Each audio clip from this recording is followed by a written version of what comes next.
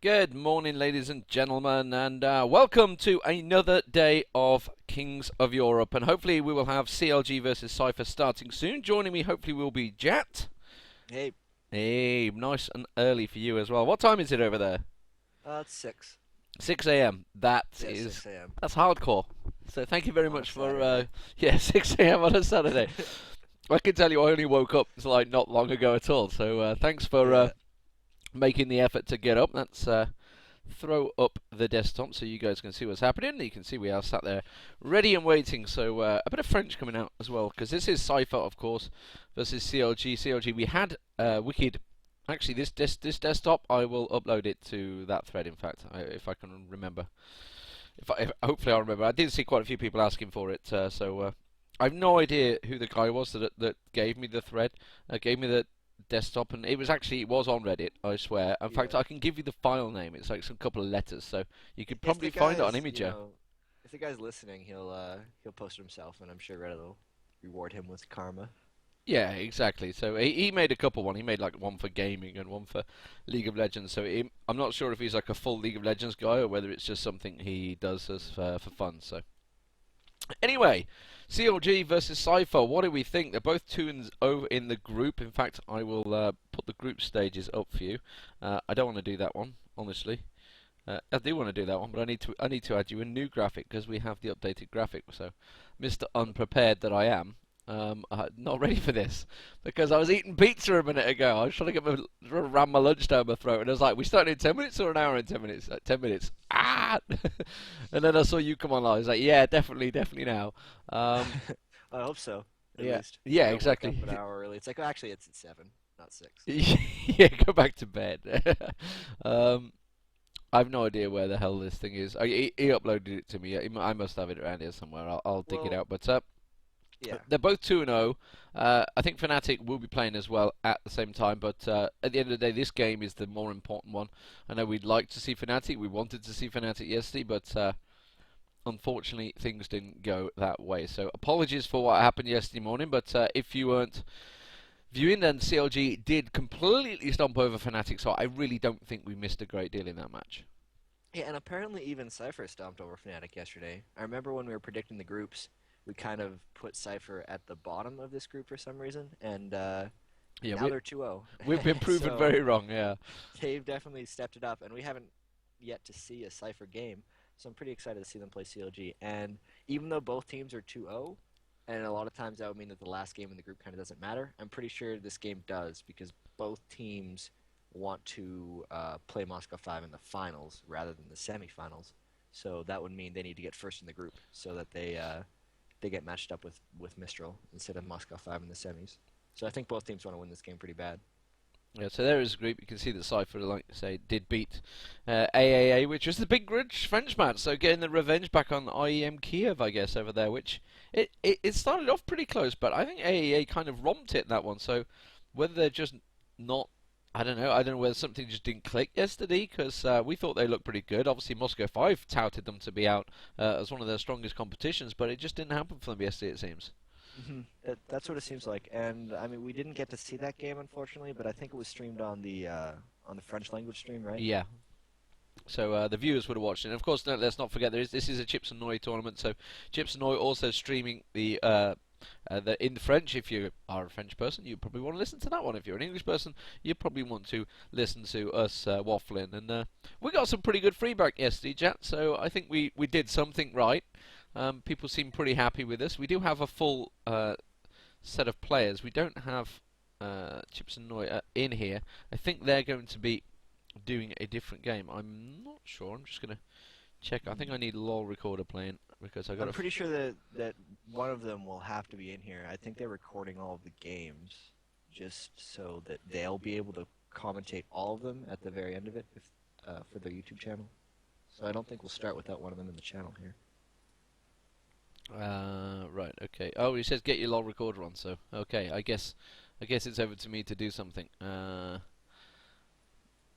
Anyway, I'll try and find that. I don't have it on at the moment. I guess I'm gonna have to plough through and find it, but I've no idea where LOL recorder goes these days. It must be in our drop down.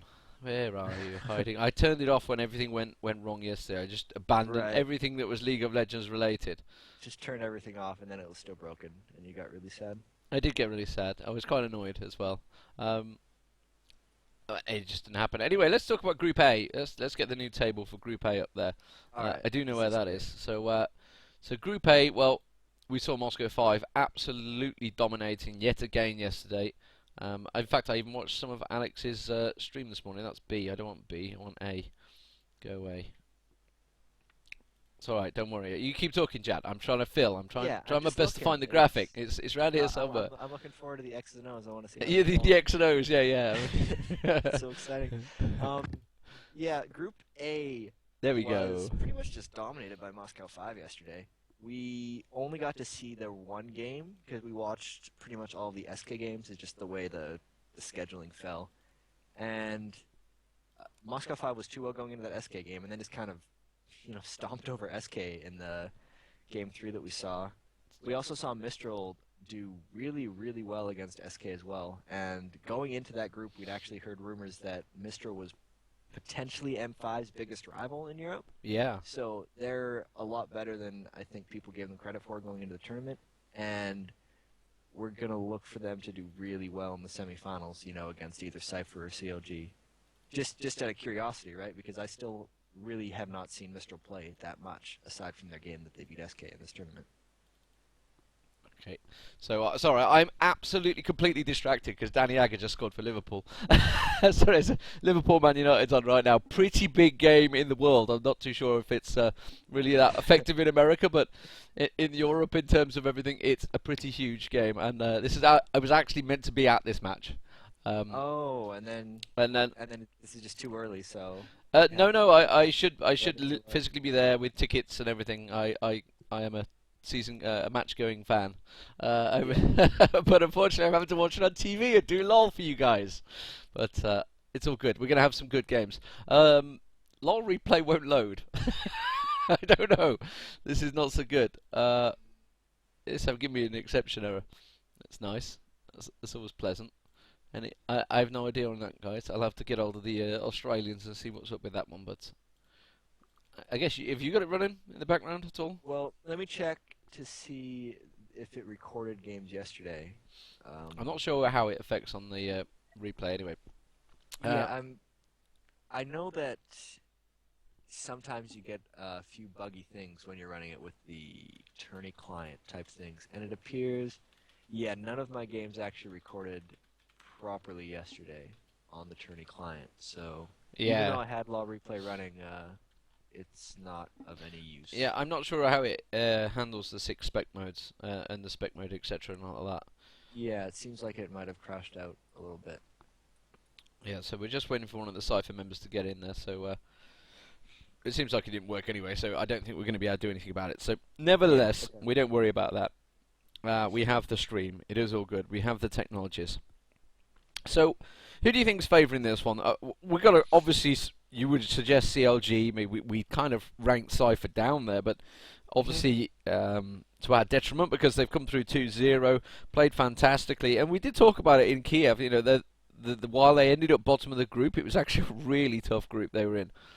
Yeah, it was this killer group they were in with Dignitas, AAA, and Moscow 5, right? As well as Cypher. So looking back, definitely the strong group by far of Kiev. So they came out 0-2.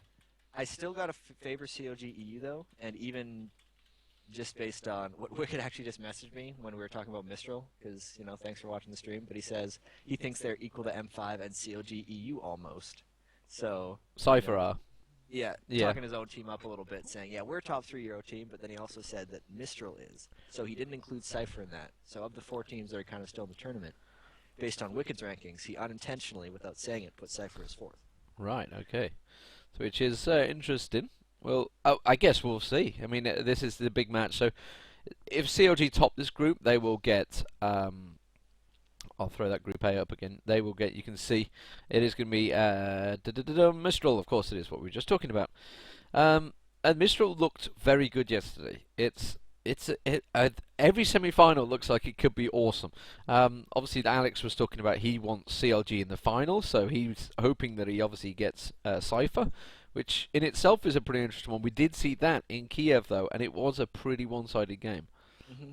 Mistral, especially yesterday, was, I know in the SK game, a team that I really, really, really like their picks, more so than like any of the other teams. They seem to just really have a good handle on what champions are kind of strong right now and which champions that they can run together.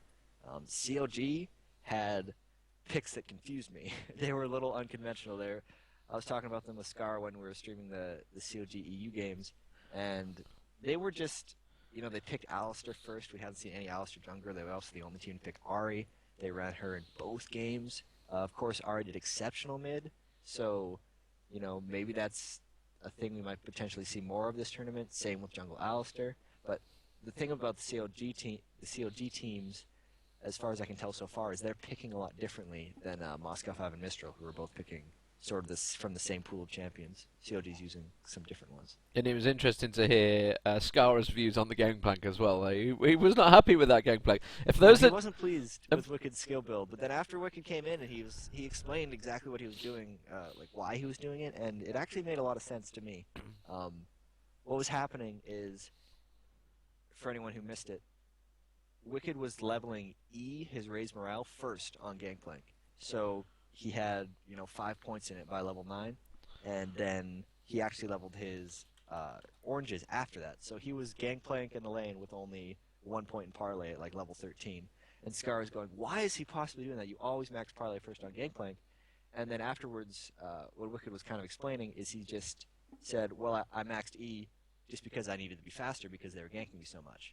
And when you rewatch the game, which you can probably eventually do on Demon's YouTube channel or any of those things, you'll see that that's pretty much what happened. They would gank him, and he would just walk away because he had so much move speed from his E. And he was just stalling out the lane because he knew he was going to farm there for so long, and he was essentially against two people. So maxing W and E just allowed him to survive as long as possible in the lane without dying. So, and it's something you don't see very often because everyone and their mother ganks maxes Q on Gangplank. Indeed. Except, Wicked in a tournament. So it just goes to show that it pays to be a little versatile and actually think about your skill build every single game. Okay, so we're just seeing, I think they're all ready, so hopefully we're going to get underway in this game. I'll drop the desktop so you can see what's going on.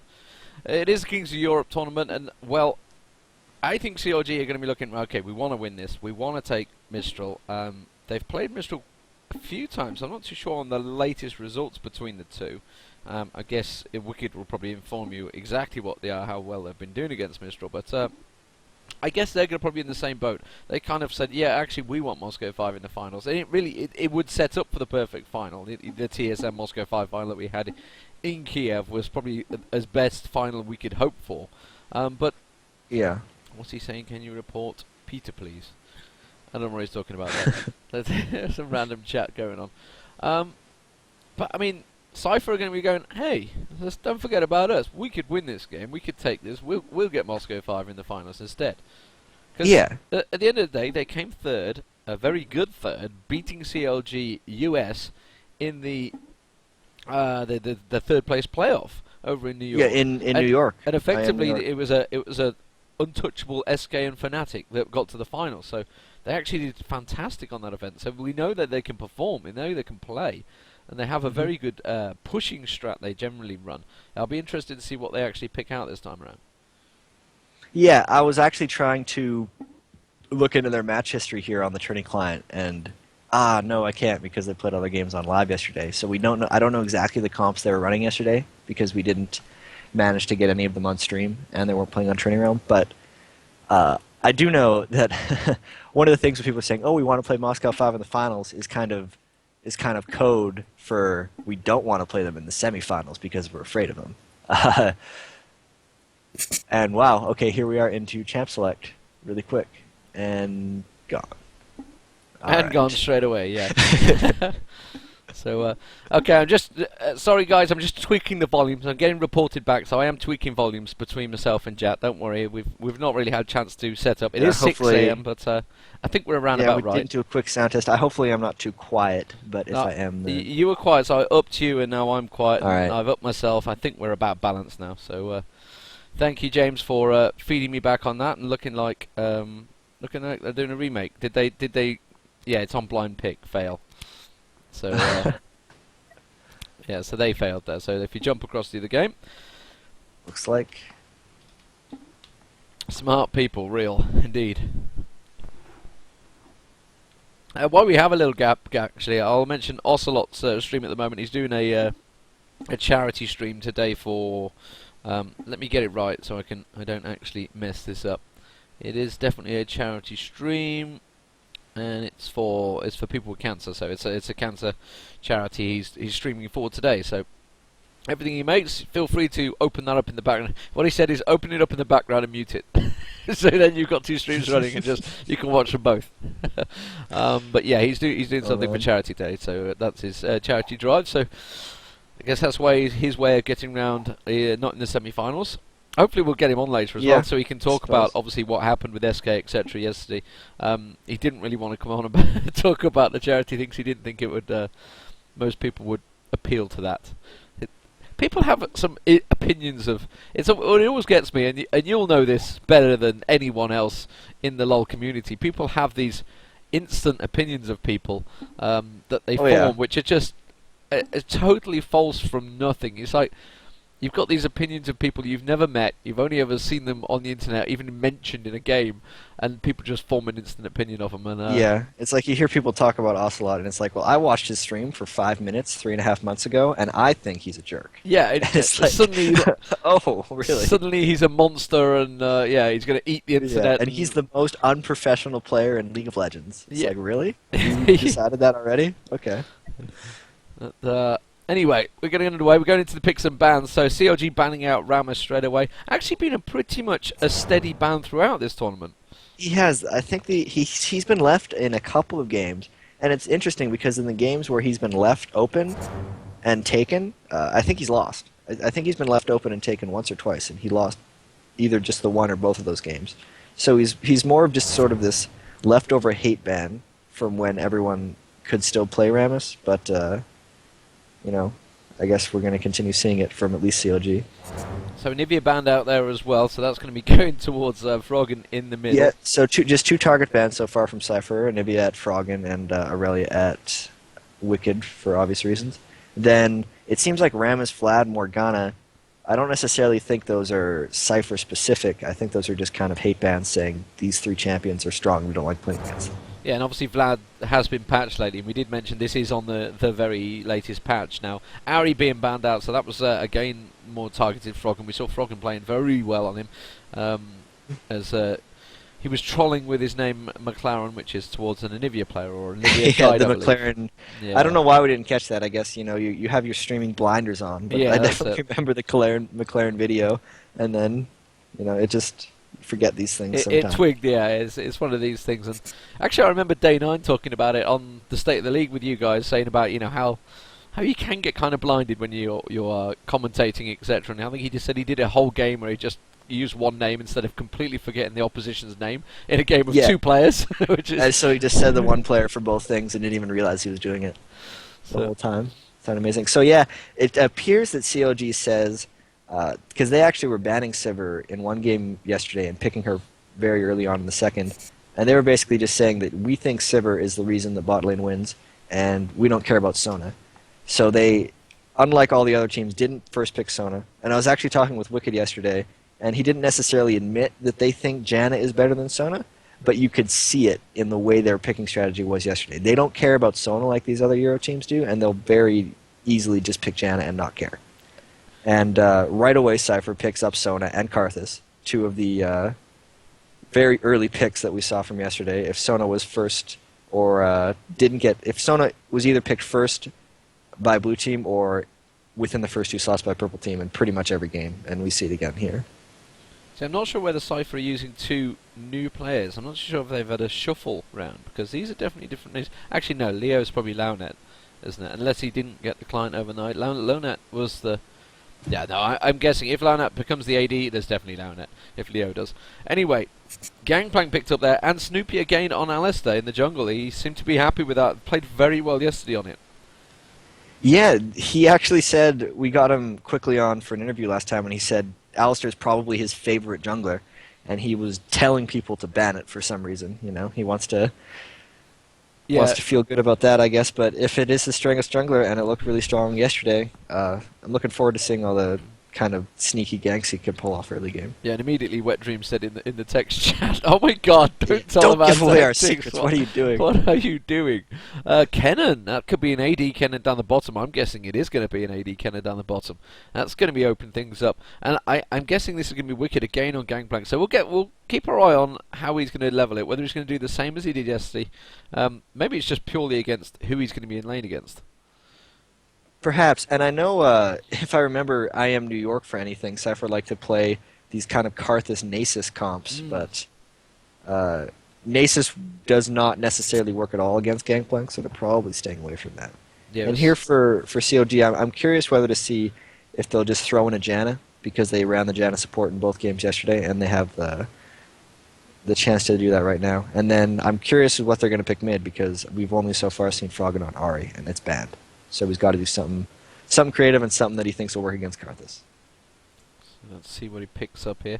Skyart was the Nasus player, yeah, very much did it, but I don't think I've seen Nasus since. So that was probably the only time I've ever seen Nasus in a competitive match as well.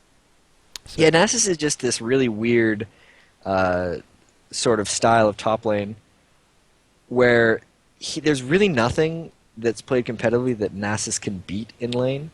So you're essentially just kind of throwing in the towel early game and saying, just wait a minute, wait until 25 minutes when my queue's doing plus 350, and I'll be good to go. And Sypher somehow managed to do that. And Cassiopeia is actually still open, and I don't think anyone expected Froggen to know Cassiopeia. I didn't know he played that character, but that's definitely something that when a lot of these AP mids are kind of mastering Cass, it's getting banned very often because it's extremely powerful when you're good at it. So I'm looking forward to seeing how Froggen does on it.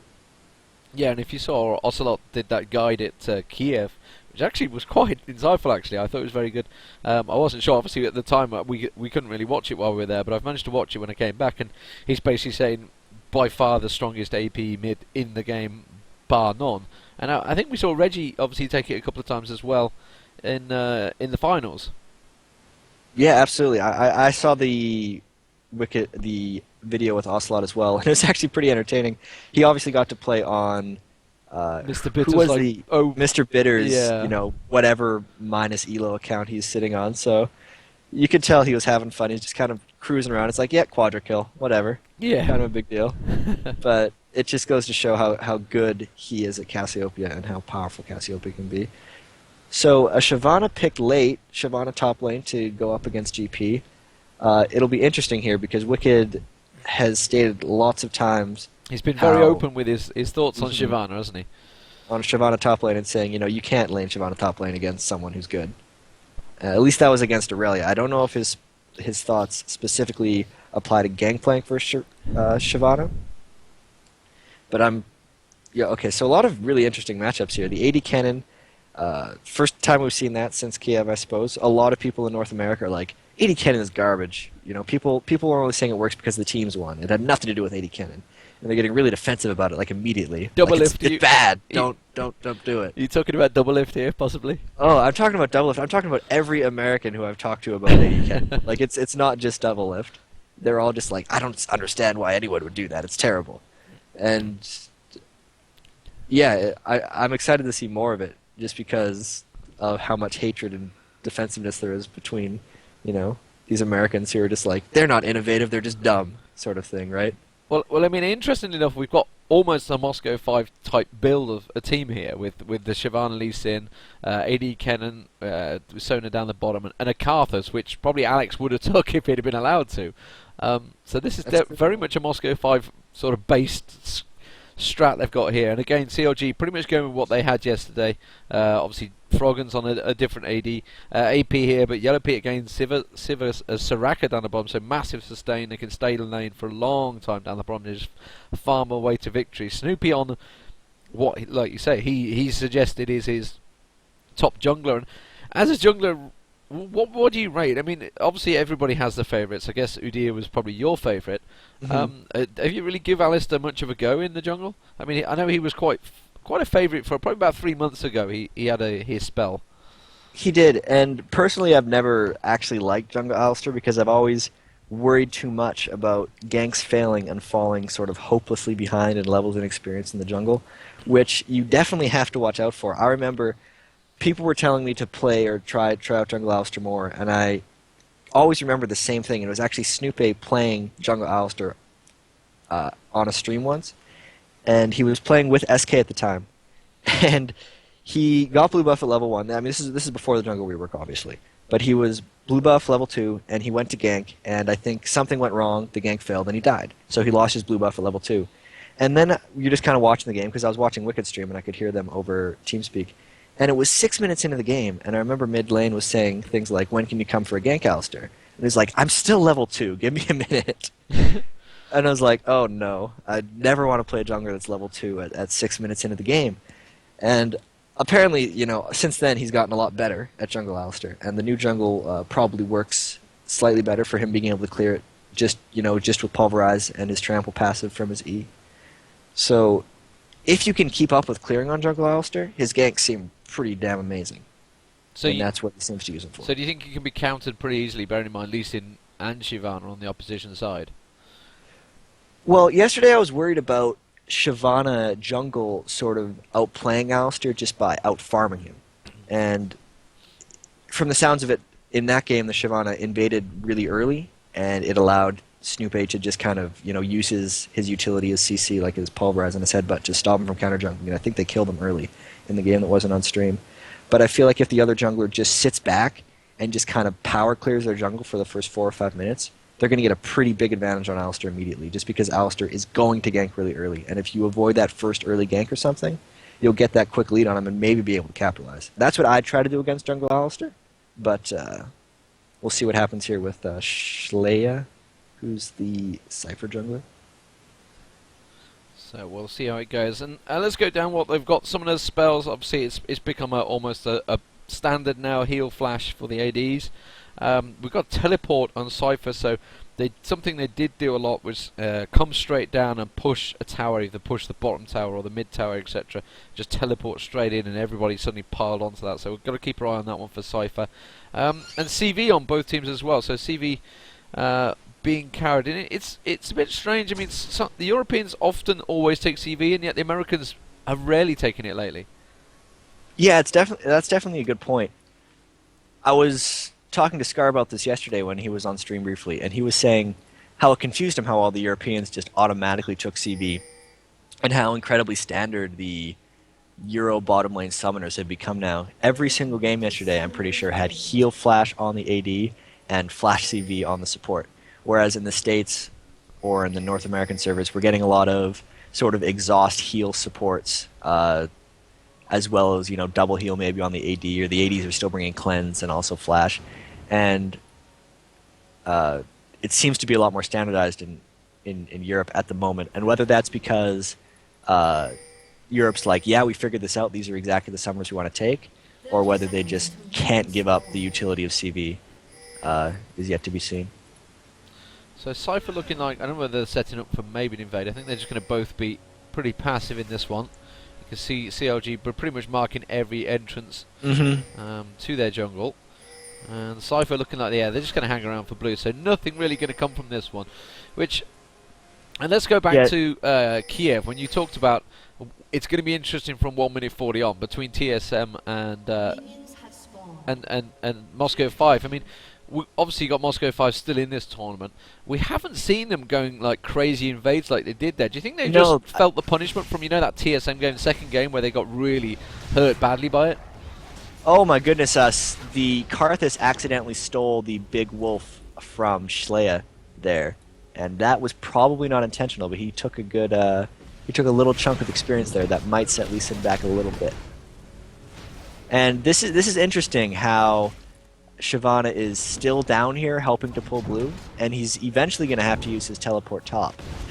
I don't know why he stayed down to pull unless he's pulling off like a quick level. Okay, they're going to 4-man gank red. bottom immediately and then teleport top. Is it red or gank? It's red. Okay, they're going to take red. All right.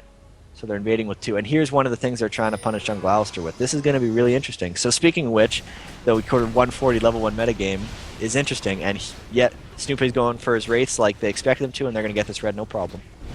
And there it is, taken away. It went to Lee Sin, and he's actually coming round with a double buff, straight towards Snoopy. Snoopy realises it. Suddenly he's in trouble. Oh, well flashed out of the way of that one. Just dodging the Q. And nicely played. Slayer and Skyart still here. The golems are not up yet because they were taken by the AD down the bottom. Greppo backing away. Will have got spotted by Skyart there, and they're well aware of this. And yeah, they can't dive this early on onto the turret. So, meanwhile, Wicked top lane at 3 minutes is still just cruising along. And I feel like Lee should be giving this Golem XP entirely to Shyvana just so she doesn't fall too far behind. But I guess they just take them both, and right now Snoopy is stealing red. Yeah, straight invade. And what is he done? So Snoopy obviously saying, okay, right, fine, you're all down there, I'm going to go straight at the top, which is just become very well played. So now he's double well done buff. by Snoopy. He's pretty much avoided that entire counter jungling experience and hits level 3 before Lee Sin. Meanwhile, Amuri and Karthus is pretty low in mid, so I'm wondering whether a double buff Snoopy. Oh, the ping goes down. They know he's there. Slayer's going to come round, and he actually missed him, went on to the Wraith instead.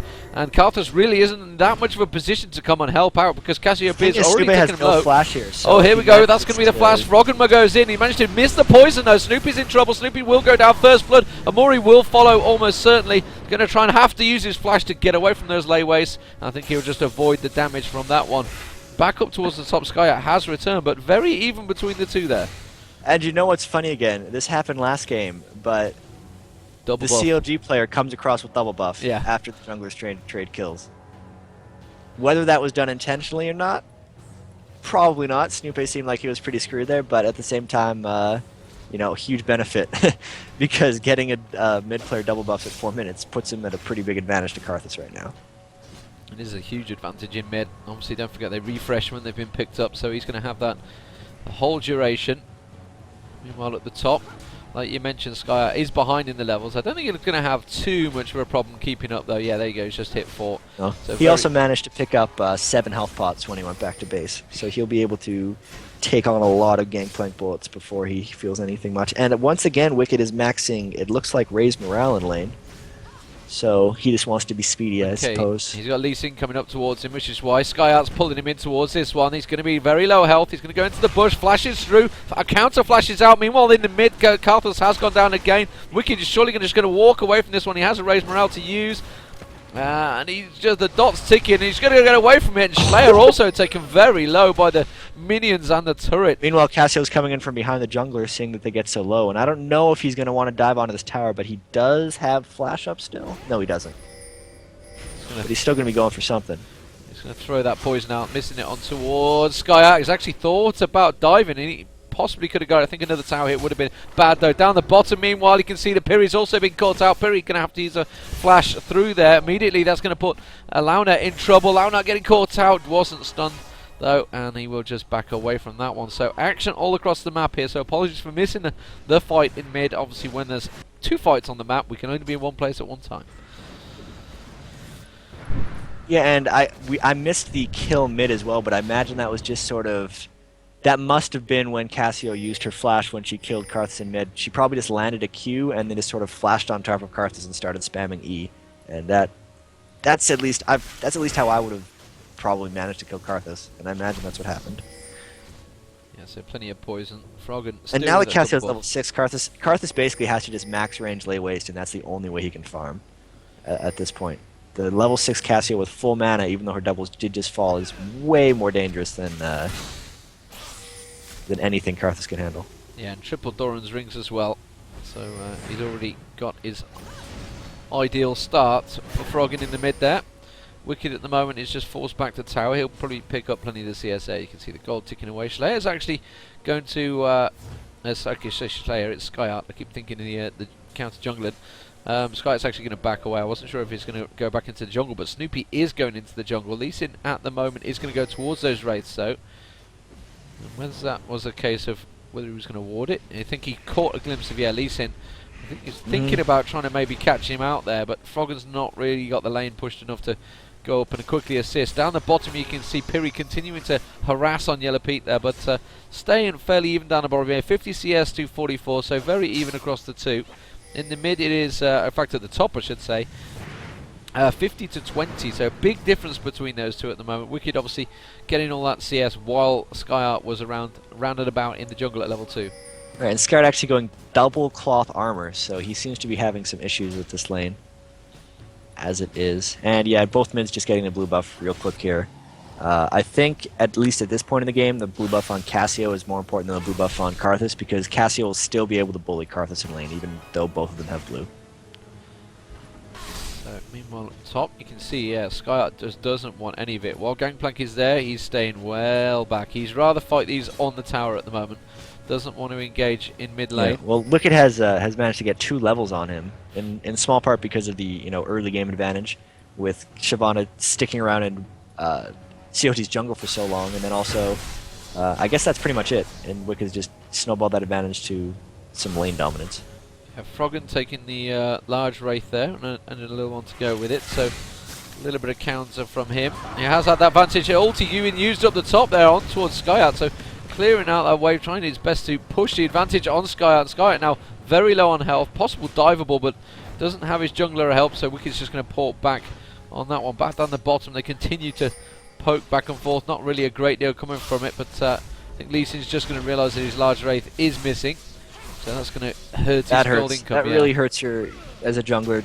The large wraith is, I don't know the exact percentage, but it's somewhere around 80% of the golden experience from that camp. So being able to jump over the wall and just take that repetitively really sets you ahead in mid and puts the other jungler behind.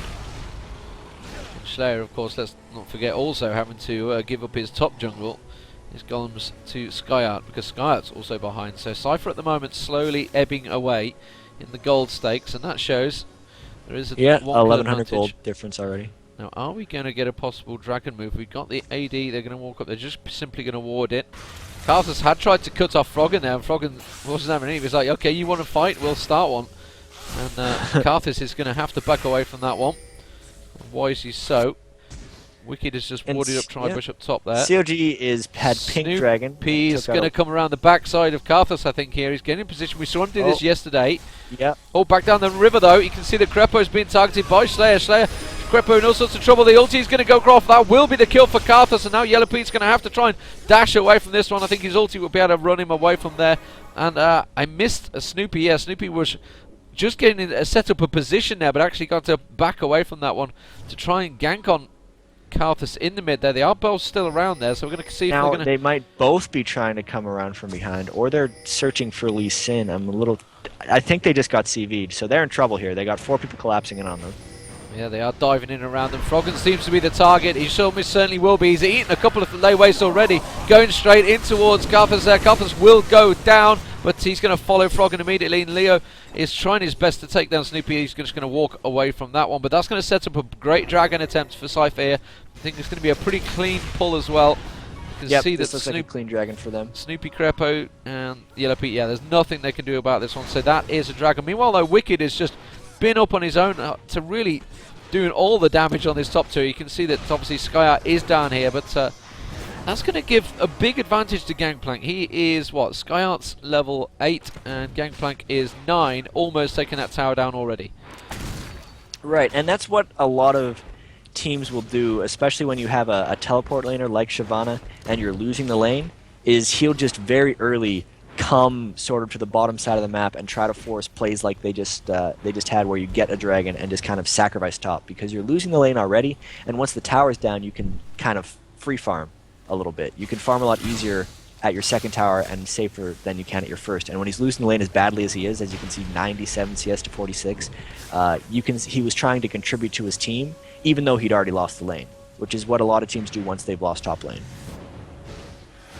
So as it stands, 1 KD difference, which isn't a great deal in the scheme of things. Oh, Snoopy actually catching in towards Amuri there. I don't think he was quite ready for that one. And that's surely going to be a dead Karthus. He's going to flash away. Will the poison be enough to finish him off? Each one single hit from Froggen, yeah, and Snoopy cleverly taking the tower hit so well. So Froggen is clear to get in on that one. And that will be pulling things back in favour of CLG again. And Froggen really having a free dominance in there. I'm not too sure why he went for that one either, because he put the wall of pain down, kind of knew that Snoopy was there, and then still walked towards it. It was a little confusing. It's like he didn't really, realize the gravity of the situation. Running into an Alistair with a Cassio, just landing all our free skill shots on your stunned body is a little too dangerous. And yeah, we've seen every Karthus who's actually been picked kind of just die repetitively in lane this tournament. I think this is the third time it's happened where Karthus has been picked first or second and then just kind of straight up dominated in the laning phase. So we'll have to keep track of that as the game progresses. But Cassiopeia started 4-1 and is definitely in full control of the lane right now. Okay, Wicked coming down to mid at the moment, so we're going to keep his track of him. Blue buff just now being given across to Cassio. Karthus the same, we'll be picking that up. So I guess whether, yeah, you can see that Cassio's obviously said, okay, I'm going to back away. Wicked, you come back, start pushing mid, give it a little bit of damage down on towards that tower, start chipping away with it, as it were. Down the bottom, it's still pretty even, and just cover that. You can see 99 to 113, so slight advantage for Yellow Pete there in the terms of golden. And, okay, so Froggen's going to be going towards a Rylers by the looks of it first. Right, and it's kind of... Oh, here comes Snoopy. He got seen by that ward, but he has his early oracles like we've seen previously, and he's going to be clearing out all of these Sypher wards as soon as he can. And I'm looking actually for Snoopy to try to sneak around behind Karthus again and get rid of that blue buff. But we shall see. And I'm not sure if Snoopy has a blue buff intentionally. I saw Karthus, or Cassiopeia and Alistair over blue buff about a minute ago, and it appears that he accidentally took it from Cassiopeia. She's going to... Frog going to be happy with that one, but he does have a lot of Doran Springs. He's got plenty of mana in there, so he can push it a lot. Not quite as much as he'd like to, but down the bottom... Yeah, Cassiopeia can get by. Yeah, he's fine, especially at this stage. It's not like the early levels when he really needs it, or to just hammer away. And to be honest, I think Karthus is feeling a little pressure, but Karthus has got a needlessly large rod now, so those lay wastes will be hurting if he lands them in the right place. Up the top, you can see Wicked has returned and continues his farming dominance. Again, he's picked up that Stark's Fervor, which we said yesterday, he's sort of playing the support gangplank more than the aggressive gangplank. Right, absolutely, and that's a really odd first item to me. It looks to be he decided the lane is kind of already won, so he doesn't need to itemize for the lane, and he's just trying to itemize immediately for team fights and kind of team pushing. So look for him to do a lot of roaming around. There we and go, pushing Snoopy coming around the backside. He's going to try and get around, but back at Karthus here. This we've talked about the blue as well, trying to get it away, trying to give it to Froggen. He will go down. Actually, the headbutt knocking him away from the gangplank ulti there, so sort of heading him off. They're going to hope and wait for Froggen to get the last hit. He did not. I think he went to Wicked. Yeah, Wicked managed to come out with that one. The Karthus ulti will not do that much damage, but it will be Cassiopeia going down, and now they're in all sorts of trouble. Wicked will go down. Snoopy also may well get caught out. Don't think he's going to be able to get away from this one. Will get the shuriken on him. Oh no, he flashed just away before the shuriken hits him. There's very a lot to lose nicely here played. For Snoopy. He's got oracles and double buffs. Oh, that is a big loss. He managed to pulverize. He's used his flash up already. I don't think he's going to be able to dash away. Cleverly headbutts towards a minion. Oh, Crescendo just on the tip. Catches him out. Oh, that's just unfortunate. He used just about everything he could to get away from that one. And like you say, that's a double buff and an oracle's all gone in that fight. That is big loss. Realized it was really important to kill Snoopy there, and they were not hesitant to use all of their stuff to get that kill. Yeah, and really that whole fight just snowballed off of, I want to say, Snoopy missing his pulverize, essentially. It took them a couple seconds extra to kill Karthus, which, let them take a few too many tower hits, let Lee Sin catch up, let Karthus catch up, and if they could have just pulled off that headbutt pulverize and, killed Karthus instantly like they had the potential to, I don't think any of that would have went wrong, but that gank went terribly wrong, because I think they lost 3 people, double buffs and an oracles for 1 kill, and Sypher is still right in this. Yeah, right in this. He's brought their gold completely even. Just back between them. And, of course, and especially the top lane, which Wicked had essentially won, because 3 of those kills went to Skyart. The gold is now even, And Skyart's been itemizing for the lane while Wicked's been itemizing for the sort of team fight. So if those two actually get into a heads-up fight, Wicked might actually lose it at this point.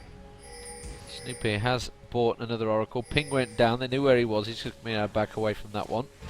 Kennen, though, is coming around. Dragon is up, so I guess they're going to go for it. You can see Launa has actually gone for the potion, which is actually a red ginseng tea at the moment. It is a fortitude potion. Teleport coming in from Skyart, so they are going to take that away again. So that's the second dragon now. Second dragon. Yeah, and they well are done. And they've actually passed on the gold now. Only just. It's certainly 100 gold difference, but in terms of CS between the two, down the bottom, 150 to 230. So still that 20 advantage for Yellow Pete. Remember, that is a case of he's been sticking around while the Launet has had to go up to help out those kills. So it is very even. I can see Snoopy down the bottom at the moment, just keeping an eye on him. He can clear that ward out. No.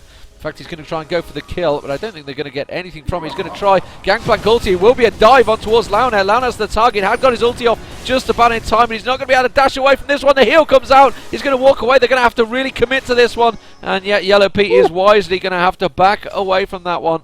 And of course, while all that was happening, Carlos was just like, yeah, just get someone just that little bit low so I can steal a few more kills. Try and bring myself into it. He is 3-5-2 in mid, so he is still a little bit behind. But I definitely feel the game's closing in a bit more for Sypher here. Absolutely, and Snoopy, as you see, has bought another Oracle. So if they manage to kill him again, and we're going to... They just missed the Q though on towards Snoopy. Snoopy, you can see, is the target. They realise he's got that Oracles. They want to make him use it up, and here comes Amuri as well. That's going to be the crescendo back across. Surely this time it is Snoopy they're constantly focusing on. They've switched across to Yellow Pete. They've realised he's popped his ulti, and then it's going to be Yellow Pete going down. So that's going to be a 4-man gank on the one. And that is going to put Sypher slightly in the lead, and immediately Skyart is invading as well in towards the jungle. Blue buff has just been given across to Froggen. They did ping out Skyart, so they know that he's there, taking away that large wraith yet again, and looking towards the red. Red's not there, so he's going to go towards golems. I think this bottom tower is maybe going to get pushed in. They're looking like he's going to try and close in. He's going to steal the golem away. You can see he's going for that large golem and then backs off. So again, stealing away all the gold that they can. Trying to capitalise on the resources. Actually have a 1k gold advantage now. And the only thing right now, well, not the only thing, but one of the things that's going towards CLG's favor is generally people pick Kennen to kind of dominate the bottom lane, and that didn't happen against CLG. So going into late game, Sypher is a more powerful carrier than AD Kennen, and he actually has the lead in CS. And the gold it's 400 up for Kennen because of the kill on the 2 dragons. But with that being said, Sypher once again has done a really good job in a lane where they really Froggen's going to get caught out here, but actually Sky, is he going to go for it? No, because Mori just couldn't quite get into position. There is no tower. They definitely could have pushed for that one. Didn't feel they had enough though, and despite the fact they put the wall of pain across Froggen, Karthus didn't feel it was really worth going for. Despite the fact having blue down the bottom there, they are diving in towards Crepo. Leo is going to have to back away from this one. The tower hit's going on him. We'll just back away. Will be enough. That's going to be the Karthus ulti. Yellow Pete pops his ulti, trying his best to finish off Leo. I'm not too sure. I think Piri might eat one for the team here. Trying to get away from Snoopy. Flashes away. Flash pulverized. Will it be enough? On towards the tower. Pops his heel off. Just about surviving. I cannot believe they got away with it a second time running. And that is going to be Snoopy really pulling out They're some choice not happy Scottish with words. each other right now. Yeah. Those two, Snoopy and Yellow Pete, are not happy with each other because they could have had either of those kills individually if they just attacked the same target. But they both locked on to their preferred target and were able to finish neither of them. So, miscommunication between the two of them, which is actually slowly but surely giving the game to the favour of Sypher. Giving the game back to Sypher, yeah. Karthus is now 4-5-3. He's picked up enough kills with his ult. He has his death cap already. And, you know, he's back. He's in it. He was getting crushed in lane, but he's back. He's good to go for team fights. Meanwhile, Cassio has actually completed the Rilers and got that Hextech revolver, so definitely going to be a issue when it comes to team fights, and we haven't seen them having a full-on team fight yet. It's always been a split here, there and everywhere, and 21 minutes into this is a pretty long laning phase that we've not seen for a while actually in some of these games, so pretty cautious match between the two. They realise obviously what's at stake. They have both qualified already for the semi-finals. It's a case of, do they want to win it, take Mistral, or do they want to take second place and face the wrath that is a seemingly deadly Moscow 5 right now? Just down the... So yeah, now both teams having their oracles, so all the wards are kind of getting cleared out of the dragon area. I think the dragon's respawning relatively soon. I don't have an exact time on it, but if we're going to get a full-on team fight, it's probably going to be there.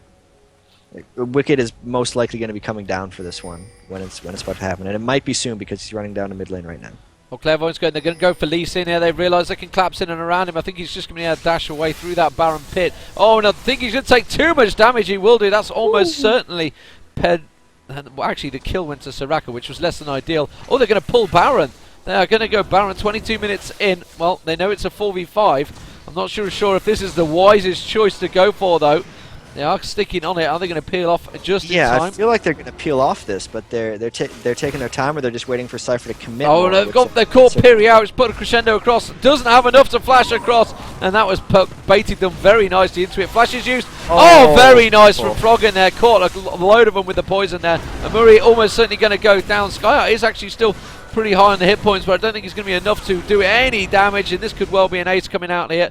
No, because Soraka has just been picked off by Skyheart. Skyheart in that dragon form will try to back away the slow poison, everything that comes around it. Is there enough for a pulverized headbutts through? Does manage to catch him out, but they're just like, yeah, okay, let him go, and let's back away from this one. So CLG coming out very strongly in amongst all that. 4 for nothing, 4 for 1 I think it was overall. Great peel off of Baron. That's exactly what we expected them to do, and I guess Sypher just, they needed to show presence, so they couldn't get Baron, but they went in just a little bit too far, and CLG had so many initiating tools that they were able to catch and kill a bunch of people. So Sypher know the dragon has spawned. CLG probably aware of it. And we'll have the timers down. I just see a CV go down in it. Yep, there they go. So CLG, we're going to see the second team fight.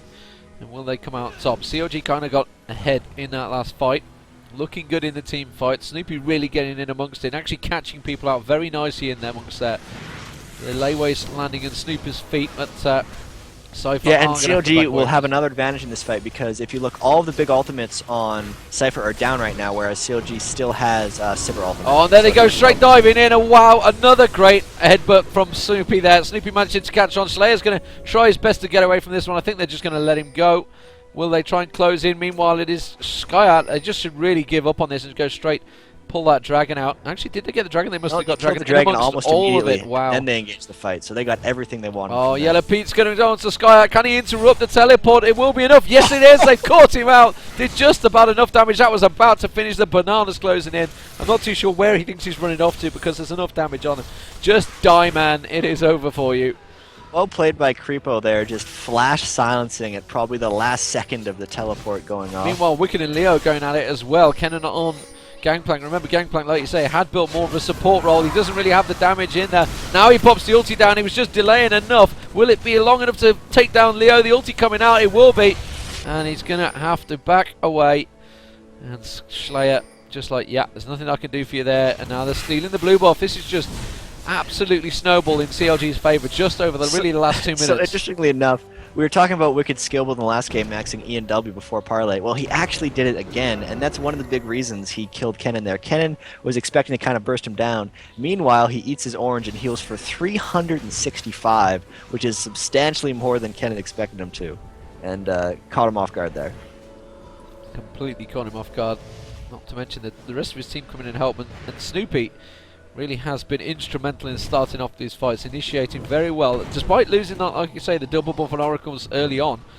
Has now got that Aegis in there, and building up towards the Shirelias by the looks of it as well. Up the top, Skyheart, well, he's got his Warmogs on there. I guess he's going to build towards an Atmars as well, possibly following that. Actually, no, it looks like he might be going Frozen Heart to go with that, unless you're sure. Down the bottom, Launet, like we said, he's kind of just... He's been out-farmed by Sypher the whole time, so he's just doing his best to try and keep up here. 192 to... Yeah, he really has, and if you look at the items, they went pretty much mirror builds, but Sypher's managed to pick up a BF sword before Kennen, so Sypher's ahead in items as well as being just a more powerful scaling character into the late game. So it's... Sypher was doing really well, but they've lost these 2 team fights in a row, and it's looking pretty grim for them right now. I feel every time there's been a team fight, they've also been caught out of position, or there's a couple of them all been caught by Snoopy, which again was looking towards it this time. Yeah, they've chosen to wisely back away from that one just a little bit. Amora has got another needed large rod now, so a little bit more damage to go with that ulti. But Froggen has really been able to capitalise. Every time Snoopy goes in, he's landing that poison straight on top of his head and just piling on the damage. And obviously with Yellow Pete popping his ulti and spinning that boomerang blade, there's just so much damage that goes on that one focal position of the cow, as it were. Just throw everything up his backside, and I think they're just going to be able to poke their way down on this turret. There's really not a lot Sypher can do about this one. When you're in this position, I mean, what goes through your minds, what goes through the comms? It's just like, you know what, we know we're pretty close, we've lost the last two team fights, what are we going to do? Well, once again, it's just you're kind of hoping the other team overcommits to something, and you're hoping they make some kind of mistake. So at this point, they're trying to get them to tower dive or do Baron, and they pushed up a little too far here, and they're getting caught again. Oh, and there's a flash there. Snoopy, oh, Crescendo goes across nicely. I'm not too sure whether Sypher want to still commit to this, though. Unfortunately, they seem to be targeting on towards Snoopy, which I have no idea why. He'd got that ulti running. Wicked's just going to walk away from that one. Yeah, this is going badly, badly wrong for Sypher again. I thought they should have just used that slow bar just to assist their escape rather than sticking out. There's the ace. Froggen finished it off. And that so right there, Sypher, dominance. They knew they were behind. They knew they'd lost the last previous 5v5 engagements. They had a ward near the Baron area, and they had their CV coming up soon. They didn't need to be at that point in mid lane, and there's the GG. Really well played by CLG. Really well. And that was just 3 team fights back to back. And I swear, when that wall of pain went out, I was like, right, you've managed to cover your escape very well. Away you go, back away. Chances are they're probably maybe able to fight them back at the end here, but just I think they overcommitted, and then it was too late. Yeah, and I mean, you mentioned before that almost all these fights was just kind of CLG catching people out of position, which is true, but that's what we've seen in all of our CLG games, is they're really good at catching people out of position. That's sort of what Alistair does, that's sort of what the Gangplank ult does, that's sort of what Sypher helps them to do. If they have any kind of really small window to engage a fight, they can take it just because they have so many great tools, and as a team they're just really, really good at jumping on people, and that's what we've seen, you know, in both of these group stage games that we've casted of CLG, and really hopefully we'll see a lot in the group stage, because you won't lose many games if you can start every fight on your own terms, which is what CLG has been able to do. So let's just look down what they've the builds are. Anything spectacular standing out? Obviously we've talked about Gangplank's Wicked's Gangplank build there before. Well, yeah, Wicked's build is definitely different. It's not the solo queue carry Gangplank. It's saying, we have a ton of damage coming in from Cassiopeia and Sypher, so I don't really care about my own damage. And he's just using Gangplank for his utility, his tankiness, and his snares. When you stack Frozen Mallet with his passive, as you saw, even Kennen couldn't escape with Lightning Rush. So it's smart by Wicked to do that, but he's also trusting his mid lane and his bottom lane to do a lot of the damage, which, you know, that game was a great call because Cassiopeia and Sypher do so much damage. But that build is definitely, you know, don't try this at home unless you know exactly what you're doing. Don't try this in solo queue, basically, yeah. Yeah. You could really get some terrible results with that build if you don't have the right team to go with it. And once again, we saw both AD carries doing the Doran's Lantern Phantom Dancer build, which we've been seeing a ton of in Europe. And I'd really like to kind of redo the math on that to see how much less damage that would do than sort of the standard IE Phantom Dancer build that a lot of the North Americans have been, you know, running exclusively for the last little while. Yet all of the European teams have been immediately going Lantern, Doran's, you know, Phantom Dancer, and then into BF sword items. So other than that, builds look pretty standard. So that means that CLG will be facing Mistral, and Sypher will be playing Moscow 5. I'm not sure which one is first. The semi-finals will be both today. It is a best of 3 format as well, so we will have a lot more games coming up, so don't go anywhere, guys. We're just going to wait for Chips to come back to me, because I'm not too sure who plays first, and I guess the teams are probably not sure either. Chips is saying, yo, we take a little break, so I guess we take a small break, and then wait for the teams or the semi-finals to get underway. So don't go any, guys. Myself and Jat will be bringing you the action from both semi-finals throughout the day. First semi-finals will be Moscow 5 versus Sypher. So fantastic games coming up. So we'll take a quick break. Go get yourself some drinks. Go run to the toilet. Do whatever you do, and then hopefully we'll be underway in about 5 minutes' time. All right, I'll be back in about 5 minutes' time as well.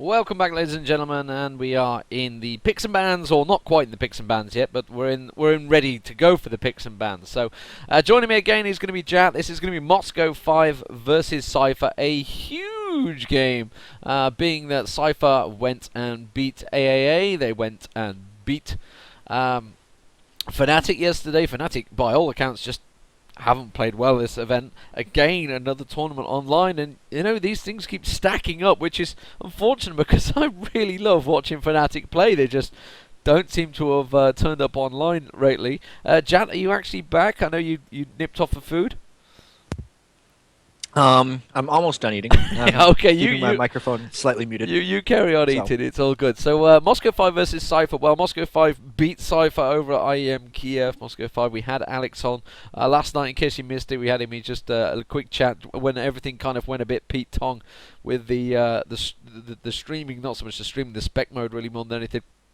And they've pretty much got the finals they hope for, or certainly the semi-finals they hope for. They didn't want CLG in the semi-finals. They want to face them in the finals. Of course, CLG have to go and face Mistral now, which is going to be no mean feat either.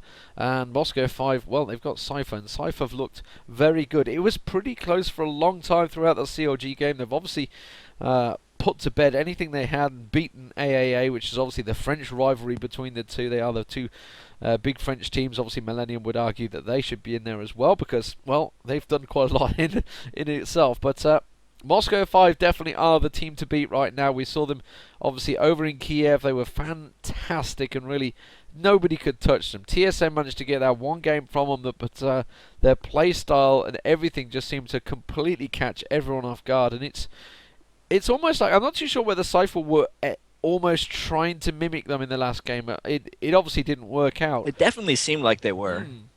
It's based on their picks. They had really almost identical picks to something we'd see from Moscow 5. They had 80 Ken and Sona bot, Shyvana top lane, Lee Sin jungler, and Akarthus mid, which are all characters that Moscow 5 likes to run regularly, and even together if they could manage to get all of them.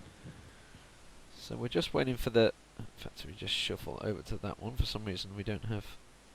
Okay, there we go. Just leave it on there. Sorry, I'm playing with the screen. But Sypher, yeah, they did look good, but Moscow 5 have looked tremendous throughout, and I'm intrigued to see what they're going to come up with throughout this one. Whether they're going to stick to really what Plan A just seems to be working for them, or whether they've got a few more things up their sleeve, which honestly I think they have. I really think they've got quite a few other things. I was looking through their team plays. They've now got 4 teams, actually. I said they've got 3 in the top. They've got 4 now. I'm not too sure how high they are, but combined I would say there's probably around 200 games in there from ranked 5v5s on the EU ladder alone. So that's not counting how much they've scrimmed. So they really are a very well practiced team together. 200 is substantially more than a lot of other teams are able to practice. Even CLG.EU, they've been together for a month and been practicing more than any other team, but I doubt they've managed to get 200 team games in since they've formed. Not even close. So that's definitely an advantage for Moscow 5, being able to be more practiced together and just have more synergy with each other. And did you ever go through any periods where you were playing till 7 a.m. team games?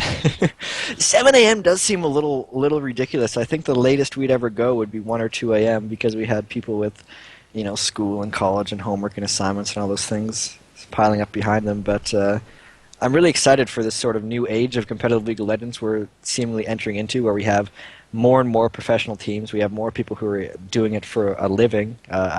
It seems like M5 takes it extremely seriously. They put a huge amount of time towards it, and we're seeing the same thing. I know that I was talking with Snoopy when I was in Korea, actually, with him, and he was saying how the new team he's going to form, this is before CLG.EU officially formed, was saying none of us will have any other obligations like work or study, and we're just going to be able to play League of Legends all day, because that's what he thinks will be required to win in Season 2. We have these Chinese teams, MIG, IG, World Elite, who are all these sort of professional organizations who have players living in gaming houses just playing 24/7 a day. TSM is also living in a gaming house.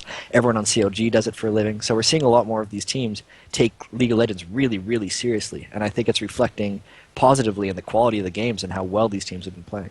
Yeah, and I believe Millennium are in a gaming house as well now. We've got obviously CLG US have been talking about possible Korean gaming house, which is definitely going to be an interesting move from the North American perspective, because that's actually going to leave a bit of a gulf. Although it is quite easy to play on North American servers from Korea, because we were doing it while we were there, so that's fine. But obviously you've got the Korean servers. But if TSM are thinking EU West and CLG going Korea, it's going to definitely leave a gulf. Yeah, what's going to happen with North teams. America, man? Yeah. There'll be an absence of teams on the North American server, which would be, a disappointment. I have a feeling that CLG is going to decide against that Korean gaming house, because I have a hunch that, considering League of Legends was, based in North America and continues to have a huge player base for North America, that Riot's going to be probably hosting, a lot of domestic events to keep these American teams interested in playing in North America, because there's no way that that they're not going to do that with how much they're going to be promoting esports here in Season 2. Well, that's it, and moving just for one event is a big thing to do, and especially changing. I mean, it's a complete culture change going to America, although to Korea. Although I do say, from my experience of when I went there, I thought it was very Americanized. The whole the place was. It was you've got every fast food chain and chain restaurants that you can think of in America were pretty much there in Korea. So you're pretty much home away from home, really, which is probably why they enjoyed it so much as well. But obviously you've got MLG to consider. In the US, they're going to be announcing their big sort of setup soon. They're looking like they're going to possibly have a New York studio. So if they were obviously to go to Korea for this one single $180,000 tournament, throw everything on the line, they're effectively basically saying, okay, we're probably not going to do these 8 or 9 MLG sessions at the right. Derby. It seems a little short-sighted, which I think why it hasn't necessarily been officially announced. It was one Reddit post by St. Fisherman like, we should move to Korea, but I don't think that it's actually the smart thing to do. But speaking of the Korean tournaments and how cool they are, the Korean TV Invitational posted their first YouTube video yesterday, and if anyone has a chance to check that out really quickly, it's actually really cool the way they have everything set up. It's the full-on TV production with 5-man isolation chambers beside each stage and all the people packed in on side, with the screaming Korean casters the whole time. It's really quite entertaining to watch for a little while. And have they gone with the same sort of thing that IPL have gone with, the replays and such, or I haven't had a chance to watch it?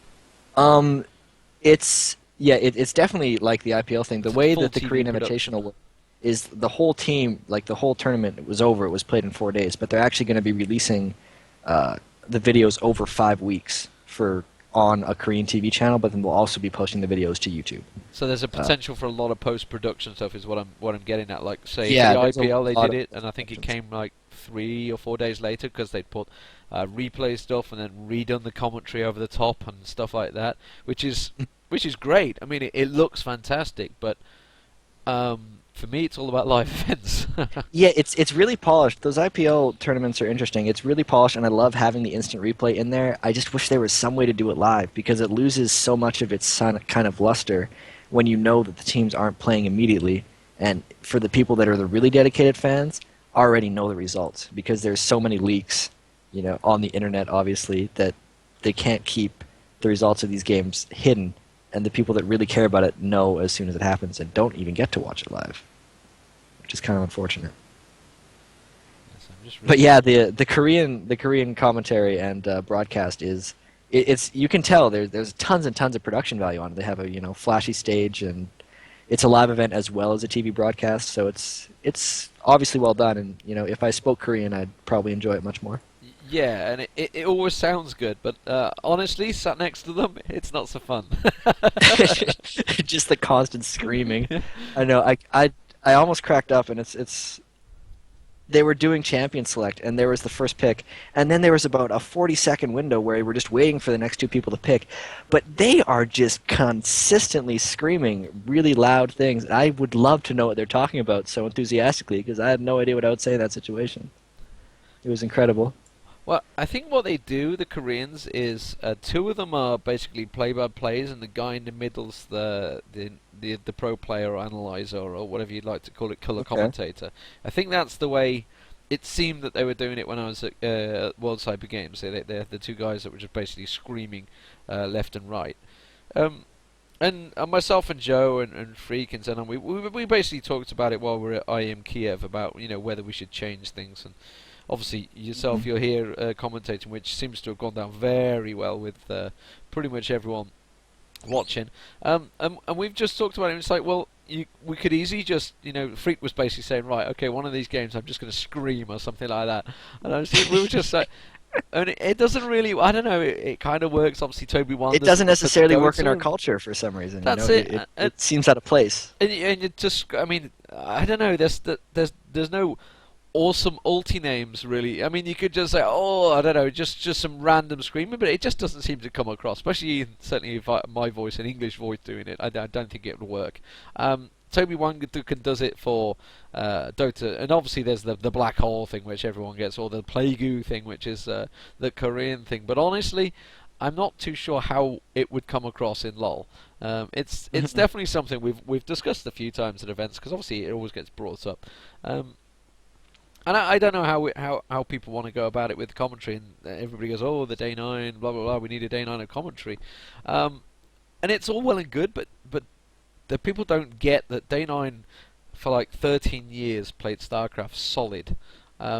He's so passionate about that game. LoL's been around for probably two and a half years now, I guess. 2.5 years, since early beta days. There's not that many ex-pros out there, and then out of that really tiny bit of ex-pros, you've got the ones that can actually commentate and talk. And luckily we found you at the moment. But right. For the time being, it's all good. Of ones that can articulate themselves and get themselves across and analyze and see what they're doing and actually put it into words, it's a very, very marginal pull. And we've talked about it, like we were saying, look, commentator at Gamescom, we were talking about commentator, the spec mode, the spec line is out there, and yet since Gamescom, which was in I forget when it was, June or something. Yeah, like it that. was Months ago. Before October. It was in September or August or something. Yeah, I think it was August or something like that. It was really hot there. I remember that. So it was summertime or something, and there's really been nothing. We were so surprised. We were like, okay, there's going to be things. And Xenon's tried to set these shoutcaster channels up, and get people getting in. Okay, they need to contact with the top teams so they can commentate in the scrims. And there's just there was just no take up on it. I was so surprised by it. I expected commentators to be coming out of the walls like StarCraft, they just exploded. Now, whether that's the case if we need the replays in League of Legends, I guess would help a great deal. Yeah. We do have a little bit of commentating coming up, though. I know that CLG is CLG, getting their private casters going on. CLG.EU have done a 4 commentators thing, which is great, and it's going to get people going, and then CLG US I think are trying to do the same as well. Hell, even TSM were talking about actually doing commentary themselves. Maybe we should do a commentary channel, they were saying, and they were discussing it, and then they were like, no, actually we need to just play. which is the problem. Everybody just needs to actually do their thing. Right. Yeah, friends just messaging me. I just need to shout "Ooh, Ash Arrow" or something like that. Just the shouting things. It's just that I just honestly don't think it would work in LoL. I guess I don't know. Someone else has to do it first, because you will feel too awkward doing it, and then if it catches on, then you can maybe do it. You just feel like an idiot talking, just shouting. Yeah. Stuff. Because I mean, just screaming like "Unstoppable Force." It's like, what? No. Yeah. Yeah. Malphite going in. Unstoppable Force. And honestly, I've seen commentators do it, and I just think, God, they are bad. Jonathan Pierce, an English commentator, comes straight to mind that does football, and hell, he does Robot Wars and all sorts of things, and he's just perma-hyperactive, and it's so annoying. It's just, I don't know, I guess some people like it, some don't. He ended up on TV, so I guess there's a few people He's been successful with it, at least. He's done alright out of it, yeah, exactly. Apparently, I'm going to be receiving the brackets via email, so I shall check them. But pretty much we know what they are. It is going to be Moscow 5 versus Sypher. It's on your screen right now, so you can see them sat there. I've not received them by email, so I guess we're just going to have to go without them, because we're going into the picks and bans. So let's get the recording going. If you guys have been missing out these, in fact I didn't stop it, so I should probably stop and start recording there. They are available obviously on the owned channel if you missed any matches yesterday. I will try and put them up on YouTube. It had a bit of a moment overnight, but anyway, let's get into the picks and bans. Yeah, well, immediately Cassiopeia because she has been doing quite well this tournament if she's ever left unbanned. Rise, just Alex Each playing a lot of Rise lately. I'm thinking these teams, since they seem to play at very similar champions now, it'll be very interesting to see how the picks and bans end up going, since they seem to be picking from the same kind of limited pool, and they're just going to be banning and picking each other. So immediately, Rise taken out there. Obviously, that's going towards Alex. Alex played Rise quite a lot in Kiev, didn't he? Pretty successfully as well. Yeah, he was playing Rise whenever it was unbanned, as far as I can tell. Every game that it was up, they were taking it immediately. And Sypher actually did stay pretty much at the event most of the time, even though they weren't there. They were always sat in. I don't know if you've seen the images of it, of the fancy seating area that there was there. It's like technically like a VIP area. They were pretty much in there all the time, having beers and food, and watching, because there was this big screen up, so they were just sat watching that and discussing Yeah, well, the actual venue at Kiev actually sounded pretty cool. It's just this giant kind of 200 computer PC bang, basically, where you can buy food and drink and sit down Yeah, at tables, right? unfortunately, it's something that just wouldn't work in the UK. I don't know why. The UK culture to PC gaming is just not there. Oh, Yeah, Vlad's so banned out. There we go. the Vladimir ban, Lee Sin, Ramis, Gangplank, and First Big Sona. Yeah, and if you remember back, Surprises here. Darian played an awesome Vladimir at Kiev as well. So he was pretty dominant. So they've kind of targeted the bans there, I guess, and Sona insta-picked again. So Yeah, and I'll just mention that Karthus is still up. It'll be interesting to see whether Sypher takes it again, just because, and no, they're taking the Shyvana and the Sivir, and they're going to leave the M5 and say, hey, do you guys want Karthus? Because so far whoever's picked it has actually not done that well. And yeah, oh, that is not real. He's going with Sivir. Okay. not having that. Yeah. We're not falling for that one. Okay, So, I will put it but out the- there that Okay, go the full-on Empire build right now is available for Moscow 5 that they did on SK. I don't think they'll go for it though, because they've already picked the support. You could have new jungle, I guess. This is true. And Shyvana, and it seems to be becoming the accepted opinion that Sivir is the strongest AD carry right now, which is why we're seeing so many people pick her first or second, and not with Graves or any of those other ones. But it's pretty much, at least in this tournament, always Sivir, the first AD carry picked on either side. And here comes the Kennen to try to counter Sivir in lane, which we saw Sypher try to do to CLG last game and fail at. So it'll be very interesting to see whether this AD Kennen, Genja, can shut down Sypher's Sivir, because it was unsuccessful last game. Yeah, we saw Genja playing very well as that AD carry. AD Kennen on the top and bottom lane, in fact, it was different games. It was all over the place. So it's strange that we've seen two AD Kennens again. We saw it in AP earlier on in the tournament, and yet still, like you say, the American scene just say no to AD Kennen. Yep, they're just like, no, it sucks. Don't even try it. I haven't even seen an AD player play Kennen in a scrim or a practice game or a solo queue. They're just like, nope, it's bad. I've done it before. They don't even want to really try it. So it's interesting to see. I kind of like, secretly I hope it works, because I like it when new things are introduced, but at the same time I personally haven't analyzed it really in depth to be like, does he actually do any damage, or is this just this random thing? And yeah. First Swain we've seen though, right? The In this first game. Swain we've seen this tournament, I think. Yeah, Yeah. we saw a Swain at Kiev, and it just went badly wrong. The thing with Swain is, if he farms and gets kills, he's awesome. But if he just gets countered just that little bit, which is looking like a Galio's going to come out there, he can quickly fall away. In fact, it was Skara, wasn't it, that played Swain? Yeah, it was, and he got beaten by Rise / Shyvana ganks. Yeah. So this is interesting. Normally, the counter to Swain is Cassiopeia, because Swain a lot of the time just needs to get kind of close and just kind of trade damage, and Cassiopeia just does more. And Swain is a fairly large model, and when he's using his ult, he's kind of immobile, so it's fairly easy to land your skill shots on him and just kind of burst him down faster than he can burst you. But obviously Cassiopeia's banned, so it was interesting to see what M5 decided to pick against him, and it's looking like potentially Mordekaiser or Galio. I don't know where they're going to be throwing those laners, because if I had to say, I don't think Galio would be able to shut down Swain's farm whatsoever, but Mordekaiser might be able to shove him out of the lane. So we could be seeing a Galio top here, and it's probably going to depend on Actually, it's going to depend on what Sypher picks here, whether they do Shyvana in the jungle or Shyvana top. Potentially where M5 will send their laners. And what we were talking with Alex yesterday about their picking strategy, and they do mind games on people, and they're doing it to us right now because we don't even know where those laners are going, which, if you can pull off those mind games, is awesome because it makes it incredibly difficult for the other team to counterpick you and takes away their advantage of having last pick. If they don't know what's laning against what, they don't know what to pick. Okay. Which is exactly what's happened here. They're picking Nasus, because like, well, we'll put him top lane against something, and they don't, have any kind of desired counter lanes that they have decided.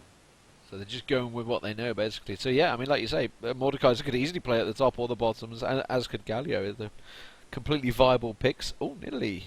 And they swapped it out for Nidalee here. So, and this also, gives M5 options because both Mordekaiser and Galio, while they're probably both slightly stronger mid, can both absolutely go top. And it'll be interesting to see what they decide to lane against Nidalee and against Swain, because it's very clear on Sypher's side who's going where. Nidalee's going to go top, and Swain's going to go mid. So M5, even though they didn't have the last pick, gets to pick their lane. And this is most likely also going to be an AD Nidalee as well, rather than the AP. Okay, they couldn't switch around, so we're going to go straight to blind pick, I guess. Okay. I think that's generally what the thing is, but yeah, they're just going to remake, I guess. Or are they going to remake? Or are they just doing it again? I hope we remake. I don't want to go through the whole tourney draft again, even if they do it quick. I guess we're going to remake blind.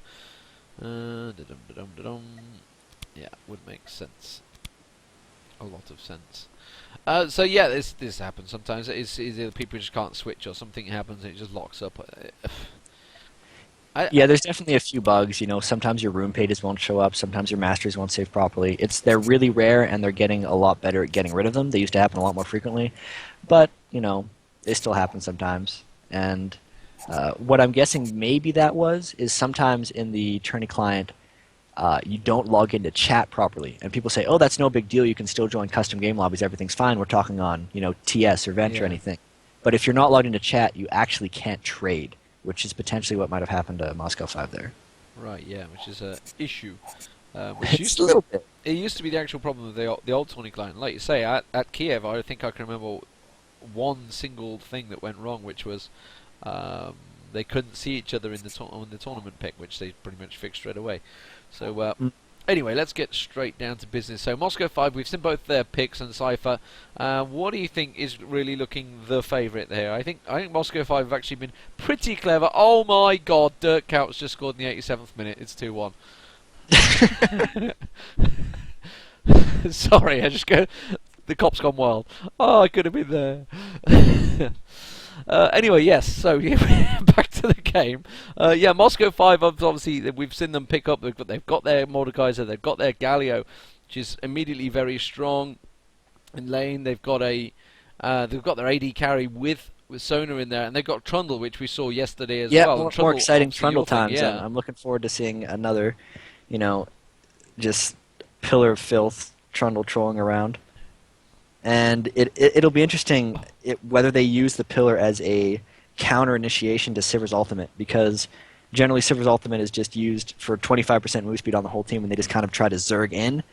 But at the same time, Sypher has absolutely no way of hard CCing them as they're zerging in. So if M5 has their distance enough, they'll be able to just essentially throw down a pillar in front of the zerging team and then just kind of waddle off. And there'll be nothing Sypher can do to actually close in, because the only type of hard CC they have is Swain's W. So unless M5 commits to fights, since they have that Trundle pillar and Sypher has no hard CC, they're just going to be able to walk away. So this is potentially kind of a huge flaw in Sypher's team comp, that their only way of engaging is generally Sypher's speed buff, but there's a perfect counter skill to that already on the other team. So it seems like every fight is just going to be M5's choice, and it's whether they decide, to fight in the proper places, because when they engage with Kennen and Galio, obviously that's when Sypher's going to have their chances to kill them, but it's always going to be M5's decision whether to fight or not. So your favourite for this one? M5, I like their picks. M5, yeah. They're weird, and potentially their lane might be a little too weak, because I think Nidalee is probably going to beat whatever he goes up against top. But as far as team fights, and this is why I used to love Trundle so much, is against teams like the one Sypher put together, where they have no way of actually locking you down in any type of kind of hard CC or fight. You get to pick all your battles, because as long as Trundle has, you know, the map position and the presence for these type of team fights, you can always just walk away. You know, even at this stage, I've still no idea who's going to be top lane. I mean, Alex has got teleport, but he took teleport in mid lane as well. I know, right? But I've yet to see them in tournament play have Alex top. So you would think that Mordekaiser's going top with Darien, but we've also never seen Darien play Mordekaiser. It's always been Alex. So they're doing the mind games to the last minute, man. I'm trying to think what games he used to. He definitely used to be a top. Alex did for a team. And, right. Alex has played a lot of different positions, I believe, because he's been playing for forever. He plays so much stuff. Sorry, I'm getting totally distracted by the Liverpool game. Yes, so we've got 2 minutes to go in this. So I guess we could have a quick discussion about the next game as well. We're going to have that one coming up. That's going to be CLG versus Mistral, and we saw Mistral were looking very good yesterday. CLG we've seen obviously yesterday and today. They've also looked very good. I think that's going to be a very, very tight game, and hopefully actually that's going to be an awesome semifinal. I mean, as well as this one. Hopefully Sypher, you know, M5 is sort of the monster coming into this tournament, and I'd put them as the overall favorite. So very interested to see how this game going. But the next semifinal is going to be hopefully unreal, just with how well Mistral played last game and all the hype behind CLG and how they have backed it up so far with being 3-0 in the group stage. It'd be great. Yeah, more Snoopy on in the jungle, and obviously we've got Shyvana in the jungle in this one. So I guess if anyone knows what to expect, it's going to be Moscow 5 and Diamonds. Know what he's up against Slayer. Slayer, we saw them actually invading in the last one. They went round. They took the red, didn't they, early on? But they haven't got teleport this time, so I'm not expecting it now. Do you think we could see anything pretty crazy? I don't think Moscow 5 really have the build that they could do like a double invade of anything, but I guess they've proved us wrong before, so it's possible. But yeah, they've done it before. Unfortunately, that was with something like GP, who's kind of capable of killing one of the big buffs early. Level 1, yeah. Yeah, and I don't see that potential with Mordekaiser or Galio being able to just, you know, easily solo one of those buffs and then, you know, go to a lane, for instance. I don't see that. The only potential they could do is maybe something like Sypher pulled off last game, where the Galio would roam around with the Trundle and then afterwards teleport to his lane, but I doubt we'll see something like that. So we are going to go live. It is Moscow 5 versus Sypher. It is the best of 3, the semi-finals, the very first semi-finals of this Kings of Europe tournament. It is sponsored by Azus, brought to you by Chips and Noid. Feel free to check out their YouTube channel. Also, they have obviously ogaming.tv, which is probably where you're watching the streaming right now. Myself and Jat, this is D-Man and Jat bringing you the action. And let's have a look through those summoner spells, because again we've got the heal flash going on between the two AD carries. We've got the summoner heal flash again on the support, and it's pretty much what we've seen throughout the European matches. Yeah, we really have. We've seen tons of mirrored support skills, and we've seen very, very little exhaust. It used to be really standard to have, you know, 2 or 3 exhausts on a team, because you'd always have one on the AD carry, and usually one of your solo lanes would take it, like your bruiser or something. But I don't know if we've seen an exhaust in either of the games we've casted today, which is an interesting development, I guess.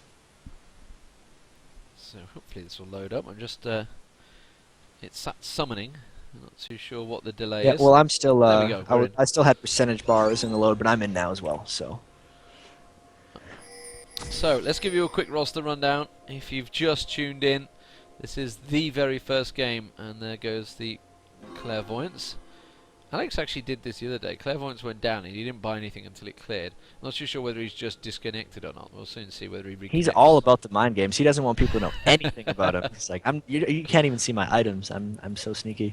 But yeah, Sypher running around the bottom side. Usually when they're doing something like this, they're looking, see the ping goes down in the tri-bush. That's where they're going to be going. And Genja is already there to scout, so he's going to be able to see them coming in and get away if they do a 5-man invade here.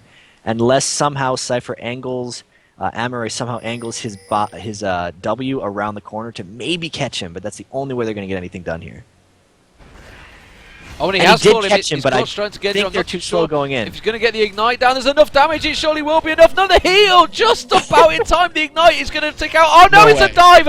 Greedy greedy dive for first blood, and I did actually get the first blood in there just in time, but Sona will pick up the kill. And they had 3 assists, and while the assist gold is shared, that's still a slight advantage, a small advantage. That's an extra health pot for every one of their lanes. Well, if you look at across, it's 97 gold across those 3 that got the assist, 420 to Nidalee as well. So yeah, worth it? I guess so. It was a dive, and actually it was Sona that picked up the thing, and Kenan didn't get a single touch, so he didn't even get support either from all he did is burn his flash and his heal. So that was a very nice start. That's also interesting. It was Nidalee who burned flash, but Sypher's bottom lane still has heal flash on their AD carry, while M5 has lost heal flash on theirs. So Sypher has the potential to try to bully pretty hard early game because they have the summoner advantage. And if I cast my mind back to the New York qualifiers, it was Sypher that was the aggressive one. They were always invading, they were always doing the aggression. It's something obviously Moscow 5 are now known for, but let's not forget, Sypher kind of did it a long time ago. So we have the top lanes of Nidalee versus Mordekaiser. Darien is going to be up top with Mordekaiser, and Skyart on Nidalee. In the mid, it will be Alexic on Galio versus Amora with is it Amora or Mori? I guess Amori on Swain. Down the bottom, it will be the AD carry of Genja on Kenan, and support of Gosu Pepper on Sona against Launet on Siva, and of course Soraka in support. In the jungles it is, as you can see, Schleyer on Shyvana and Trundle in the jungle, which will be Diamonds, and they are both taking red, so pretty much mirroring each other so far. Really standard jungling at the moment. They're just both doing a full clear of their jungle. Shyvana's obviously slightly faster than Trundle, so she'll clear first, and M5 Diamondez is a little paranoid, as you can see. Actually, both junglers are a little paranoid. They both ended up pulling the red buff into the brush because they, wanted to ward against potential invades. Down the bottom, there's a lot of poking going back and forward there. Leo has been hit pretty hard. Genja's pretty much focused on him throughout the start there. Obviously trying so even though Sypher has the summoner advantage, sort of the strength of AD Kenan starting Dorans, and I saw one crit go down there on Sypher Leo, has allowed, even though M5 Genja has no summoners, he's still the one bullying this lane. And a very early ward there dropped down on Sypher's part. They already have 2 early wards in the river, which is, that's the gold, essentially, their assist gold from First Blood, which allows them to put down those early game wards and play more aggressively in lane. And it looks like Gosu Pepper's also put a ward down on Dragon early on, so expecting a potential early Dragon. Also gives him a good vision of that river. Make sure that Shyvana doesn't go wandering a little too far. So at the moment you can see Nidalee has pushed that top lane, going to try and keep the pressure on, has a slight advantage from the lane, did get the kill. We do see Diamonds actually, he's just going to walk straight over that ward. So Skyart is going to be well aware of that. Yeah, he's just going to back away from that one. Down the bottom lane, continuing to be pushed. 25 to 20 CS, so very even between them. Actually 17, I lie. Still very even between those two, so I don't expect too much too early. We did have Schleyer coming in, stealing the big Wraith though there. Yeah, and that's definitely another, it's a little tiny snowball move from what happens at level 1, and it definitely throws you off as a jungler when the other team gets sort of that first blood where they get 3 or 4 assists, because it just gives everyone that little bit of extra gold that they can ward things with. And normally M5 Diamondez, that quick little gank top wouldn't have cost him anything. But because there were so many early wards in the river, Schleyer knew exactly where Trundle was and knew exactly how he could counter jungle him, and took his Wraith just because of the early advantage. Just keeping my eye on Diamonds. He was looking at maybe having a gank on Mori. Didn't go for it though. Mori is taking a lot of damage from Alex though, and Galio is just one of those. When played well, it's very hard to stop. You can't stop him farming. It's not very hard. You simply can't do it. No, you can't stop him from farming, but generally you can farm against him, which is something Alex is doing a great job of preventing, because he's got a 34 to 20 CS lead on Swain, and he's about to get ganked. He's going to be trying ganked. He hasn't actually got support. The Brambles will catch on. Very nicely done. Never Move goes down. Ignite also used on him. I think he's going to flash through that nicely, and the minions just blocking the path. He'll walk away from that one. But I guess when you've used a flash versus an ignite, you're pushing him back, especially when you're losing lane. That gank is technically successful. Yeah, I would say that was a generally successful gank, but it definitely could have went a lot better. I feel like Amaray, if he was going to be using the ignite on him, he should have been ready to. Darien just hits a spear there, sorry, and he's going to have to flash through. I'm not too sure if he's going to quite have the disc damage to deal with it. No, he didn't quite finish him off, and I think it was Slayer that actually used his ignite a moment ago. I'm just going to look around. No, he's not got the ignite. It was Swain used the ignite mid, yeah, and not his flash, and then Slayer just used his flash top, but he's a jungler, so he has smite.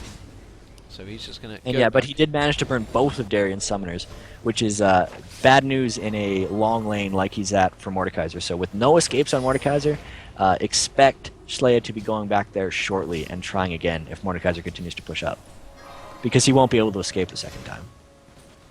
And he's going to be building up towards that Hextech revolver. Didn't quite have enough to go back and buy it, so he's had the cover off it with diamonds. Let's have a look down the bottom. Alex is just going to, I think, ward up. Is he?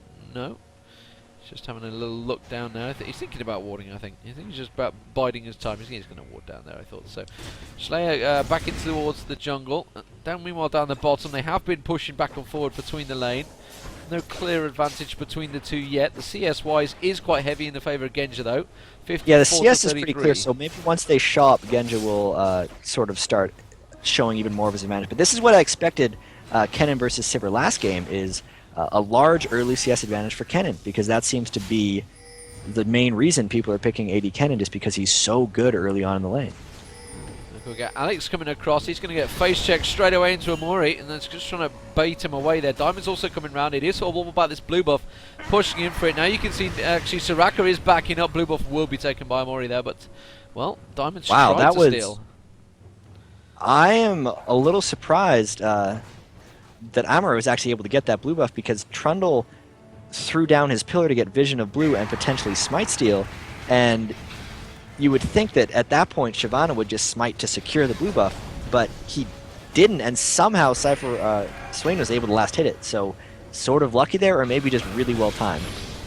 Now Mori's going more aggressive onto Alex, obviously with that blue buff, although Alex will go across and pick up the blue buff of his own, but there's absolutely no countering from Sypher to try and harass on that blue. Slayer is picking up the red, and again, like you say, just pulling him into that bushes, just being defensive. We'll see where the opposition will be invading. Looks like a ward going to go down the river there. Groiup Pepper just coming up, trying to put it as far as he can. Yeah, I'd say that Trundle's actually doing quite a good job keeping up with Shyvana in creep score, just because Shyvana is such a faster jungler than Trundle is generally, but he's only up on him by 9 creeps at this point, which is substantially less than some of the other jungling CS differentials we've seen previously in this tournament. Superb harass from Groiup Pepper down the bottom there. As soon as Leo came back to lane, power cord in the face, and again more poking, He's stripped half the health off him there already. And as soon as Piri comes back, having to use that heal, back in towards the mid, you can see Amori's popped his ulti now, going towards Alex, trying to push him away. Of course, he can use that ulti quite a lot with that blue buff running, just feel free to feed all that health straight back there. And that has actually forced Alex to be around at half health. He has got actually no more health pots left, so he might have to go back. Yeah, he looks like he's going to back off.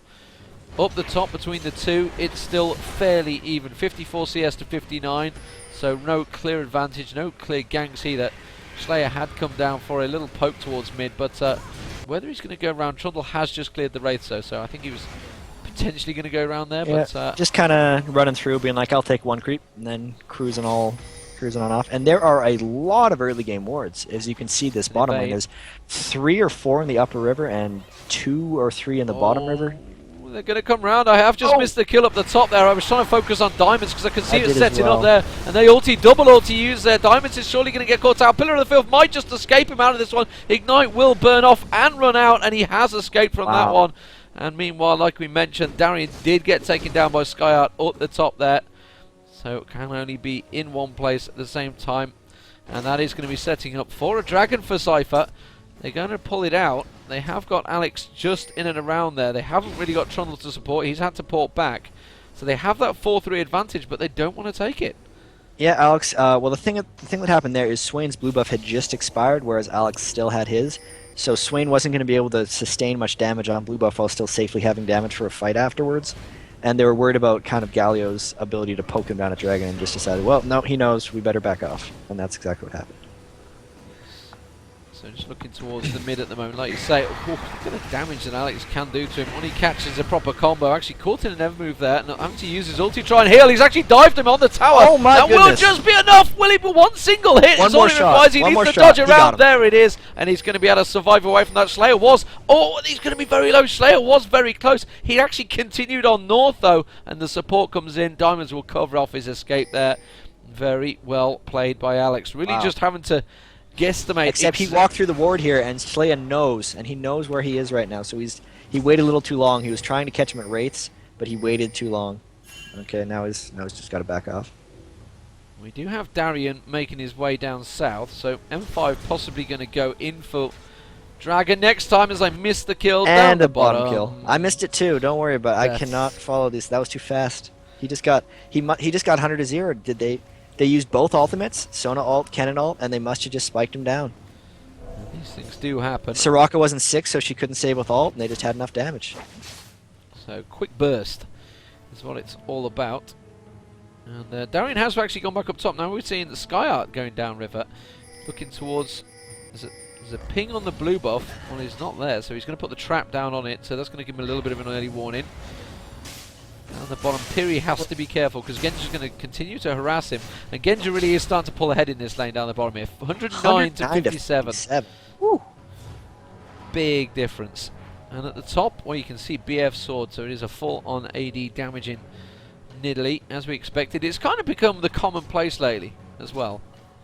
It really has the sort of the 80 Nidalee who will build damage items early. Wow, he has a BF sword? Yeah. That is not commonplace. Normally you just see the wriggles into some tank items, but this is something entirely different. And I guess he might be doing it just for the lane. You know, he's already killed Mordekaiser once. He needs enough damage to break through the shield. He's not really worried about dying at this point. That's the only thing I can see of why he'd go BF sword. I don't know what he's going to build that into other than maybe a Bloodthirster. Odd build. Odd build indeed, and we've got an invade here. The blue buff is being pulled. I think it's going to go, yeah, it's going to go to Amori before Alex can get across. Just trying his luck, really, to see if he can get that poke across. But yeah, this bottom lane is a big, big difference. Top lane, yeah, I would say, is going way ahead at this point. I'd say top lane definitely going towards Nidalee. I mean, he's obviously got the kill on him once. He's ahead in the CS, although Darian has got kind of like that Hextech Revolver sort of, I'm going to AFK continue farm, so Mord could easily catch up on that lane. Mid lane has been very even between the two. They've both got a kill on each other, but bottom lane, yeah, is a huge difference. How do you feel the junglers are going at the moment? Well, bottom lane is 4,000 gold to 3,000 gold, so it's just like it's a total stomp by Kennen. The jungle, like I said, Trundle is doing a really good job keeping up with Shyvana. Just level 7 to level 8. Which really isn't that bad considering Nidalee diving. He's got the ulti on him. I'm going to see whether he can catch off. He has got Alexa now coming across, and that puts Skyart actually in trouble. He hasn't got a minion wave to actually back away from this one, and now he's going to get completely ported out. So Skyart getting too greedy, comes around the corner, tries to bounce away from it. Will it be enough? No, it's a flash come out. I don't think he's going to be able to dodge it enough. He's trying to pounce as much as he can, uses the bushes, bush. He will pounce away. Beautifully done by Sky. He had no right to escape from that one. The attention that Tilly drew top has allowed them to pick up an easy dragon. And just awesome play by Shire. And just completely baited them all away from it. It was so well played there. Very nicely done. Really good dodging. And that just shows the maneuverability and why so many times in games you're just like, don't chase Nidalee! Really quickly, there's something we missed. Sypher used ultimate trying to 3-man Sona right after the dragon, but Sona countered with her ultimate as well and was able to escape. So a couple ultimates used bottom. We'll see how that goes. Okay, so everything burned up. And continue to stay a very, very even game. Another very close game, yeah. 17.8k pretty much for both of them. You can see in the mids, very even. The tops, very even. And even the gold, very even. And the only thing I worry about here, about the Nidalee top lane, while she's doing incredible in the lane and, you know, baited the whole team engulfing the dragon, a pure 80 Nidalee has no real place in team fights. So she's going to essentially have to be split pushing all game, or build some tank things after this Bloodthirster to actually be a factor late game. Because right now, this Bloodthirster Nidalee is apparently really, really good against Mordekaiser, but it will still have no place in team fights. So they have to be really careful how they play the rest of the game here. But that is how Sypher have played their game. So every single team fight I've seen, they've done the split push, continue pushing, always on the towers, and they'll just pick them away. So it's kind of playing into their way. I'm just watching me on Trundle down the bottom here. It looks like he's going to back away from that one. The gank's not really there to be had. Like you mentioned, they all used up their ultis earlier on, and Crescendo is not available at the moment. I think Kennon's is available. Yeah, looks like Kennon's is up there. Just keeping an eye on the mid. You can see there was a couple gathering around there, but nothing really had. So Darian returning to top. Darian now on 112 CS, has got those Sorcerer's Boots and Will of the Ancients, compared to Skyart, who's got this Bloodthirster, hasn't gone for the big boots, so he's not going to be able to keep up in terms of pace. He can pounce on him a bit, but you can see he's just bullying him out of lane. That's keeping him away from the CS. So Trundle's starting to fall a little bit behind here as well. I noticed that Shyvana has an extra GP 10 item on him, and he's wasting a little bit of time. They're going to dive top because Slayer making his way into position. As soon as this creep wave comes in, I'm pretty sure they're going to dive for him. I'm just going to keep my eye on mid because I can see Amori also being taken low, as well as and Darian has bot no lane. flash, so kind of expecting to go down. But also at the same time, Diamond Dez is looking to gank bottom, but they have a ward in that tri-bush and they might be able to run away. Oh, look out. Yeah, two dives happening at once. Yeah, Darian going down the bottom there, and that's back down the bottom. It will be Piri goes down as well. So two dives at once, like you say. Diamond's managing to get the kill down there, and there looks like they're pinging the tower. They're saying, look, let's finish the damn tower off. Skyart was absolutely on nothing. Meanwhile, in the mid, Alex is starting to feel a little bit more confident. You can see he's 2 levels ahead of Amoria as well now. So he's starting to tell in their difference. Yeah, not how I expected that lane to play out at all. I thought that Swain's ultimate, especially with blue buff, would be enough to heal him up after any harass Galio could possibly throw at him, but that's not been the case. He's up a 64 CS on Swain, which is really impressive to me because generally I didn't think Galio could deny someone like Swain that much CS in a lane, but he has. I think he's just been poking him. Every chance he gets, he's just been poking him. He must be just landing, 100% of his pokes. Yeah. So looking down the bottom, we did see that dive again. So it's 170 to 98. That's huge as well. So that's the CS big differences between these two lanes, and yet it is still very even in gold between these two. So it's mid lane and bottom lane for M5 are substantially LTS their counterparts, and oh man, we have a jungle invade. We do have a jungle invade. Slayer does come around. Pillar of Filth was right there. He immediately doesn't really have the support. Gosu Pepper does come around now. Alex is also coming through. He's flashed through as well. He wants to try and make this one count, and Slayer was forced to use the flash to back away from that one. Darian now also coming down river.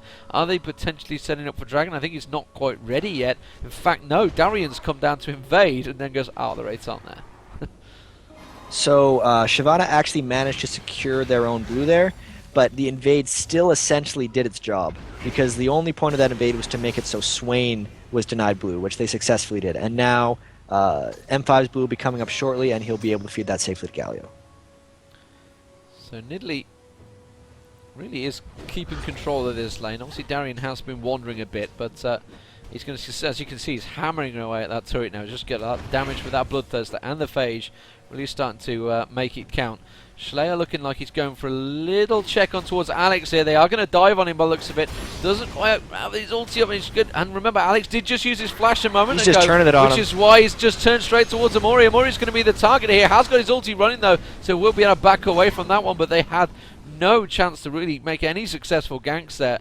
And they are going to rely so heavily and really have to get Amori to start being fed because he's falling ever so further behind.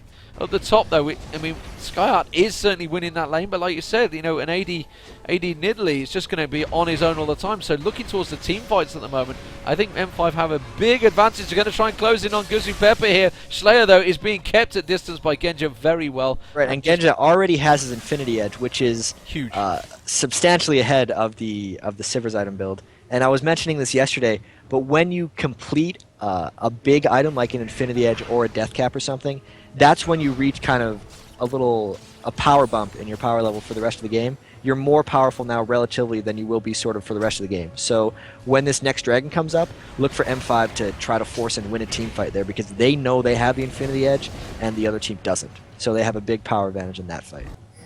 just keeping an eye on Launet. Launet going up there. Yeah, they've just had to back away. Realised that Diamonds was there. Bottom turret has gone down to minions. They're going to try and close in and around Alex here, I think. Alex is wisely just going to back towards And everyone his is tower a kind little of bit. slowly waddling down to Dragon here, it looks like. And they've already pulled it. And I think Genja could actually probably take this before the rest of the attention does come. Yeah, he's wisely backed away because he caught a glimpse of Slayer A there. little too many people coming. Yeah. So this is a 5-man. Now, Alex doesn't have his ulti, does he? Alex Yeah. doesn't have ult, but also Soraka doesn't have ult either because she used ult on that gank. And M5 is split right now, which could be bad. Okay, Nevermove goes down. Slayer's also popped his ulti there. Alex is taken very low this time. Alex will go down in amongst all that. Darian also seems to be the focus of target from Sypher. He will go down as well. And now they're going to have to back away. So this is working out very well in Sypher's favour. Goes to Pepper having to use his crescendo to pick up a kill on the Slayer there and actually flashing away. Double flash used. I'm not too sure he kind of needed to flash away from that one. The kill was pretty much secured, I think, regardless. But that will almost certainly pick up the Dragon for Sypher. The question is, can Diamonds manage to try and steal it, whether he's going to even think it's worth it or not? Well, I mean, he has his flash and his smite up. It's really high risk to jump in there. Shyvana's smite is down, you have to keep in mind. So if he gets it to that 500 health range, Sypher will have no way of finishing it. So what Sypher needs to do is what they're doing right now. They're zoning him away so he can't even get into smite range. And well done by Sypher to take the Dragon. So that keeps them in check, and actually now ahead in gold, ahead in kills. Just one behind in towers, but that top tower very low. The mid turret, you can see, just being hammered away at by Skyat. This is the difference. He can split push, and he can do big damage to those towers. And in fact, honestly, I think he could have probably finished it off before Alex came back there. But playing it safe, wisely so. Right, and that was really a well-played fight by Sypher, just because they were essentially, if it was a full, flat 5-on-5 team fight, I feel like M5 would have had the advantage. But they realized that M5 was split because Genja and the support had been pulling Dragon themselves, and then just jumped on them 5v3, and it, you know, allowed Nidalee to get her 5th and 6th kills. So all of that gold going to Nidalee, and that's a little worrisome. She has 8k gold. She's a huge fed beast right now, but 80 Nidalee has never scaled in a late game. So there goes the middle tower to Alex. Just keeping my eye on Darian there with Slayer. They were just sort of playing footsie with one another, not really doing a great deal of damage. But I've noticed that Genja really can just bully the hell out of Sypher. Sypher just not wanting any of it at all. Leo's having to just stay well away, trying to get as much AD farm as CS farm, sorry, down the lane as possible, but just can't stick around. Just can't do anything with him whatsoever. Back towards the top, Darian is being completely countered again. This time Amuri has come up there. They're going to have good vision of him. Will surely catch Nevermove in a moment. Go wisely, using the opportunities. A teleport coming in. That's going to be Alex coming in. Will he manage to flash ulti? Yes, he will, just in time. And Darian's actually got away with that one. Amuri taken very low. Is his ulti going to catch enough? He's trying his best to feed off the minions. I don't think he's going to have enough to get away with it. Now Nidalee comes up. Oh, the arrow comes. The spear goes straight towards Darian there. Now they're going to go on towards Alex. Alex does get the kill on towards Swain, but it's not enough. But 2-1 outcome for, again, Sypher just about in the lead, but very close. Meanwhile, 8 kills now on Nidalee, the only person on the team to get a kill. Becoming very fed. That was an extremely back and forth fight. I was very enthralled throughout that whole thing. The Mordekaiser did a very good job at ulting. Well, actually, no. The Mordekaiser ulted a little too early because you get a lot of spell vamp from your ultimate since it does so much upfront damage, but he ulted immediately before he had taken any damage, so he didn't get the heal from that ultimate, which would have allowed him to... obviously, he did live, but it would have made him a lot less close to dying if he would have used his ultimate at a slightly better time. So Genja continuing his farming spree. 228 CS between actually Galio and Kennen, so very far ahead. Nidalee the only one that's anywhere near, and he's just yet to hit 200. The mid lane, like you say, Swain 128, over 100 CS behind now the opposition. Oh, Diamonds actually might get caught out of position here. Slayer is going to go in for him. He has got Sypher just below, but Alex is around. Alex doesn't have that ulti, remember. Darian doesn't have his ulti either. So they could easily poke back and forth, but wisely back away. They don't have a tower support, and Genja is just going to trot back up north. And he has... let's have a look at the ward coverage actually between the two, because it's pretty much lacking between both teams. Sypher have some pretty good wards down towards the blue, so they're keeping their eye on that. They're just looking like, yeah, they're going to put the trap down into the pit there just in case. But actually, Moscow 5 have no wards out at all at the moment. Yeah, that's true. They've lost kind of ward control for whatever reason that is. They're extremely far up on CS, so it's not like they're having gold issues. It's just I don't necessarily know whether it's strategic or whether they just fallen behind on warding. But that definitely hurts a little bit. And there we go, 7 wards bought by Sona. Must be listening. That might have been some. That definitely could have been something that happened in their team speak. They should have said, "We have no wards," and then somebody goes, "Fine," and just fills up his. I'm gonna buy everything. And maybe they were just pushing for that Shirelli's Reveille early on because he's still only got the grade 1 boots, obviously with that. But Schleyer is porting away. Okay, let's have a look to see what they're going back and buy. Anything you see, particularly in these builds. Again, we've got this same build with Galio, the Abyssal Scepter, etc., and the Frozen Heart in there. Well, the Frozen Heart is something I haven't seen him build previously. I think that's just in reaction to who's fed on the enemy team. Normally he would build something else in that slot, like maybe a Death Cap or straight AP, but he realizes that there's so much 80 damage coming out from Nidalee and Sypher right now, and even Shyvana all rely on kind of attack speed. Oh, Pepper's been caught out here. Pepper has been caught out, and Skyar's just going to pound straight through. Surely finish him off. Crescendo having to be used up. He's actually put himself in a little dangerous position, but we've already seen Skyar dodging and diving away before. Oh, the ulti used this time. They really want to finish him off, and again he just pounces through. 4v1ing, and he's fine. And Sypher ulti now used up. Should be able to back away from this one. Has to use a flash though to try and dodge away from it. Was wary that Genja was now coming up. Genja really seems to be the damage dealer, and yeah, Sypher going to wisely back away from that. So they actually picked up a kill and got out, but there was a lot of ultis burned up throughout that. Yeah, there definitely were. It seems like M5 was kind of going all in just to try to take down, the 9-1 Skyrd, who would have given them a nice, 500 gold killing spree bonus. Do you know if Sona had an Oracles for that kill, or was that just a regular support kill? I couldn't tell. Didn't spot it, I gotta be honest. Yeah. If it was an Oracles kill, then that would be well worth quite it, yeah. substantial. But obviously I missed that, so... Yeah, this is rather interesting. Everyone on M5 realizes sort of the gravity of how fed Nidalee is compared to no one else really having much farm, which is why you kind of saw them just all dump on Nidalee, because they realize that, if they kill Nidalee, they'll win the fight. And now, Dragon Spawn, they had the timer, and this is just free. It is a free one, but while this is all happening, Sypher's been just happy farming down there, and has got the Infinity Edge now, and continues to try his best to catch up. Well, Genja's actually had his attention pulled away for a couple of times throughout these fights, so is slowly closing the gap. Are they going to go straight up for an invade? Sypher did close a lot of CS there. And even with that, just because of the character kits and Sypher having, a lot more auto attack damage and a lot more of a steroid from her ultimate, even though she's down, right now if you look at the item, she's only down a Zeo on Kennen, and that essentially puts her on par, even though she's been getting crushed in lane. Sypher continuing to push forward, poke forward. Remember that tower and absolutely nothing. They could easily dive, and yeah, there's only a 2. Yeah, now Gussie Pepper comes up, so they are going to back away. So 37.5k to 37.6k. Super close in gold this game at 28 minutes. Skyart doing his best actually to get in and take that large Wraith. Just every tiniest little advantage. Even at this stage of the game, nearly 30 minutes into this game, they are still just trying to get the slightest advantage. Very tight game, like you say. It's just a couple of 100 gold between the two. Kills wise, we know that it's in favour. Obviously that Dragon has actually swung it in favour of Moscow 5. Moscow 5 were behind. And remember, this is the first of a best of 5. Okay, we're seeing a possible Baron start here. See whether they're going to peel out in time. The ward is in there. Yeah, they're going to peel out. Didn't really bait Sypher into anything there, and I think they were just checking, okay, what sort of ward control is there, because they were also no Oracle. Getting Nidalee out of bottom, because they saw her roll bottom initially, and they're like, okay, we can't get someone down to defend that tower in time. How can we save that tower? Let's run 5 people at Baron. So they ran 5 people at Baron. Sypher said, oh my goodness, you have to get up here, Nidalee, right now. He abandoned bottom and just ran up, and it was just, I'm pretty sure that was a way of M5 just saving their bottom tower. Very clever play. That's what you need. So let's have a quick look at the ward coverage since we do it. If you're unsure, it's F1, F2, F3. Oh yeah.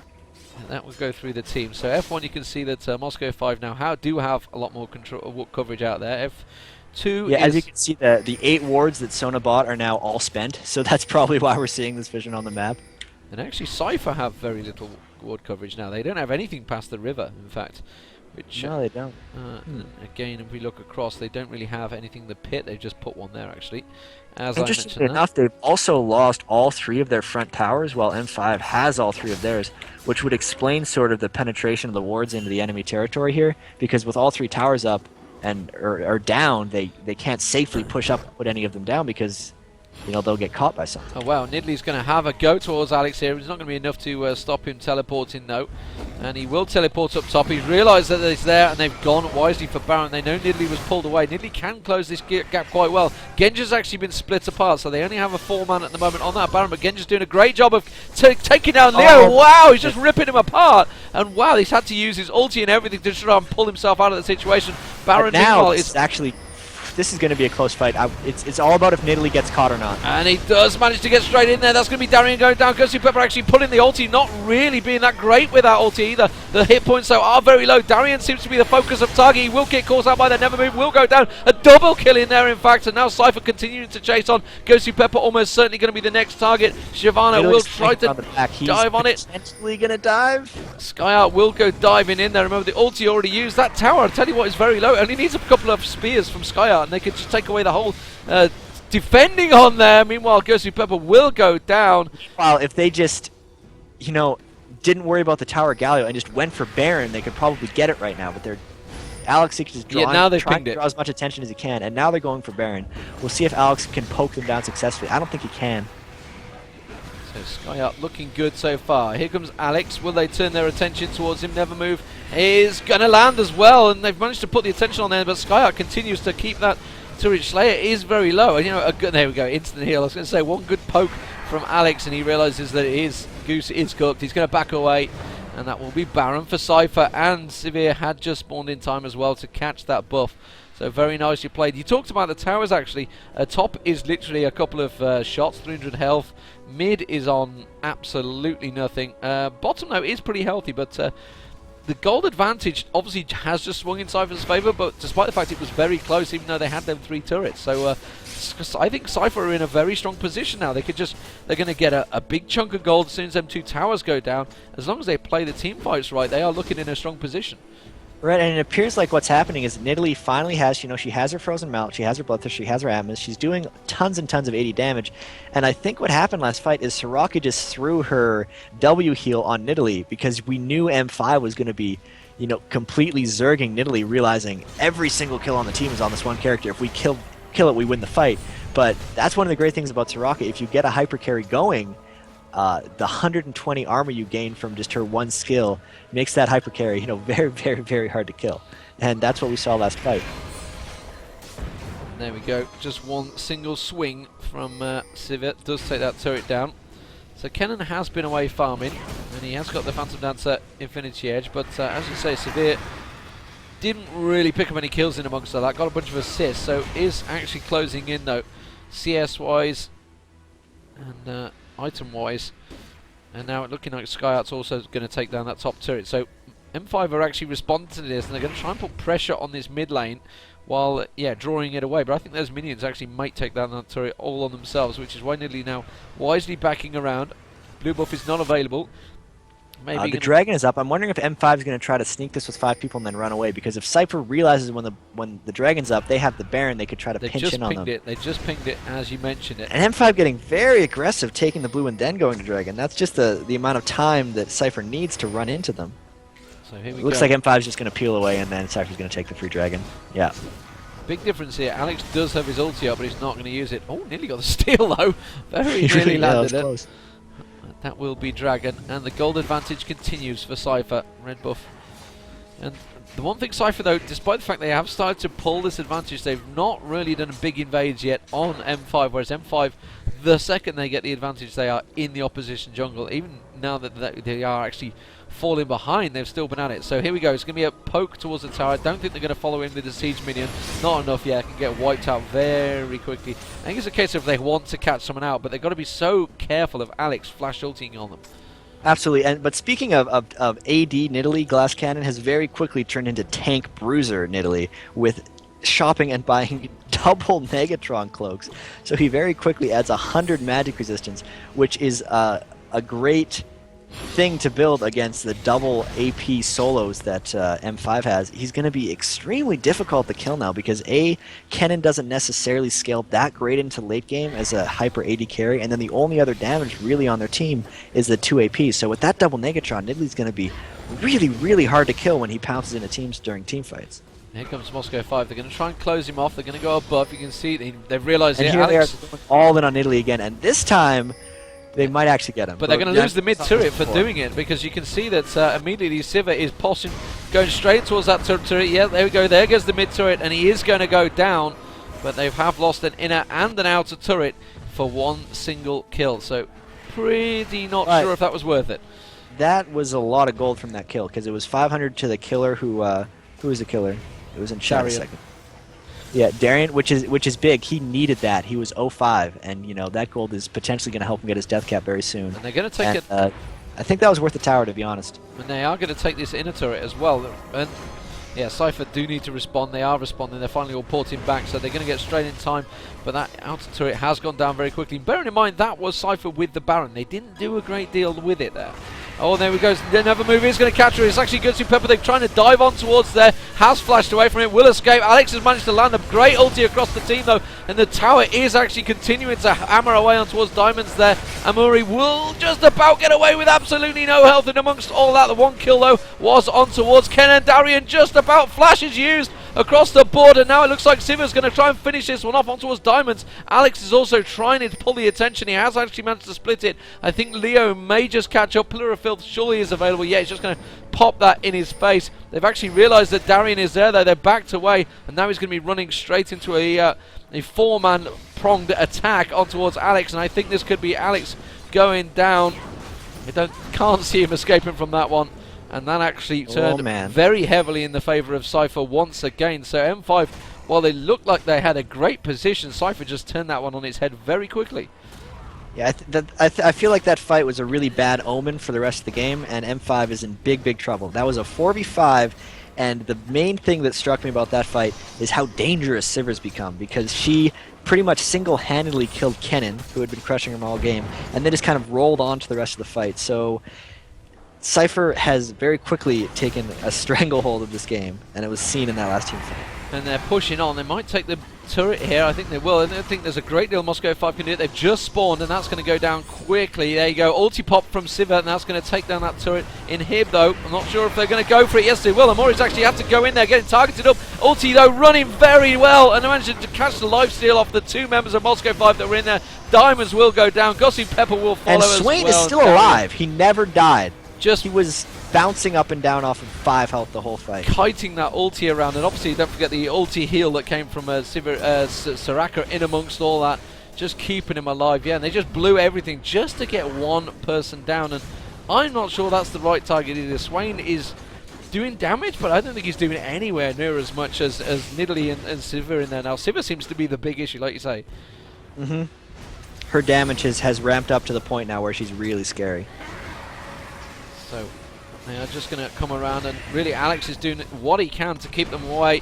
All the talk was about Moscow 5 before, but now we realise that Skyart and his crew at Sypher really are a team to beat. And yeah, coming out really strong in this game. You know, it was really bad early game, and Skyart just, you know, carrying them through with this ridiculous play top lane, drew so much attention to himself top that the lanes that lost were able to recover. As you can see now, Sypher has identical items to Kennen, so she's definitely back in the game and much stronger than Kennen now, even though she got out CS'd by nearly 100.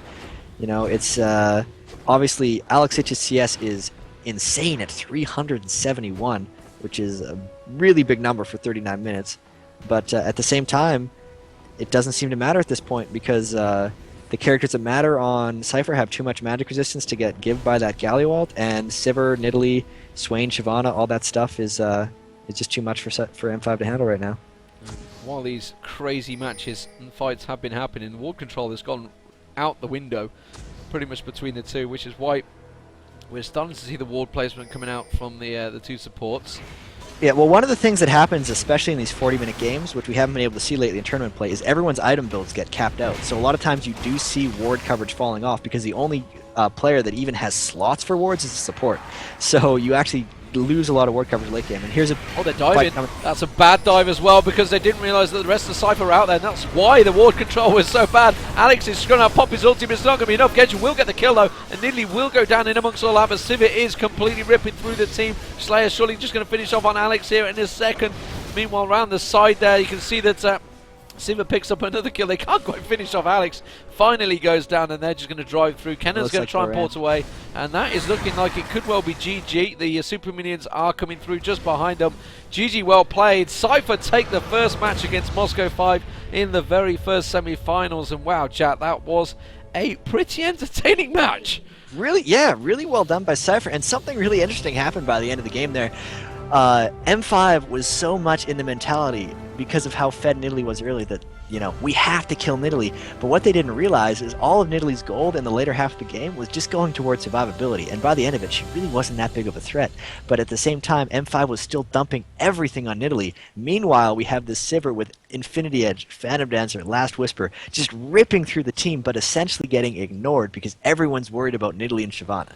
And that, in essence, is kind of what lost in the game. They worried so much about this Nidalee, who got super far ahead. I mean, for good reason, because he was a huge threat, but it just allows Sypher to come up from behind, even though she was down so much from the early game, and really just take over with her damage in team fights. And is that just like a case of purely tunnel vision? Because if you just look at Nidalee, and you can just see Frozen Banshee's Veil on there. They got the Force of Nature. Obviously, he had that Frozen Mallet early on, and you can see just once he was building that tanky, they just completely took the focus away.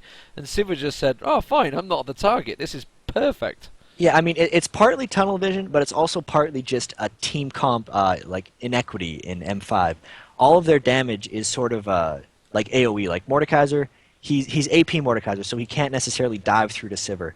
Galio needs to use his ultimate kind of protection for his own ADs. So when Nidalee and Shyvana kind of dive in, there's not a good way of either of M5's solos to actually get through to Sypher. You know, Kennen can't really do it. Trundle is the only one who can kind of do it, but he doesn't have enough damage to 1v1 Sypher, and the solos, you know, need to protect against Sypher diving into them. So it was just, you know, it just got to that point where there was really nothing M5 was able to do to get to Sypher.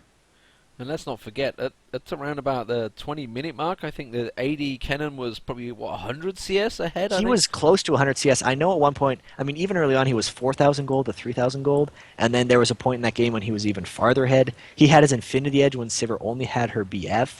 And, you know, sure enough, by the end of the game, 13,500 gold on Sypher, 12.7k on Kennen. All those neutral buffs, Dragon Baron, and then just the kills in team fights.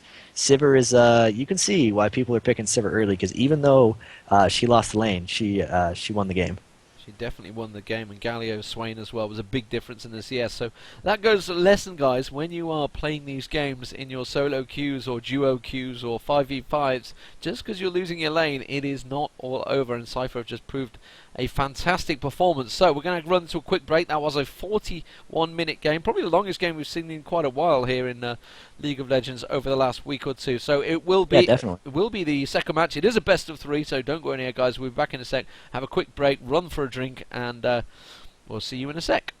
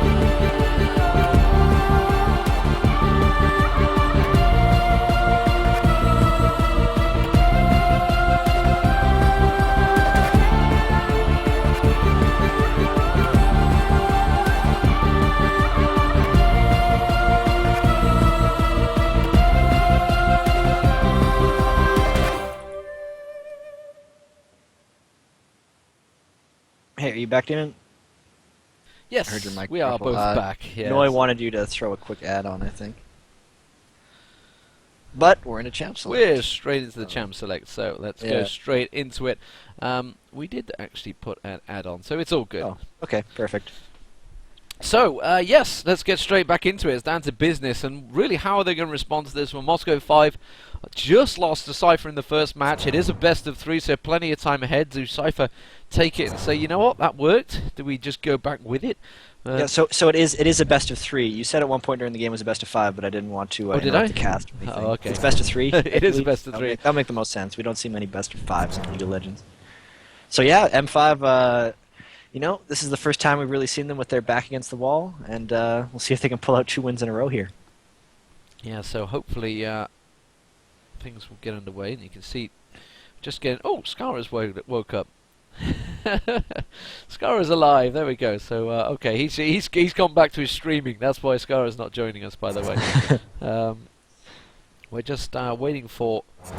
I mean, well, these bands are actually. Well, actually, they've gone for Galio this time. I was about to say they're almost identical before, but they They're a have little gone for different. I mean, I Galio. guess Galio was very dominating in lane, but he definitely didn't appear to have a huge impact on the overall game. I guess they just didn't want uh, Alex to get 380 CS on Galio again, and they just decided to pan it out. Which was pretty incredible. They haven't obviously gone towards And also a anything. Karthus ban from M5, which is a little surprising, considering I think Karthus was unbanned last game and went unpicked. And then they're just saying, well, we have a feeling Cypher's going to pick it this game. Let's just get rid of it. So Which is a little strange. I'm trying to think if they actually. Well, we haven't seen a good Karthus this event, have we? This tournament, I should say. yeah, we've yet to see a Karthus actually win. It's just he keeps getting banned or picked first and then losing. So Really bad, yeah. and yeah, almost not even worth mentioning again. But Sona is the first pick as usual. And here we go, Lee Sin jungle, Shyvana top. Aha. So not as many mind games going on this time from M5. They're more just going with their bread and butter practice strategies we've seen in Kiev. Yeah, they know this works. So they're taking their Sivir again. So that's going to be the Sivir Sona lane down bottom this time, which is a very strong lane combo. Question is, will they counter towards the jungle? Will they pick their top? I would guess they're going to go. Maybe just have It their would jungler make first. sense that they would pick their top here, just because they know exactly what he's laning against, and it would leave the least amount up to counter ability. But we shall see. And I'm also curious to see whether M5 wants to counter that Sivir with Kennen again. Oh, But no, they picked their mid, so they really want a Morgana. And if you remember last game, M5 did ban Morgana, so that's definitely something Cypher likes playing. okay. We're almost going back to Kiev right now. Just a few little things, and then we're there. Yeah, well, it looks like okay, the Kog'Maw is a new cog. So what's happening here is M5 was not pleased with how much better Cypher's AD carry scaled in the late game, so they picked Kog'Maw, who's essentially the biggest shredder come late game, comboed with Nunu, who makes Kog'Maw even more ridiculous. So this is M5 going, okay, we know we're better than you in lane because we crushed you so hard last time, so we're not even going to pick characters to crush you in lane. We're just going to pick characters to crush you late game, is what they've done with that bottom lane. And the thing is, we've seen Nunu actually has been counted so heavily by Sona of late. So I'm kind of surprised by that one. And there's a lot of people that sort of been sustained. And immediately, what comes to mind is X Special on Sona was just zoning people out. Absolutely. And the thing is, though, all the people who were getting crushed by Sona were people playing against Moscow 5 and people playing against TSM. So we might see it a little bit in this game, whether or not the domination in bottom lane that M5 has shown so far is because of Sona or because Diamondez and Gosu Pepper and Genja just play really well together. So we'll see whether this new cog can deal with Cypher's Sona, because we know it probably wouldn't be true the other way around. So we're really going to get to see sort of the relative strength of the bot lanes now that the characters have sort of switched sides completely. Okay, so what will the AP be? Will it be Mordekaiser in mid, which we have seen quite a few times from Alex, which would actually fit with this build because that's where he just goes and takes the Wraiths while Alex and Diamonds are taking the rest of your jungle. Darian and Alex are taking the rest of your jungle. Mm-hmm.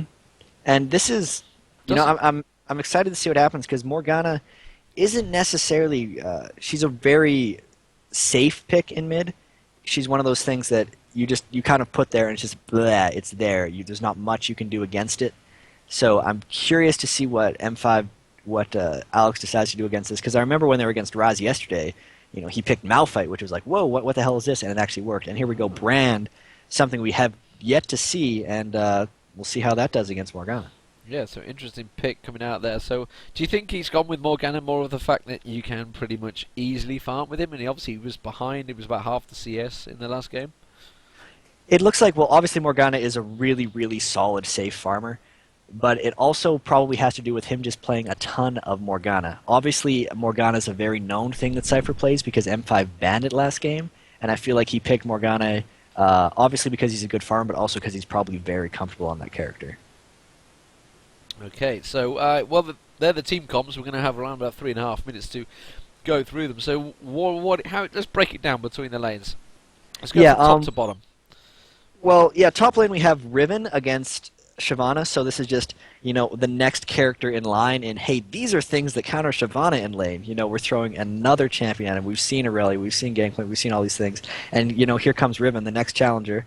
I feel like Riven will do pretty well from what I've seen. Riven did receive some nerfs in the last patch. The damage on her W was reduced while the damage on her Q was upped, which in essence just made it so she doesn't reach her peak power level so early with maxing W. So her scaling is a little more averaged out throughout the rest of the game.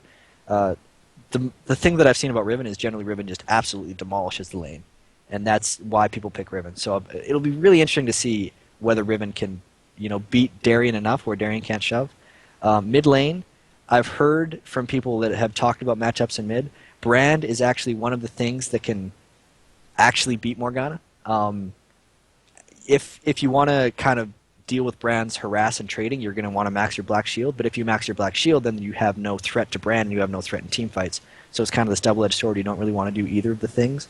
So Brand, I think, is a really good pick against Morgana. It'll just be interesting because I've never seen Alex Itch play Brand, but I think this guy is a very experienced Morgana player.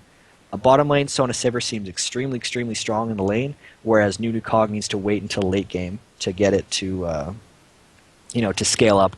Nunu's, exhaust CV, that's, not very safe in lane. I feel like the Cogmon's going to have to go something like Cloth 5 maybe to start, just to deal with the harass if he wants to keep his CS up, and then obviously go into a Wriggles build, because he needs some kind of sustain to deal with the Sona Sivir harass. Whereas Sivir might be able to start with something like Doran's just because they do have the sustain and he's going to be able to bully early. And then Udyr versus Lee Sin in the jungle, pretty even matchup. Udyr is blue reliant, whereas Lee Sin isn't. And if Lee Sin can pull off some plays to potentially deny Udyr blue, that's when he's going to be able to take advantage.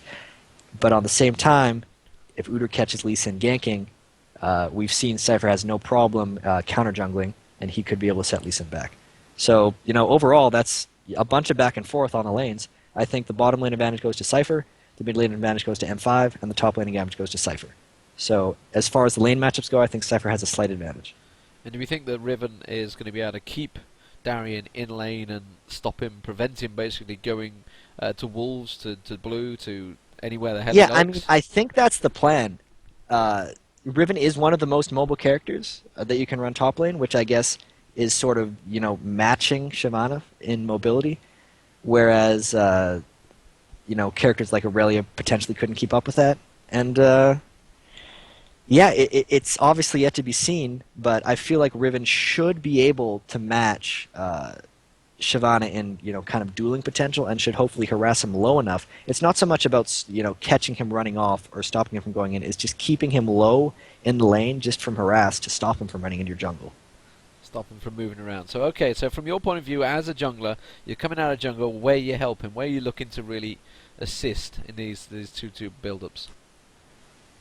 The thing about this is, if Darien's going to be pushing up in top lane, even though top lane's one of the most difficult lanes to gank, you're looking top, because in the games we've seen M5 win with Shyvana, it's been because Shyvana kind of gets out of control. So you need to do everything in your power to stop that from happening.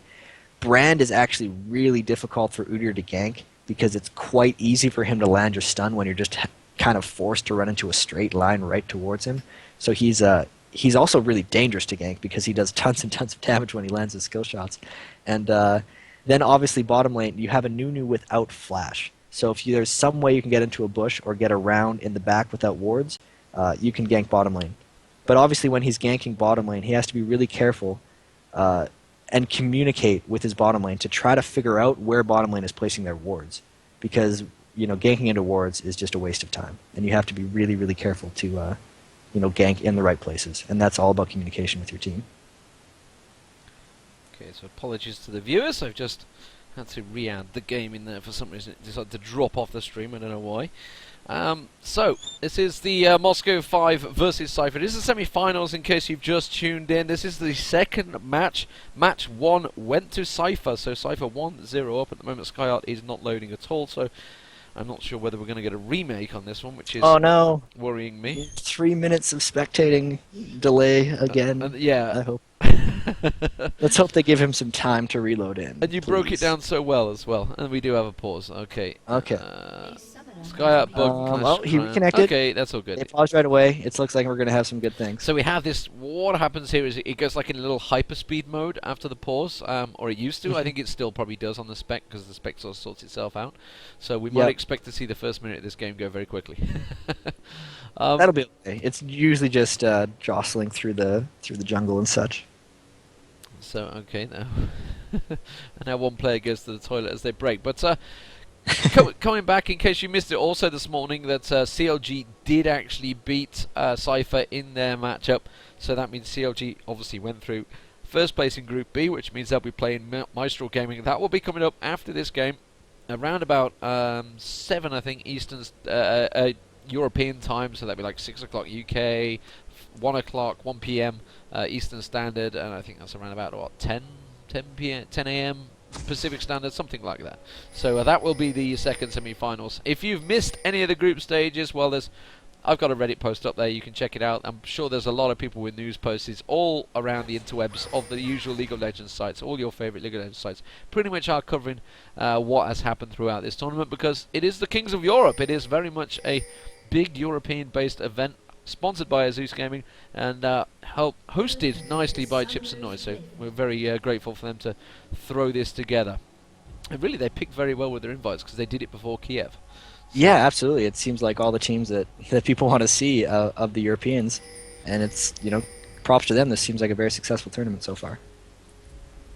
So, are we going to see any crazy invades? It's actually looking like M5 are going to play this one pretty precautiously. Yeah, M5 is really just kind of waiting at the entrances, and they have to be a little careful just because the binding range on Morgana's Q is huge. So they need to be very attentive when they're waiting in these bushes. Pepper's doing a dance in the bush. So we'll look around. Anyone else? Yep, Lee Sin's doing his twirly. But Sypher look like they're going to be starting off on the blues with Udyr, and it's looking like Darian is also dancing in the bushes.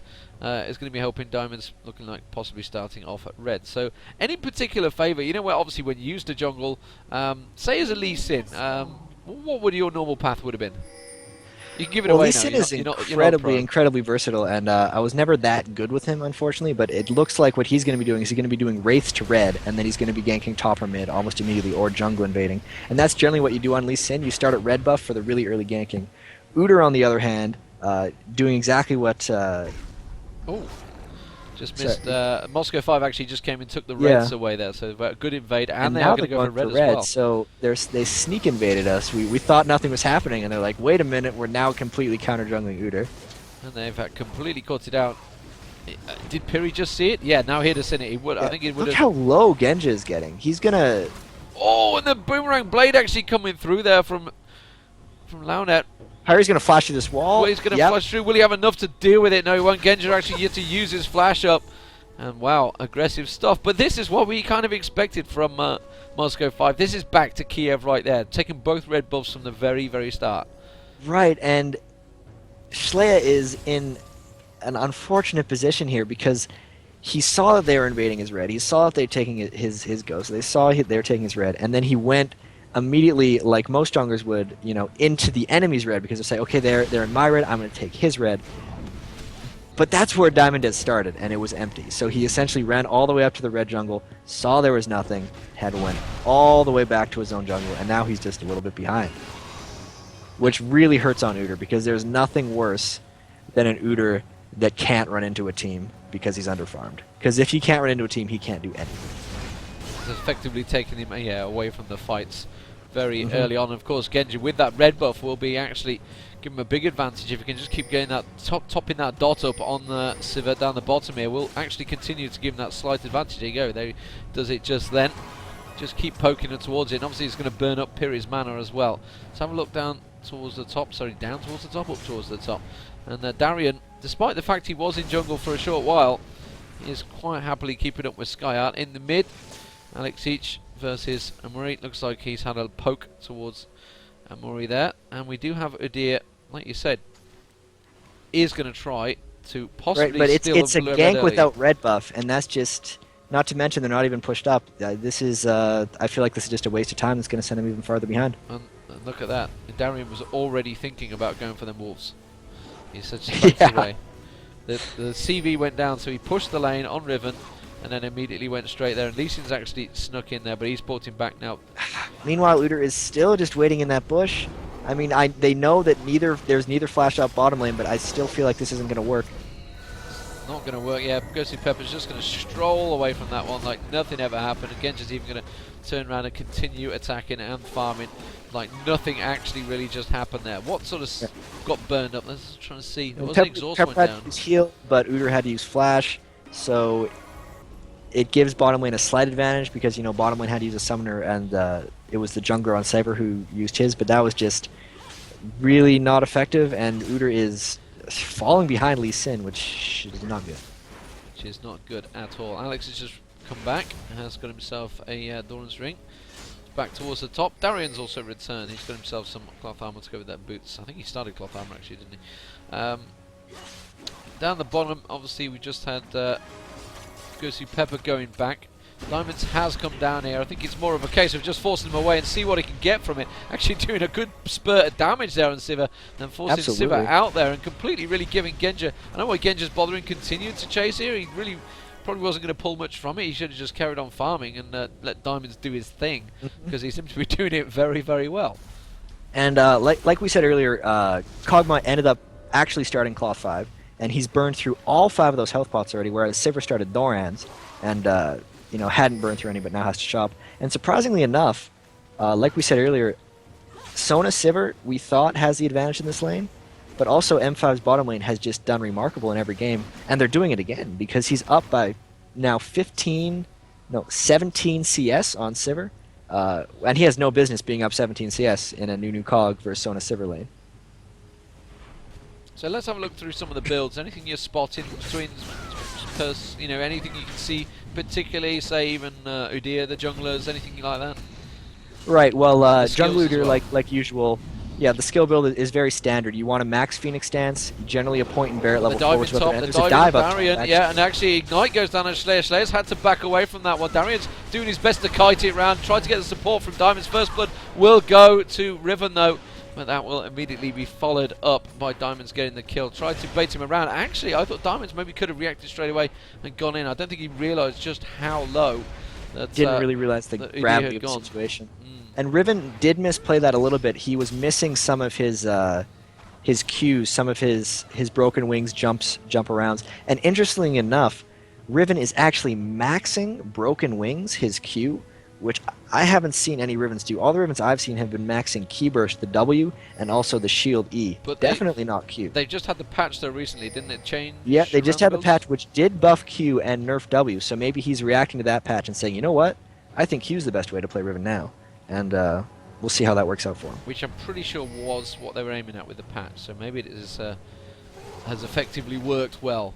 Morgana in middle, maxing her W puddle, just like pretty much all Morganas do. A lot of Morganas will actually put 3 points in the Tormented Soil, which he has so far, and then max Q after that. Because you only need 3 points to clear the back wiggle creeps with 1 puddle, and that might be what he's going for. Darian's actually just lost out in a fight again against Riven at the top there, so Skyart actually starting to get control of this top lane. So kind of as planned, I guess. Yeah, the whole idea is you can out-duel the Shyvana, and then, you know, he's got 2 levels on him now. So when they did that tower dive, it definitely did set him back. I'm just following Diamonds as he goes for the invade. Clairvoyance goes down, so they're looking like, are they going to take red, Or are they going to walk towards it? He's actually going to go towards He's Slayer. just He waiting. doesn't have any support, really. And if anything, might just try and bully him away from this one. Just got a glimpse of Amori. Yeah, he's coming down. Severe's coming back. Oh, now, okay, now he's in a little bit of trouble. Dodged very nicely out of the dark Very point. Is that dodge. just about... They're knew he was looking coming in. to fight here, even though it's looking to be a 4v3. They're a little over-aggressive here, I feel. He's still going for it, though. Diamonds really wants a piece of that red buff. It has been taken by Slayer, and they realise they have to back away. In fact, that has actually given them the opportunity to go for an early dragon, and yet Genja is going to stay down bottom, and I think they're going to get this one quite easily. Say quite easily. They're going to get baited around. Oh, Amarie's going to come around. Yeah, I feel like they're going to be able to finish this. Did Amory just realise it? Yeah, they have taken it away. Meanwhile, at the top, you can see Darien having all sorts of troubles because Skyart is doing roles reversal and saying, you know what, I'm going to take your golems away from you. Yeah, I mean, still now 4 points in Broken Wing, so he's definitely going to max that 5 points first. You know, maybe the changes were, you know, well advised, and he's just jumping right on Darien and beating him in all these damage trades. So Darien's in a bit of trouble here. Which is something we have not seen in a long time. Yeah, Darien just goes back and clears out that pack, checks it's cleared. Is on the spawn timer. Let's have a look towards the mid. What's going on between these? 67 CS to 78. Slight advantage for Alex again. Had to go triple Doran's rings to double Doran's Amory. Looking towards the gold, 965, 780. So yeah, slight advantage in gold, only about 300. Yeah, and Alex's brand build, there's many different ways to build brand. Actually, based on who you talk to, they'll tell you to max W, E, or Q in lane. And wow, I believe Morgana just stole that big blue wraith. But as you can see, Alex is maxing his Pillar of Flame, which, when you land all your skills, is your highest damage ability. But it's a good dive up the top there. They've dived on towards Darien. I was just about to pull towards it. Now I can see Darien also very low. Will get taken down by Slayer there, just missing out on that one. Although, as I see it, Diamonds is coming up. Yeah, the ping goes down now. They've realised it. Actually, he runs in towards him, jukes him around this little pack. And really, he just needs to delay him because Morgana's coming up behind it. Oh, just missing the Q there. And very nice. Nice little good running around in a circle for a while for an escape. But on the bottom there, they're diving on towards Leo. Leo's actually used his ulti, but the exhaust goes down. Genja taking now very low, turns around. Will go for Piri now as well. He's going to pick up a double kill. There it is. Ulti lands, and Genja picks up the double, and that is disaster for Sypher in the bottom lane. That's exactly the word for it.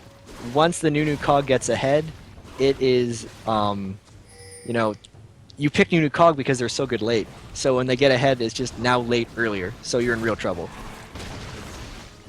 And I did want to say, I guess we actually do have a lull here a little bit in time. One of the things that Udyr did so well in his escape after the dive is a lot of new players, when they're trying to run away, will just kind of, they don't think smartly about who's approaching, and they just try to kind of run immediately back to their tower. But he did a really good job of realizing, you know, where his team was, and actually ran sort of unintuitively away from his own tower, which was the perfect way to run and allowed him to get away safely. Just keeping an eye. Darien actually moving down. They realised that blue is going to be due soon. That's what they were looking at, maybe heading it off. Alex is coming across as well. Darien continuing to stick around down that side. In fact, trying to go towards Wolves, which are not there, as he goes in and says, oh, gosh. And backs away. So, he is continuing to try his little invades, which actually have not worked. That's twice I've caught him going down there. May have gone down before that as well, and he's actually not getting the farm. So it has warded up blue though this time.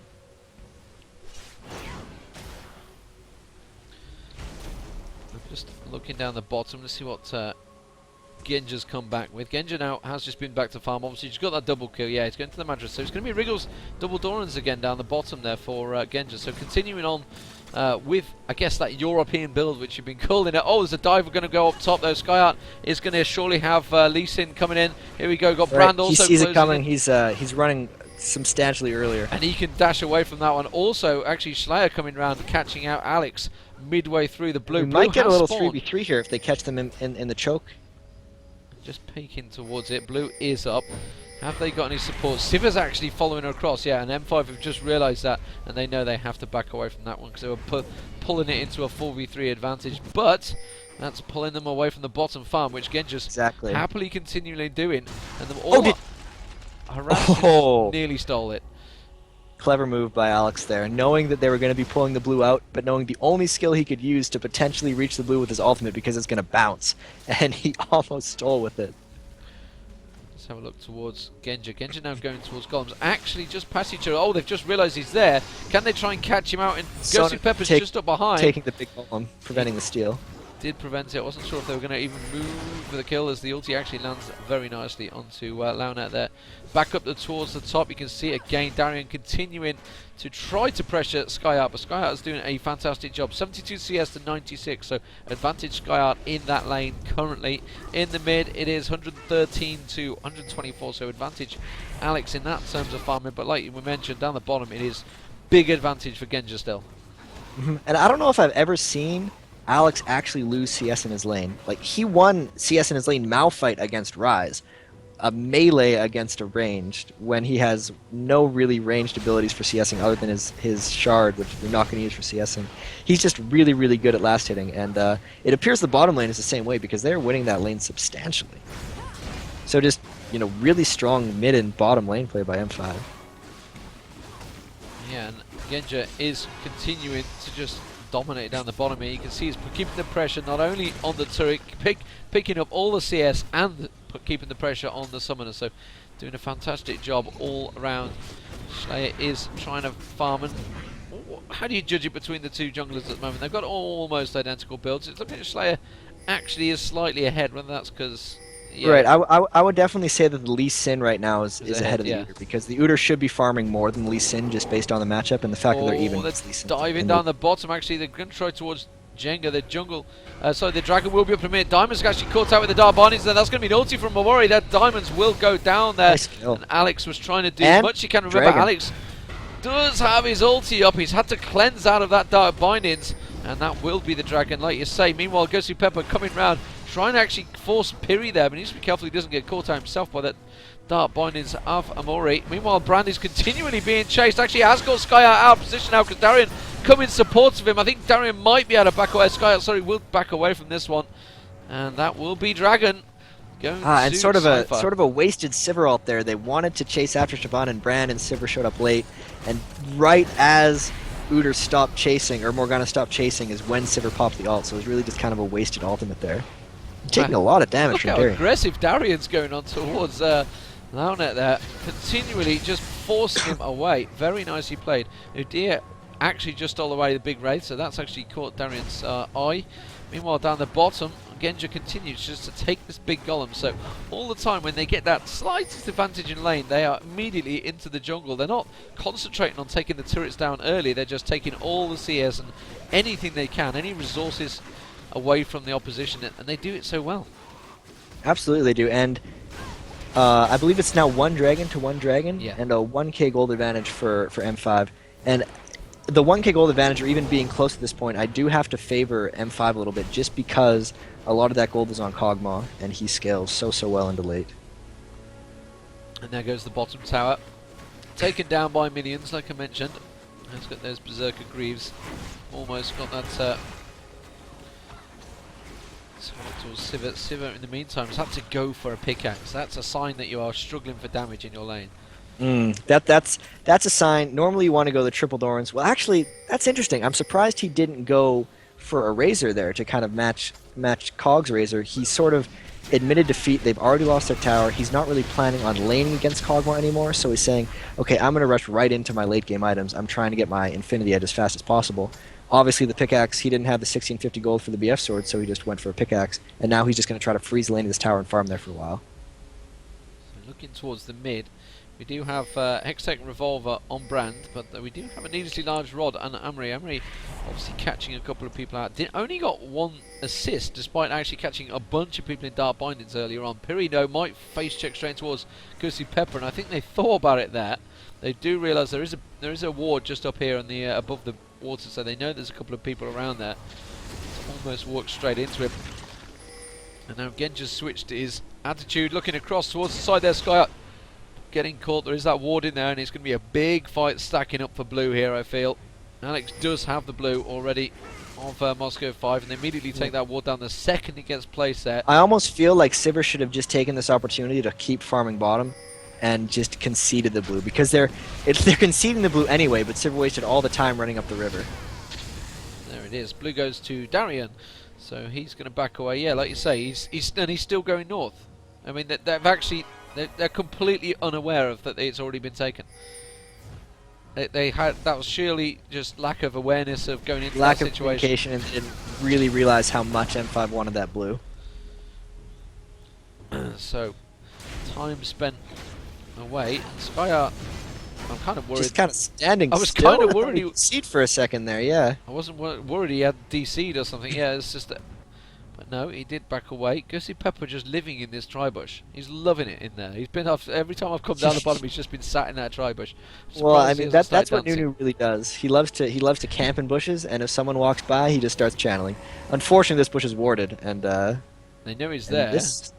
yeah. Oh, and you know what? They He's can actually can catch him. Yeah, they can do. We'll go through there. Managed to get the Ice Blast on Slayer, but not before he got stunned there. I don't think it's quite going to be enough damage, and a good slow from Genjo will prevent the kill. And instead, in fact, he's actually turned it on his head, and Genjo said, you know what? I think I've grown enough to take you down. I'm going to continue going. Diamonds is also taking this opportunity to come and take the red from the jungle while they realise he's away, which is very well played.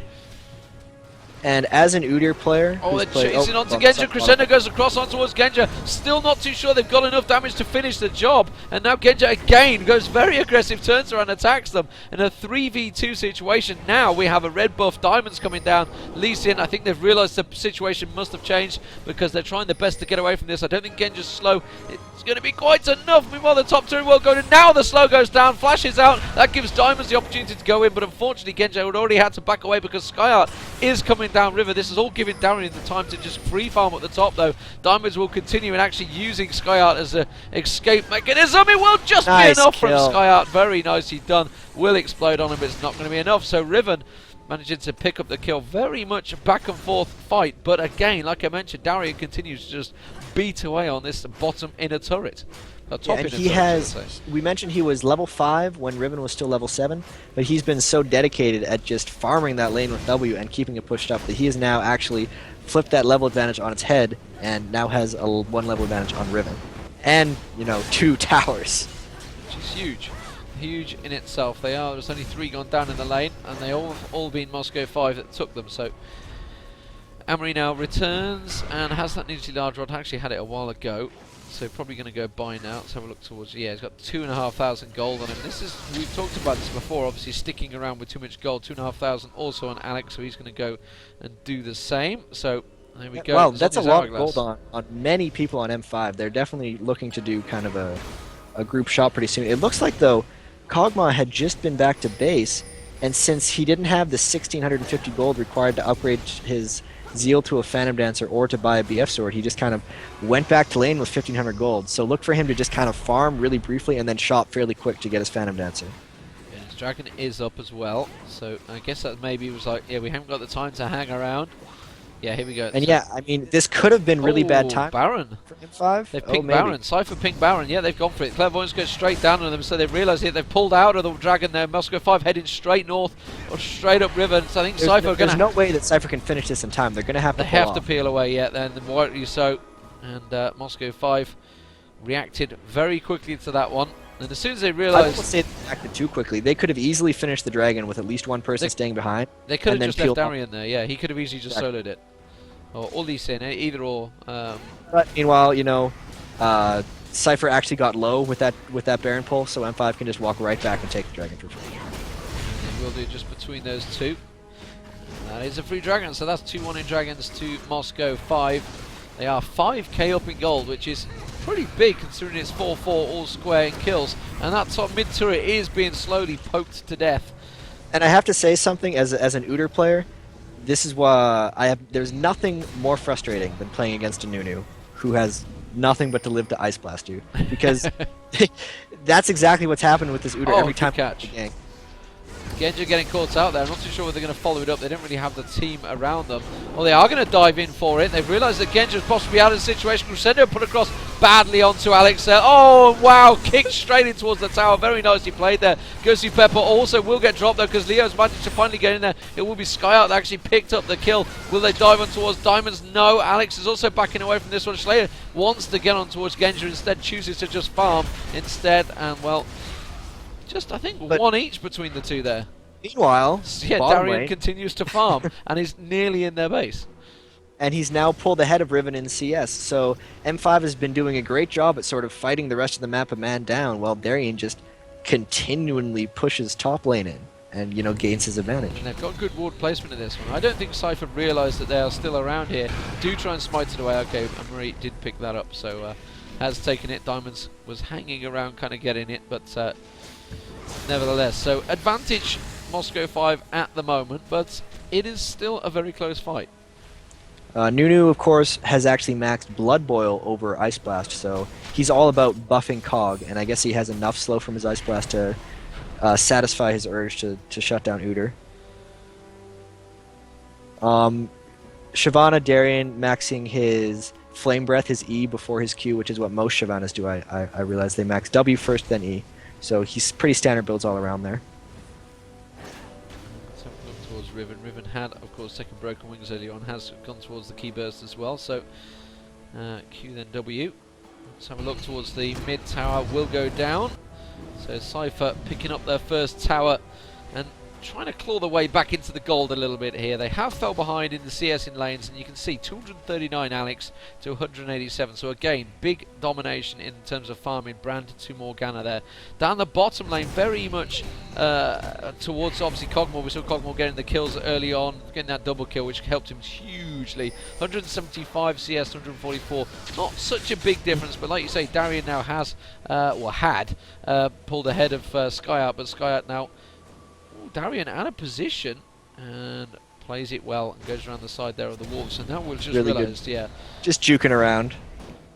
And really, 1,600 gold advantage for Alex each over Amaray in mid is really huge. The only trouble with having a really fed Brand, and I've noticed this over my course of playing, is he's got sort of these medium cooldowns on all of his skills. So he's got his combo, but then it has about a 5 or 6 second cooldown. The thing is, in important team fights, it's entirely possible to just miss your entire combo and do nothing.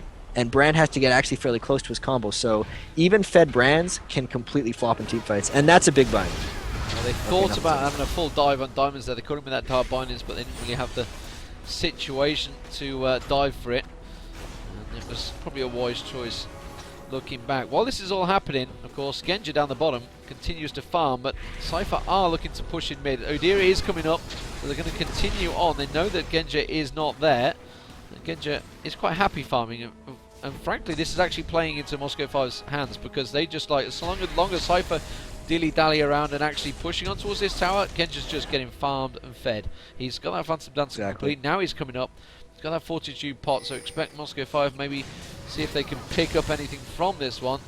And he actually successfully just walks straight back and without any issues. So Sypher's pressure not really having just... Sypher is getting really, really close to Infinity Edge, and once she has that, she'll be very close to Kog'Maw's damage, at least at the moment. Because Kog'Maw went, you know, Wriggles, Doran's, Phantom Dancer, which is a very strong laning build, whereas Sypher, as we saw, was rushing straight for the Infinity Edge. So now that she has the Infinity Edge, at this exact moment, she's about as strong as Cog, despite losing lane so badly. Which is what we saw in the first game. Yeah, it's exactly what we saw in the first game. Lose the lane terribly, and then Sypher just kind of, you know, stuck around, farmed a little bit, eventually got the items, and then turned into a force. And we'll see if that happens again. Darien continues to keep Groiup true to sticking in his lane. Again, another long game by the looks of it. 26.5 minutes into this one. Actually fairly low on the kills, considering all of the jungle invasion. It's been a lot of just kind of posturing between the two teams and then going, yeah, you know what, I don't actually want to fight, and then just kind of walk away from each other. Yeah, just poking back and forward. I'm not too sure really who's the stronger of these top teams. Neither seem to really want to engage each other. Just want to keep... It seems like it. I feel like M5 definitely has the advantage. You can see they have the 5k gold lead and the CS advantage almost across the board. I think it's just a matter of when they can get a fight that isn't too disadvantageous for them. So it'll be around a dragon or around a blue invade, when around a dragon or around a blue invade, where Sypher finally says, you know, you've done this too often, we're going to try to punish you, and that's when M5's going to get the fight that they want. Yeah, they keep poking back and forward in mid. I'm switching between those on the top lane. Darien, I felt, came out just slightly on top with Sky out there, but he Again, you can see him just live stealing it all back. Oh, Alex has actually been caught out here. Will they finish it off? Boomerang Blade comes out. Yes, they have popped the ulti. Not too sure if it's going to quite be enough. They need to blow everything on him. They will do. He had to turn around. He realised he was going to go down, threw his ulti out, but getting caught out of position. And a very, very good dart bindings there from Very Sypher. important Are they pick going there for Baron? They Sypher. have pinged it. There is a ward in the back there. There has actually got no oracles, but they're going to be well aware there is going to be a question is, can they peel out in time? So the only ultimate they used to kill Alex was Sypher's. Here we go. They needed that bind, lands man. the slow onto Slayer there. Like you say, oh, he has flashed actually. Nunu popping his ulti in the tub. Bush, they do realise it. They managed to get the crescendo just before it went off. Gossip Peppers immediately had to back away from that one. Morgana's ulti has pinged across 2 or 3 of them. Genja taken down very low. In amongst all this though, Darian is continuing to beat on towards Leo. Does take him down, and Sypher goes down. Piri goes down. Moscow 5 came out on top of that one, surely, considering they were in a 4-on-5 situation. That's quite incredible. I just don't know whether they did interrupt Nunu's ulti in time, but I'm not too sure how. Somewhere in amongst it, they just lost their focus. Yes, wow. Shyvana must have done the majority of the damage in that fight, because I had my eyes on Kog'Maw, and he spent the most of the time. He was hitting Morgana low a little bit, then she Zhonya's, and he essentially just had a kite after that. He, flashed over wall and then got chased by a bunch of people. Nunu doesn't do that much damage on his own. It was really just Shyvana's AoE sitting in the team, kind of auto-attacking people, that must have done the majority of the damage in that fight. On top of Lee Sin, because, Nunu obviously doesn't do that much damage himself. It was just his ultimate. It got interrupted pretty fast. Brand was dead. It had to be Lee Sin and Shyvana doing, pretty much all the damage to kill 3 people.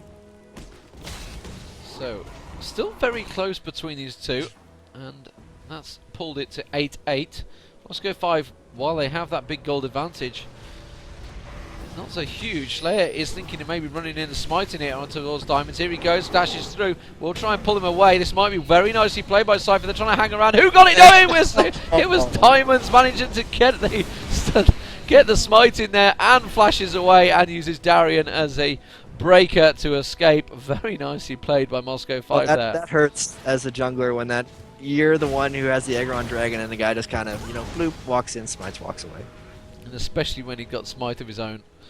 It's just not a happy place. Sypher though, and I still feel this is very even between the two. They're both invading each other, they're both catching each other out, and it's a case of that last fight all started because Alex got caught out, and it could easily go the other way. A single dark bindage just like that on Diamonds could easily turn things. If it had gone to Genja, I think they'd have probably pounced it. They are missing Riven at the moment. Riven up top, continuing to farm and actually trying to regain some of that farm that he'd lost. And you can see it's still very even between him and Darian. The CS numbers are actually getting pretty gargantuan in this game. 307 for Brand at 30 minutes. 241 Shyvana. Just really, really high CS by M5. And Sypher's actually closing in on Genja as well. Despite, like you say, losing lane out, he's building up towards that Zeal. They've actually split at the moment. There's a double ward in the bush, both Moscow 5s. Oh, one just died. So they'd actually just refreshed that one ward, and as soon as someone walked in, then one of them expired. So, definitely a lot of posturing between the two here. Sypher's actually, I think if Sypher shows himself down the bottom now, I think they might try and go for a bit of a lunge. They definitely might try to force a Baron and peel off. There we go, now Sypher's shown himself. Moscow 5, yeah, they're immediately going north. The second Sypher showed himself, going, or herself I should say, but it is a him playing it. So technically right on both accounts. And they will go for it, force it. Sypher is going to get him in time before they manage to do too much. It's whether they manage to peel off and catch it. Surely Sypher are going to be well aware of that fact. Crescendo is up as well, so they could easily get across. But they're actually out. They continue it on. Crescendo does go down this time, and it's actually missed, I think, this time. Darian seems to be the focus. Darian goes down very quickly. Riven also picking up a kill on Gosu Pepper there. 2 people are dead on M5. And Sypher's ulti now goes across, and M5 is surely going to be coming out of this one worse off. Alex has actually managed to flash and cleanse out of that one. Diamonds is continuing to try take down Piri. Piri flashes out of it and will get taken down. That worked so well in Sypher's favour. And really, I thought M5 would have peeled out a bit earlier than that one. And they will they take the Baron? This is going to be a really sketchy Baron. They have a lot of poke left on M5 still. And they're going to back away. And wisely so, because obviously Alex could easily get a quick AE across the two, and Genja is definitely going to be able to do a lot of damage. But a again, this is another close team fight, but this time Sypher came out on top. There really is not a lot splitting with these two teams. I have to say, though, that was one of the fights where Brand's skill shots just didn't work. His ult hardly bounced. I don't know if his W, his Q, or his E necessarily landed on that many targets, and it really showed when they kind of just all sort of died without anyone on Sypher dying. Brand didn't get his damage out in that fight, and I think that's one of the big reasons they lost. And on top of that, Kog'Maw really needs to finish his Infinity Edge, because at the moment, Sypher's got his Infinity, his Zeal, and Kog'Maw's still, just lagging a little bit behind, and he doesn't have, he's got 1,500 gold. I believe you need something like 2,000, and I should know the exact number. I think it's 2,100 to finish your Infinity after your BF sword. So he's got to farm a little bit, and M5 needs to give him his farm, because it's really important that he gets that item for the next team fight. Which is what he's doing, heading straight back towards that top lane, pick as much up as he can. And actually, I thought it was going to go south because that Crescendo completely missed. It seemed to be in amongst all that as well. Yeah, it probably did. Yeah, I noticed that. Morgana got a fantastic ult off and now has the double Mean-to-Solar Drawed items. So when Morgana goes in the next fight with Flash, by the way, so she'd be able to get a really, really well-positioned ultimate. It could be devastating for M5. Yeah, let's have a look at it. Morgana 506 AP. Brand, when he comes on the screen, there he is, 321 AP. Had to go the Rylers earlier on, but is built towards that death cap now, so we'll soon spike once he manages to complete that. But Sypher feeling a bit more confident after that fight, I feel. You can see the way they're setting up. They want to fight now. They're looking like they want to fight, but then M5 are also looking like they want to fight. It's a case of can they catch anyone out. It's all going to be about Sypher's dark bindings, it seems. I'm not too sure what M5 are going to try and initiate with. They seem to be just dodging out the way of that dark binds that keeps firing out. Oh, hello. Darian is actually going south. That may trigger something for Sypher here. And he's going to have to try and cover off. There we go. Pings go down. They realise he's there and they've immediately headed towards Baron. It's just the instant tell, the instant giveaway, which is going to give this a It really is. 4v5. And another thing that happened in the last fight is Darian died almost immediately. So, and oh my goodness, Alex got caught completely out. Now there is the flash ulti, and that is going to be a quick kill for Sypher. And well, it's then again a Crescendo going out and completely missing from Piri. He needs to stick with Janna, I swear. He's so much better on Janna because it's just not working out that way. But that was harsh. That was and there was a ward straight there. They literally stepped straight on it, which is actually what Moscow 5 did. They were quick to catch someone out with Rise and pounce straight on him. I think they actually might take the Baron this time. I think it's not too sure whether Diamonds is going to think about trying to go in. Looking to stop them. They're very intent on not letting them here. Darian still has ultimate. They might try to 3v5 here. Piri's low. They're going in towards Darren. Here they go. 3v5 comes in. Genja does manage to get the kill on Piri. Darian is also looking like he might get the kill on Slayer. Slayer does go down, so now it's a 3v3, but Darian is also very low. Skyart's almost certainly going to try and finish him off on the Dark Bind. He's trying to predict across on towards Lee Sin there, sticking back across towards Darian. Darian will go down. Lee Sin has managed to dodge away from that one. So in a 3v5, they've actually managed to pull out a 2-2 win kills, I believe. A 2-1, yeah, in fact. M5, like Genja, Diamondez, and Darian completely bailed out Alex for getting caught by that binding, because that easily could have cost him the game. But they did just a great job engaging at exactly the right time. I mean, they came in from 3 different angles too, which seems really awkward. Lee Sin relied on landing a Q over the Baron wall just to engage into the fight, Darian did a great job jumping over into the Kog'Maw, and then from 3 different angles, they immediately converged to be in the same place, and they managed to pull off the 3v5. What's important to note in there is that Kog'Maw got the kills, so now he's got the Infinity Edge. So nice. He's completed that, so with that Phantom Dance, he's now easily as strong, if not stronger. But of course, the Sypher ulti can certainly make a difference. But yeah, Genja's definitely benefited a lot from that fight, that engage. He did pick up the kill on Piri, I think it was, early on. And looking like Sypher now going to go south. So still very even between these two. Remember, Moscow 5 have to win this one. They are 1-0 down already in this series, this semi-final. Best of 3. Not best of 5, like I think I said earlier on. Best of 3 semi-finals. Best of 5 would be here all night. Yeah, and one thing for people to notice, any amateur Shyvana players, you generally want to build a lot of maximum health on Shyvana because her ultimate gives her tons and tons of resistances. So to get as much effective health and tankiness, you see Darien has went with the Warmogs and the Frozen Mallet. So he's actually sitting at 4,100 health, and it just makes him a giant, huge tank when he actually goes in because of all the resist from his ultimate. So I wonder if he's just built that recently, because he got popped very quickly in one of the early fights. He definitely did. I'm not sure what popped him so fast, but he's definitely increased his tankiness of late. And also, Alex has actually completed the Rabadon's death cap, so he's up to 547 AP. So he's actually surpassed, although saying that he has got the blue pot on, but he has actually surpassed Amory. Oh, Darien getting caught out there. They're not going to pounce on that one, though. Not really in the position to. And again, this is a situation where very tight team fights. It's a case of whether anyone's going to go. Oh, I thought Piri might get caught out by diamonds there. And look at how many wards M5 has around Baron. Like, if Sona wants to clear that, it's going to take her, 45 seconds just to auto-attack all of those down. And there's another one just been placed on top. They really do have it laid up. So blue buff actually going to Genji this time. So Genji going for the cooldowns for his ulti surely there. And just the repetitiveness. If they're going to be sieging Baron, it's more important for him to be able to consistently ult and still have mana for team fights. Whereas Alex, in all these fights, he's generally getting off one combo and then pretty much dying. So the blue buff isn't necessarily that important on him. So we've hit that 40-minute mark, or just about to anyway. And again, you can see the end builds. Anything particularly you've seen in these end builds that you like, dislike, you're not too sure about? Well, I'm glad Brand finally got his death cap, because he was taking his early advantage into kind of more control. When you build the Rylai's and the Will, it's all about kind of lane control, but not necessarily about winning team fights. And now he has the death cap, so he's doing big nukes. Udyr, I never like building Udyr into late game, especially with a shredder like Kog'Maw. So Udyr is he's going to struggle to be useful in these late game team fights. Really love Morgana's build, really love Sypher's build, and the supports both seem pretty standard. Wow, Amory's taking a lot of damage there. That's enough to be able to poke him back. Yeah, they're going to feel like he can take a Baron from that one. They managed to strip him down to half health, so they're going to feel he's going to. I think he could easily flash and hourglass it in there though. And has managed to catch the dark bindings. That's cleanse used up now. Piri's going to go in there. Gus and Crescendo across the entire team, but they've eaten so much damage in doing so. Gussie Pepper pops off. Genji picks up a couple of kill there. Oh, Amory using that Zhonya's at the wrong time, and they'd already all backed out of the ulti there.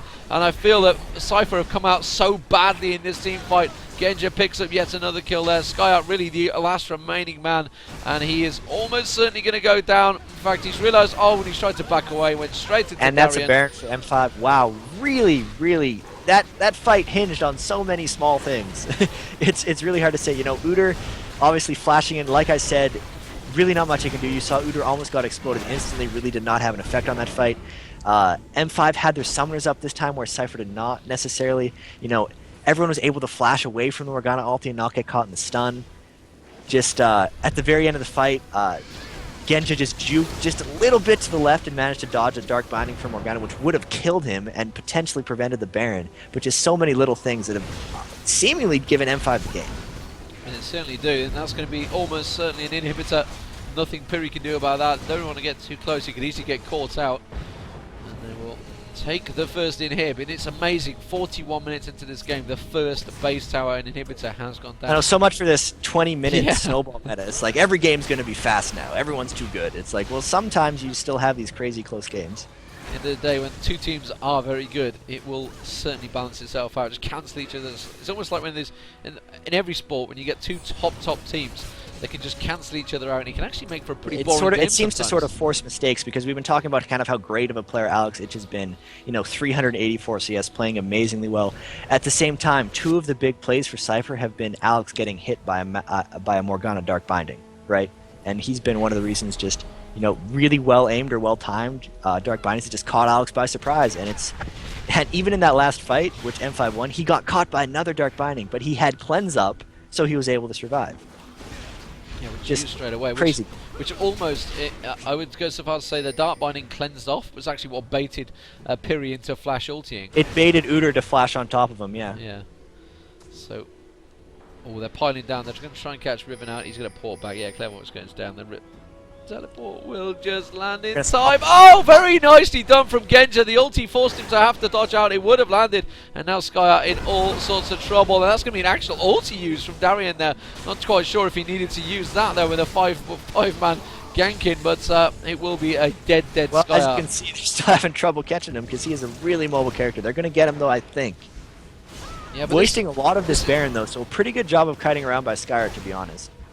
Exactly what I was going to say, and it was actually Genji that picked it up, well deserved, because he stopped it. But like you say, kiting him around enough to just delay that Baron. As I look to the one character that hasn't got Baron buff, well done. 2/3 of it used already. They are going to try and push on bottom. I'm not too sure if they're going to be able to delay them enough here.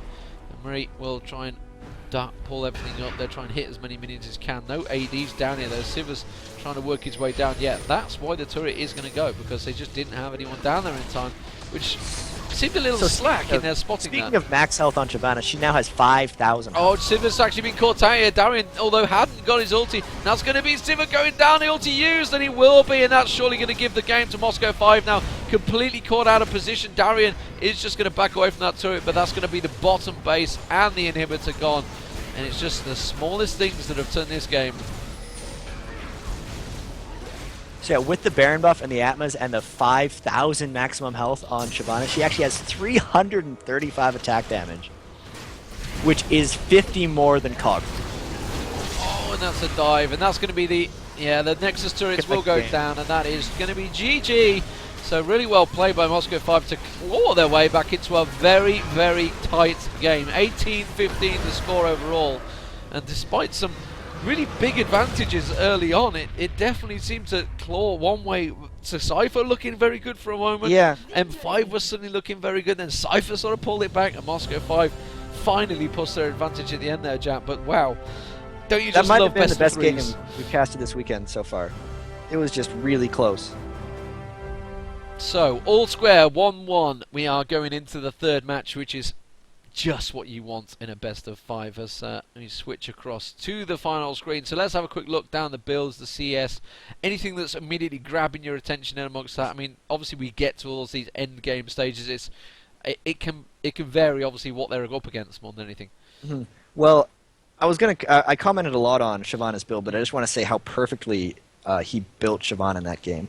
The 5,000 health at the end of the game when they had no % max health abilities on Sypher's team just made him just this unkillable monster dragon, you know. And you could see it at the end where he was pushing down that middle inhib, and he really just, you know, this fed Sypher with 3 crazy good damage items. Just, you know, he could ignore it. He just walked right into Sypher and just killed her. And that build in particular was one of the ones that won them the game. I felt like the matchup between Riven and Shyvana went almost exactly like Sypher wanted to, but then they just kind of lost track of Shyvana as the game went on. He just persistently farmed top lane and kind of snuck back into the game. And yeah, that's pretty much what happened. And the Sunfire Cape on Udyr, I do not approve. I dislike that item hugely. Yeah, the fact was he was trying to flash and get involved and was just getting popped.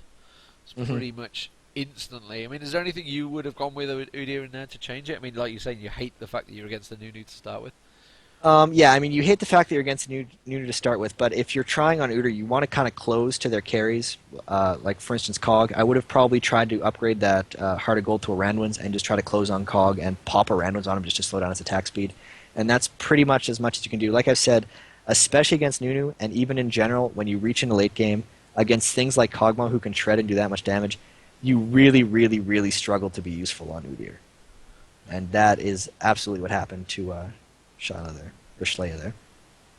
Slayer. So, okay, we're going to go into the third game. We're going to take another quick break and get back over there. The players will pretty much be waiting for us. We do have these 3-minute delays, but that is 2 40-plus minute games back to back. So I'm expecting this next one to be also pretty long. So don't go anywhere, guys. Yeah, we'll be back with the third match in the series. And don't forget, coming up after this one, it will be CLG versus Mistral Gaming. Mistral Gaming, who beat SK Gaming yesterday, obviously came second in that group to Moscow 5. I think Moscow 5 was the team they lost to, in fact. So very close games coming up. So we will be back in just a few moments.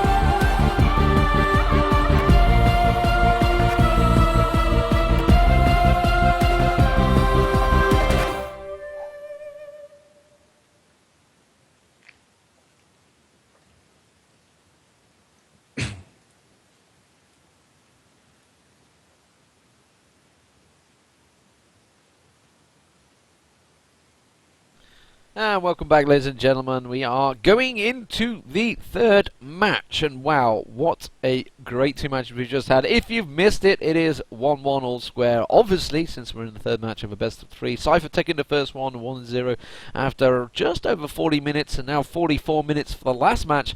Moscow 5 managed to squeeze it out against Sypher, so looking incredibly close these games, Jat, and probably the best ones we've seen in a while.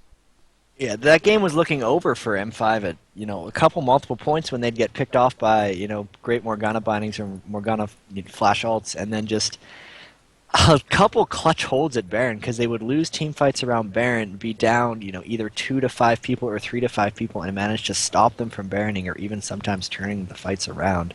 And it was just squeezing out those, small advantages at the Baron fights that eventually pulled them into victory for that game.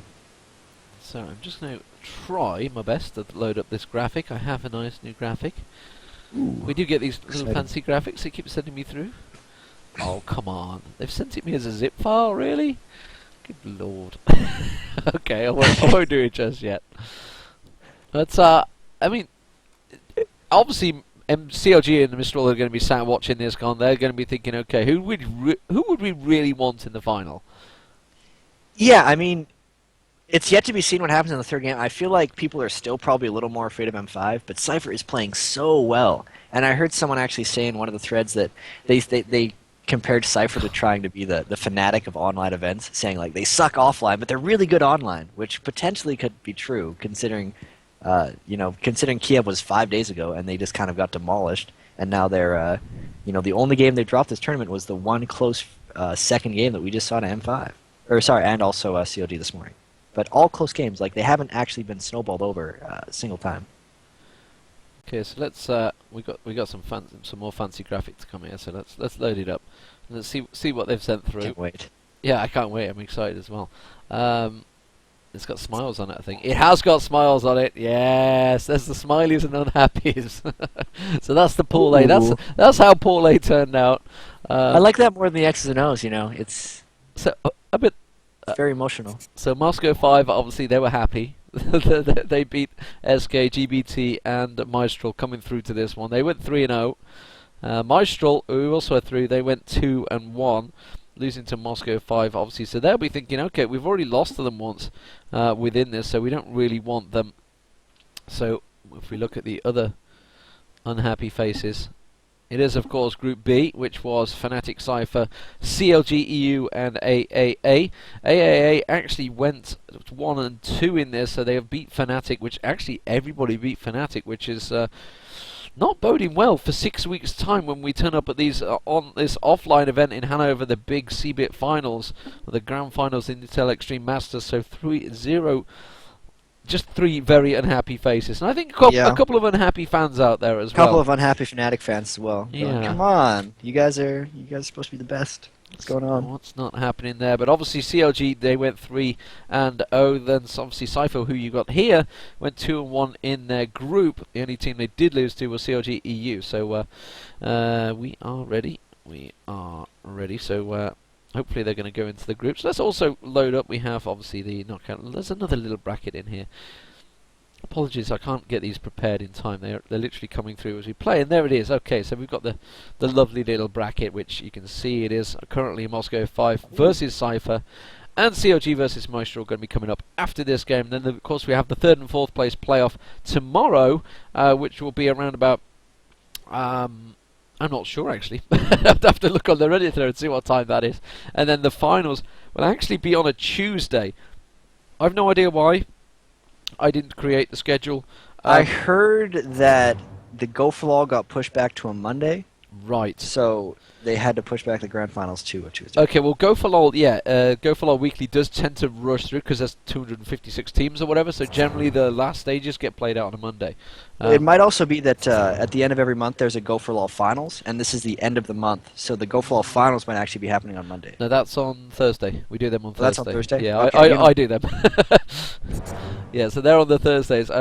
Actually, I'm not sure if I'm going to be able to do that one. Anyway, we're getting to the bans. Let's get straight in there. So Rise and Shyvana banned out by Sypher, realising they're not going to have first pick. So actually taking Shyvana out of it this time. They did take him in the first game, I believe.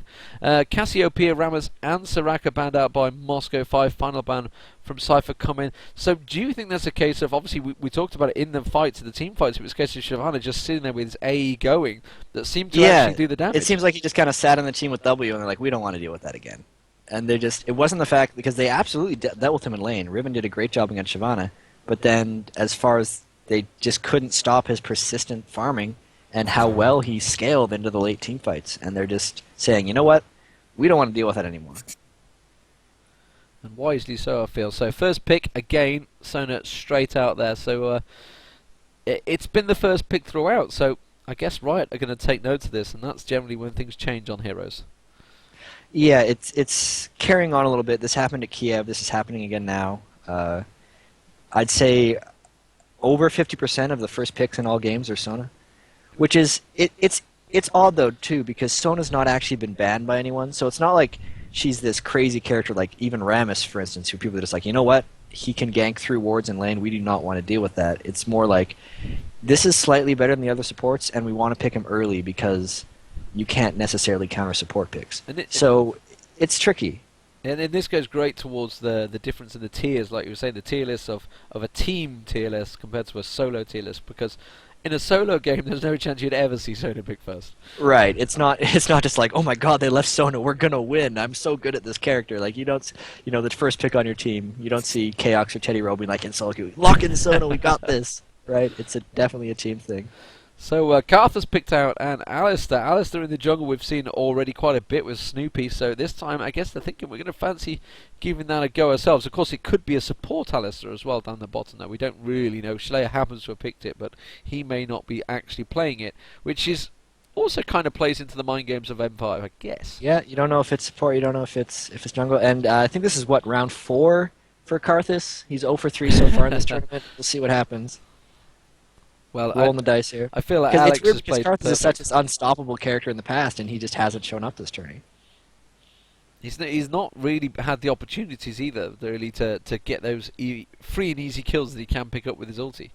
Well, it's weird because we did see that, at least the SK game, he started off 2-0, and we're like, oh no, this Karthus is going to take over. He started 2-0, and then it's just, they're getting kind of crushed in lane versus everything they're playing against. And is the flip side of picking it so early is you can get countered so hard, which has been happening.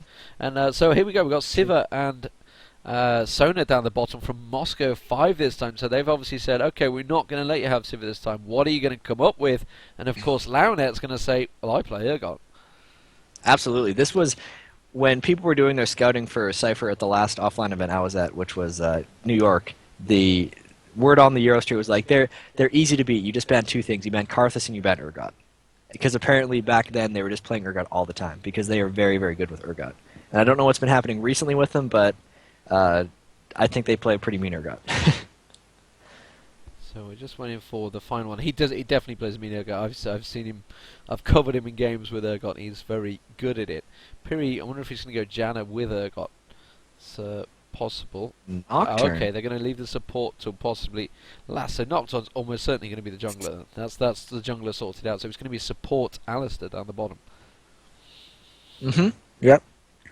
So this is kind of interesting. They're doing this sort of early game all-in aside from Karthus, because Urgot is just this kind of lane-dominating AD that doesn't necessarily scale that well. Nocturne is sort of similar in the fact that he has really strong ganks in mid-game at level 6, but he has trouble really kind of scaling late, but then they still have Karthus, who's just this late-game monster. So I think they're hoping to win the early game with the 2nd, 3rd, and 4th pick, and then just have Karthus, for their late-game insurance. And this is surely pointing towards lots of ganks bottom lane rather than top as well this time around. Looks like. Wow, Twisted Fate in the middle possibly. That could be. I'm excited to see a Twisted Fate. Yeah. Ocelot played Twisted Fate against Moscow 5. And like you said, I think he went 11-2. Oh. No. Total switch up. Yeah, so actually, but it's a good switch out, isn't it? I mean, that's a strong Moscow 5 team there. So we've got Vlad, who actually, in the current patch, a lot of people think he's very strong. He's definitely got stronger. And Oh yeah, he's very, very strong in this patch. A lot of people, Euros that I've been talking to, have just said Vlad is, OP as, expletive, and then that's why we ban him, is what they're saying. So a lot of teams really think Vlad is crazy, crazy strong right now. And M5, again, doing swappable solo mid-top, because those guys could really go either way, which makes it difficult for Sypher to pick their top lane, because they now have to pick a top lane that can do well against Vladimir or Malphite, and they can't just counter one. I'm pretty sure it's going to be Malphite in the mid against a Karthus, which I guess I'm trying to think of the range between the lay waste and the shard. Well, lay waste is definitely larger. Lay waste is like 8 or 9, 850, I think, but it's obviously fairly dodgeable. And if he throws out, if he goes out to Q, the casting animation alone might get him caught by a shard. But the flip side is if Diamonds can, or whoever's playing Malphite, which will be Alex, I guess, can get onto Karthus, he can rip him apart. You just do ulti dive, absolutely. boom. Just his full damage combo with, the Abyssal Scepter double Dorns build that he likes to go and just pop him, pretty much. And eat the initial lay waves with obviously his passive that he gets. So interesting lane setups here. So it's going to be a Vlad versus an Aurelia in the top lane, a Alistair and Urgot in the bottom lane versus a Sivir and a Sona, so pretty standard from Moscow 5. And that actually, I say standard, I don't remember the last time they actually ran that lane. So not It's just standard we've for seen Moscow so much 5. of it. It's like we've seen Sona in every game and we've seen Sivir in every game. So it's like, yeah, that's standard. And then meanwhile we have Alistair Urgot, who I don't think we've seen either of those characters bot lane all tourney. So this is definitely Sypher going with the oddball team comp this game. Okay, so let's break us down then. Let's go through. We've got 3 minutes to kill.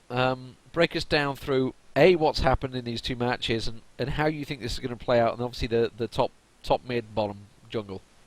Yeah, well, so far in these matches it's just been really kind of absurdly close play. Bottom lane on M5 has done just a fantastic job at beating Sypher. Like, I definitely give tons of credit to Genja and Gosu Pepper for just winning bottom lane. But at the same time, after they take the tower in bot, Sypher's done a really good job of just getting their AD refarmed again, and I think that's a big reason why you're seeing the Urgot Alistair this game from Sypher, because they are just tired of losing bottom lane so badly. So like, we're picking Urgot Alistair. This is 100%, so we don't lose bottom lane. And they're just tired of losing that early game pressure on Dragon and bottom lane so far. Top and mid lane have been kind of back and forth. Alex has seemingly out CS'd, substantially everyone in both games, but at the same time he's messing up a little bit in team fights, I'd want to say. Like, not terribly, but especially in game 2, he was getting picked a lot by Morgana bindings. And then as far as this game goes, we already talked about the bottom lane. Sypher's going kind of all in early game, where if that fails, then they're going to be in big trouble, because Urgot versus Sivir late is going to be, a joke if they're at even farm.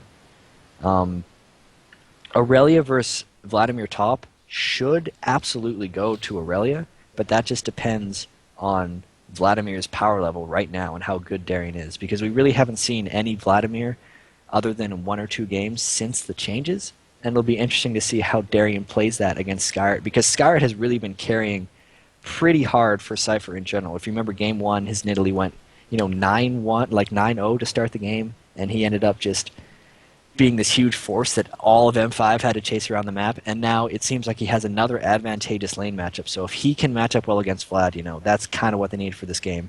Karthus versus Malphite, I don't really know what to think. I haven't seen this matchup play out very often. I know Alex is actually really, really good at Malphite, but I also know Sypher's really, really good at Karthus. So that'll be probably the matchup to watch. So, I got to give the advantage in top lane to Sypher. Bottom lane, they're going for the advantage, but all I've seen is M5 win bottom lane. So I almost want to say M5 is going to win bottom lane again. And then mid lane is one of those things that I just don't know what's going to happen. And as far as the jungle goes, Diamondez on Lee Sin is just, he plays it all the time. And I feel like the ganks mid are going to be fairly early and often. Once Alex Ich hits 6, he's going to Malphite ult. That's going to give Diamondez time to land his Q, and they're just going to 100-0 Karthus as much as they possibly can. And Nocturne is going to try to concentrate his ganks bottom. So we're going to see sort of this push and pull in mid and top and bottom lane, and that'll control around the dragons and stuff. Yeah, which doesn't bode well for the fourth Karthus in the series. Which, Yeah, it's true. It's another one of these Karthuses, and people are just like, Karthus isn't very mobile, which has kind of always been his big flaw. But the thing is, he can farm from so safely far back in his tower, And that's one thing that Scar always said is like you can't shut down Karthus' farm. And you can't really shut down his farm, but you can probably kill him fairly often since he doesn't move very well. So that's what these teams are doing is they're taking like especially stuff like Malphite or Jungle Alistair or Lee Sin in the jungle, and they're like pretty much just tower diving him over and over again. They're just like, you know what? You're immobile and you're a squishy caster. We're just going to dive you repetitively, and it's been working for teams.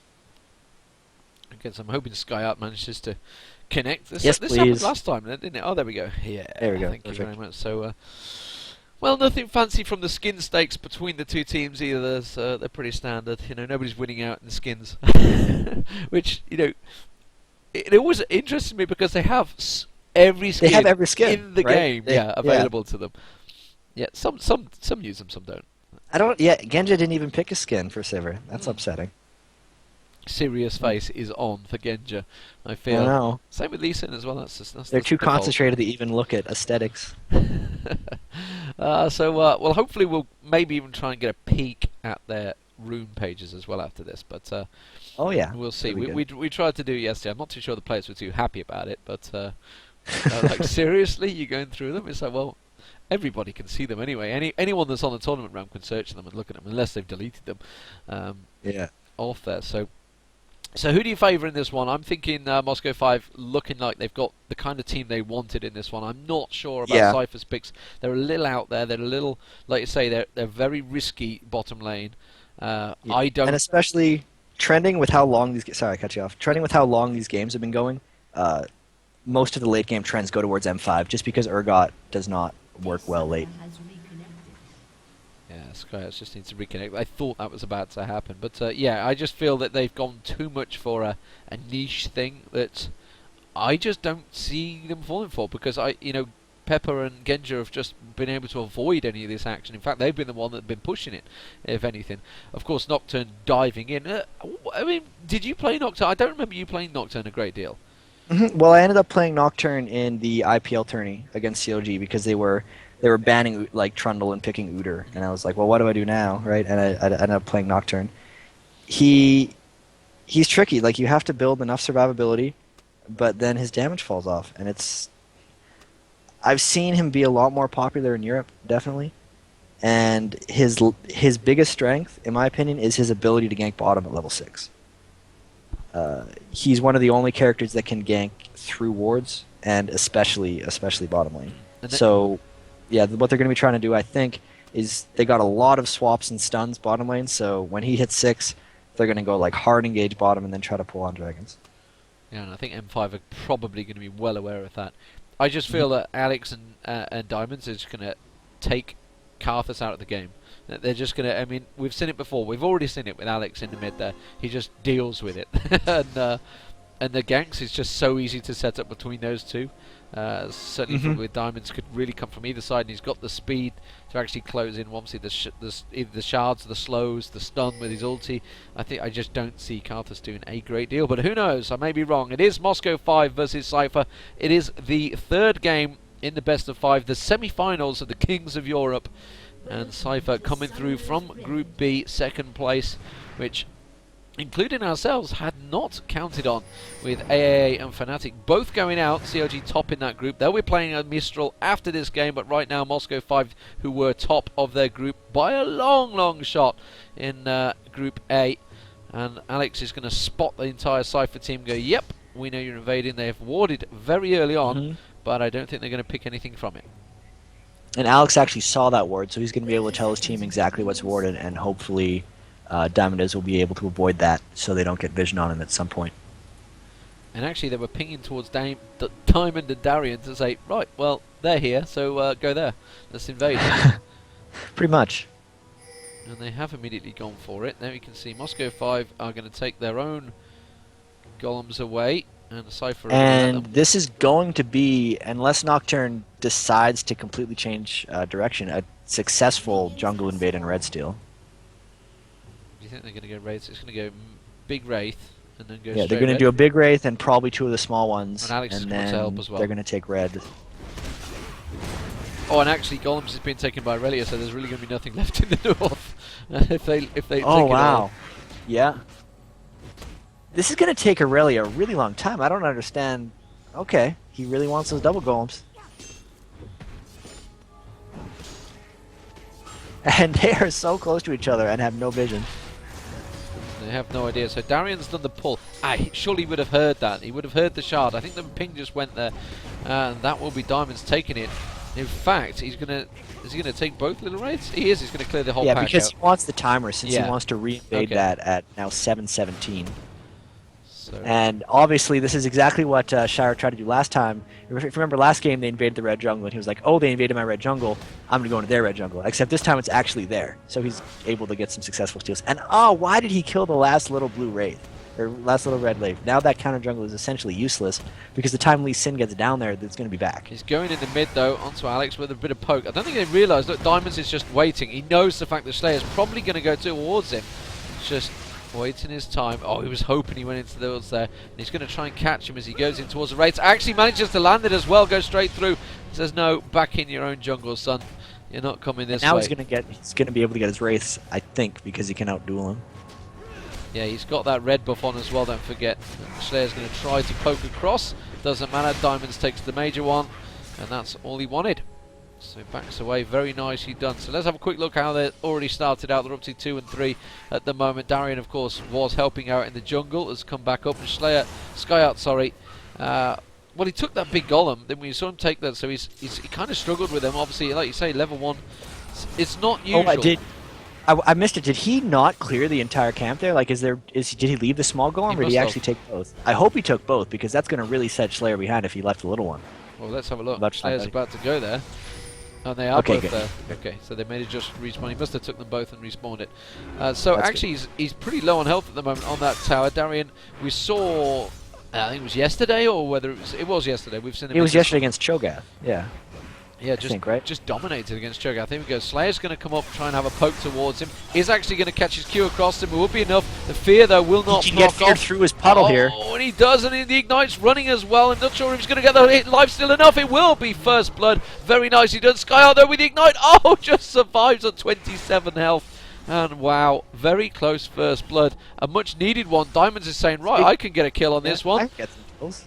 I can have some of that, and Skyart's well aware of it. The fear will go off, but he can run right through the tower if he needs to, though. Has he been? Yeah, he's going to get down there. It's going to be 10 seconds before, and actually, he could probably get into the bush and port away. Oh no! Yes, just about timed. Just about timed on the 10 seconds. So, let's have a look down the bottom. How's this one been playing out? Piri at the moment looks like Urgot has had to go back. He's got himself boots to go with those 2 parts. I'm assuming actually he probably started with the boots instead of the Doran's blade, which he's now picked up. And CS-wise is very even between the two. Obviously Genji's going to go ahead while he's not here. Yeah, but even then, Sypher's really going to have to pull off some kills once they get a couple levels under their belt, and especially level 6, because I mean, yes, he went back to shot, but these lanes are pretty even in the middle, and Genji's already up by 13. And that's a pretty substantial advantage early. And he missed as well. So now there's a lot of pressure on him in this game, which is, and again, well, Aurelia taking away them golems at the top there, so actually leaving a pretty low amount of CS for Slayer to take in that jungle, especially if they continue taking them raids. Clairvoyance goes down on blue, so they're expecting to see that one coming up soon. They can see already Sypher's going for the kills bottom with their large amounts of CC. And they are going to manage to get the headbutt pulverized on towards Pepper. Pepper's the target they went for. The slow will be on him. I think it should just be enough to finish off. He needs one more shot. The heal maybe will save his life. Genji also spell shielding away. Will just about get away from that one. Diamond's coming down, and again they have backed away, like you said, early on, going for the kills. Wow, Diamond's getting very aggressive.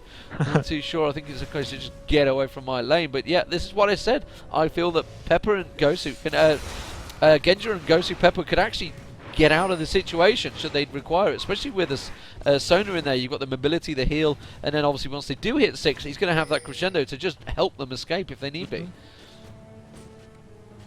Yeah, I agree. They're doing it's one of the reasons Sypher's so strong, especially for these aggressive lanes. She has a spell shield, so whenever you try to jump on her, it's just that much harder to land your right skills on them.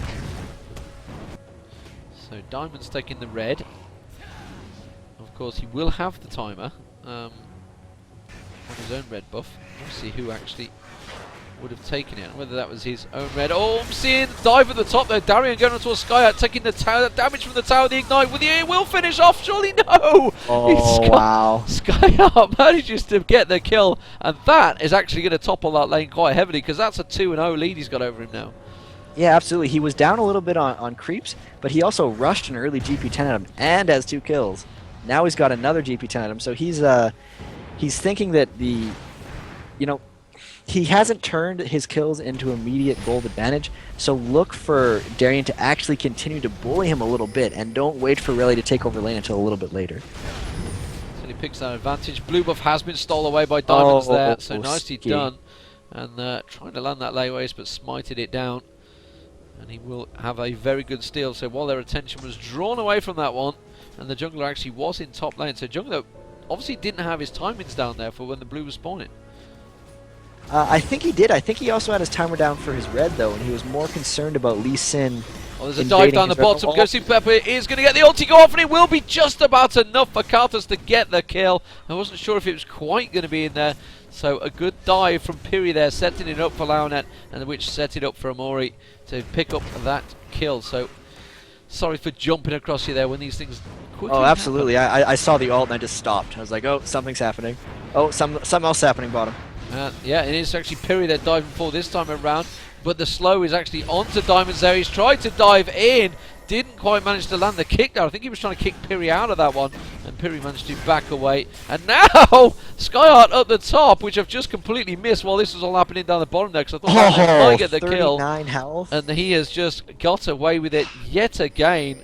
And wow, now that's going to turn the advantage. Yeah, surely. now, I mean, I said he wouldn't carry his advantage, and of course after I said that, he just goes and solos him in the that's tower. a dive on the tower though, Genja. I'm not too sure it's going to be enough, and he's got the heal. Slayer, what were you thinking there? Surely maybe playing into M5's hands. A flash used, it will surely be enough, and that will be the kill. Unfortunately went to Ghost Pepper, which is less than ideal on Genja, but a kill's a kill at the end of the day. And wow, that was...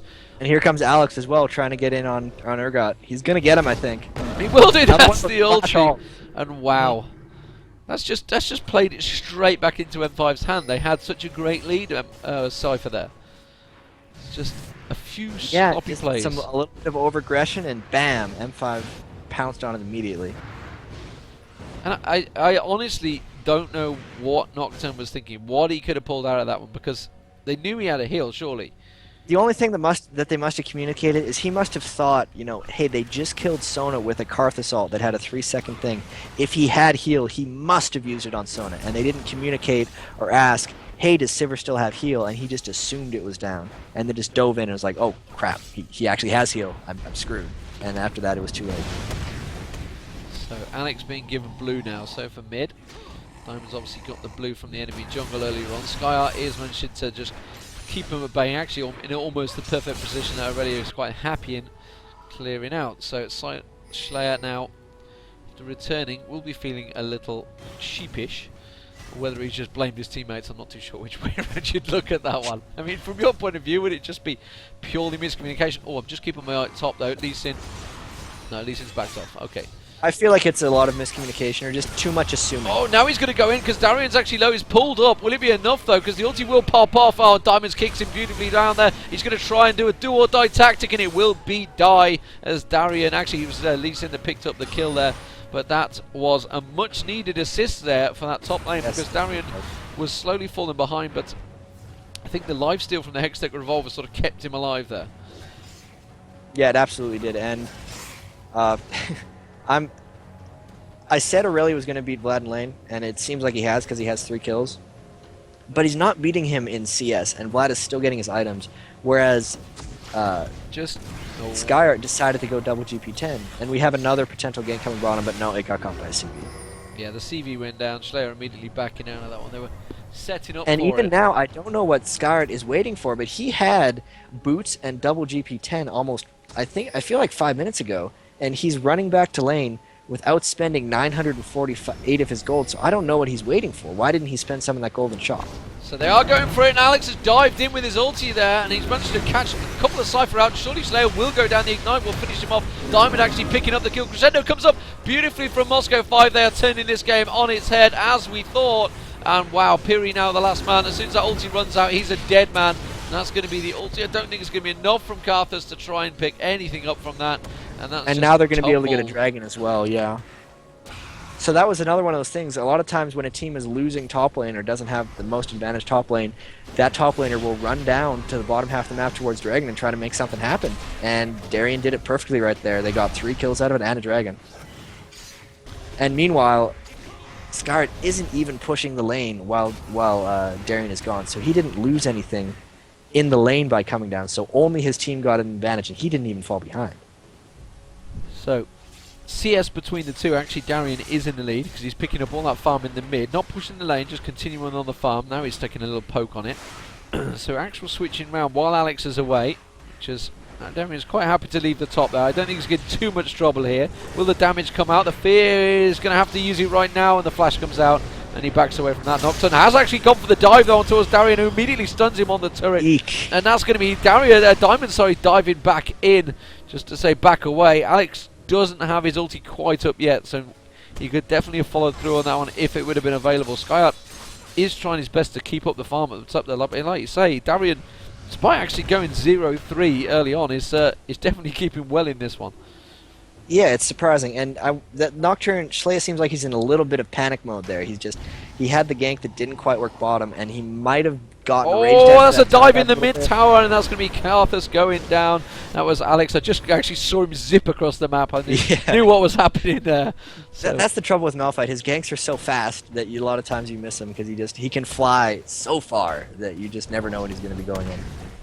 But no, I was going to say that Nocturne seems to be potentially a little bit on tilt here. He made that one poor play bottom lane, and he seems to be a little unsure of himself. When they went in for that gank on Darien, he waited a really long time before popping his ult, and it just seemed like it was this kind of sloppy, miscommunicated gank that ended up failing.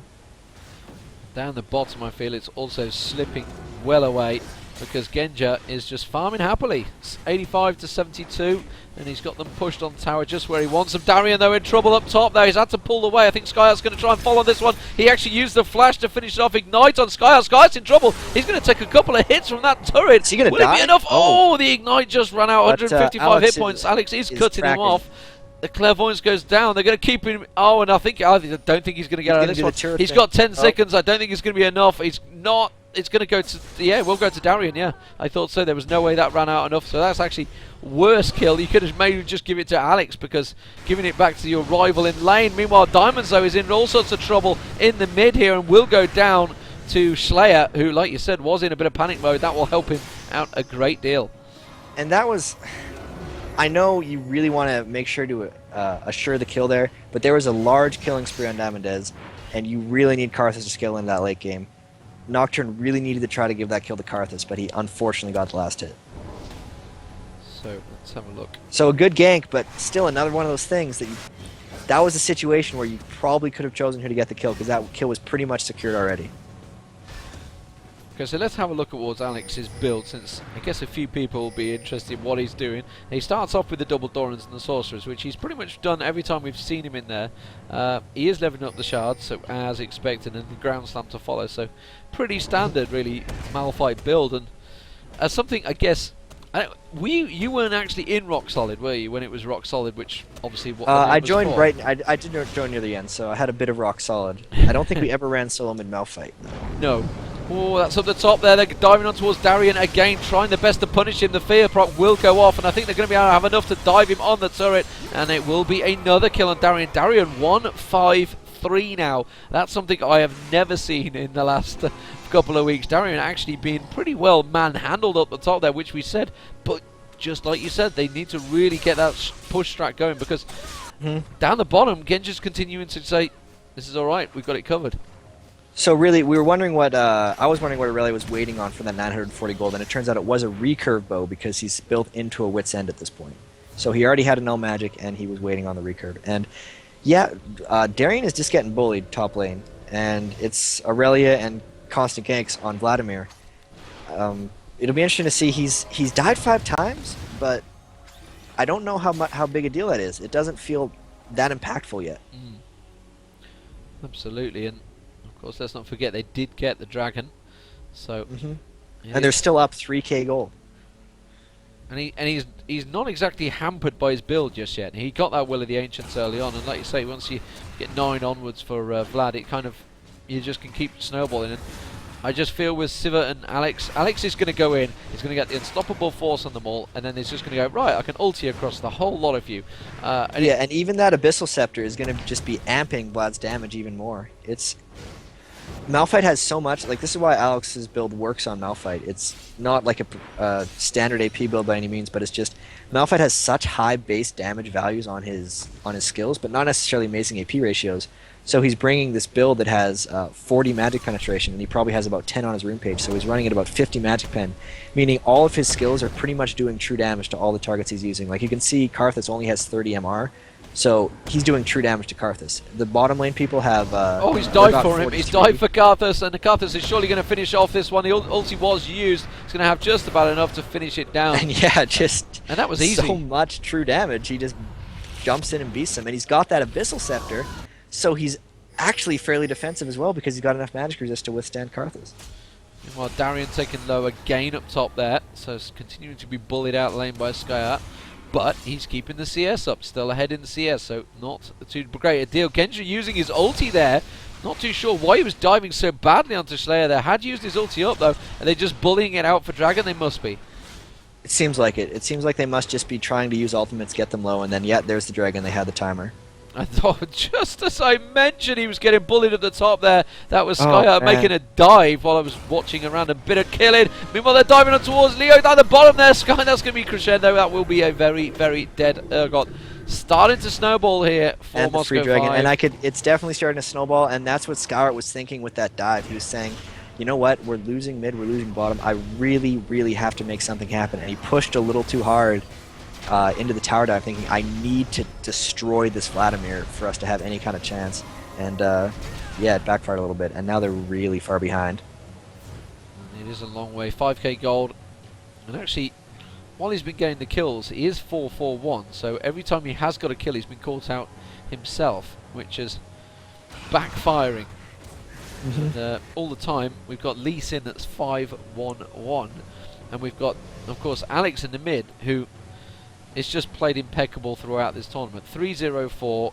Doesn't matter what gets put in mid in front of him. Doesn't matter what he's playing in mid. I mean, he plays Galio, he plays Mordekaiser, he plays Malphite.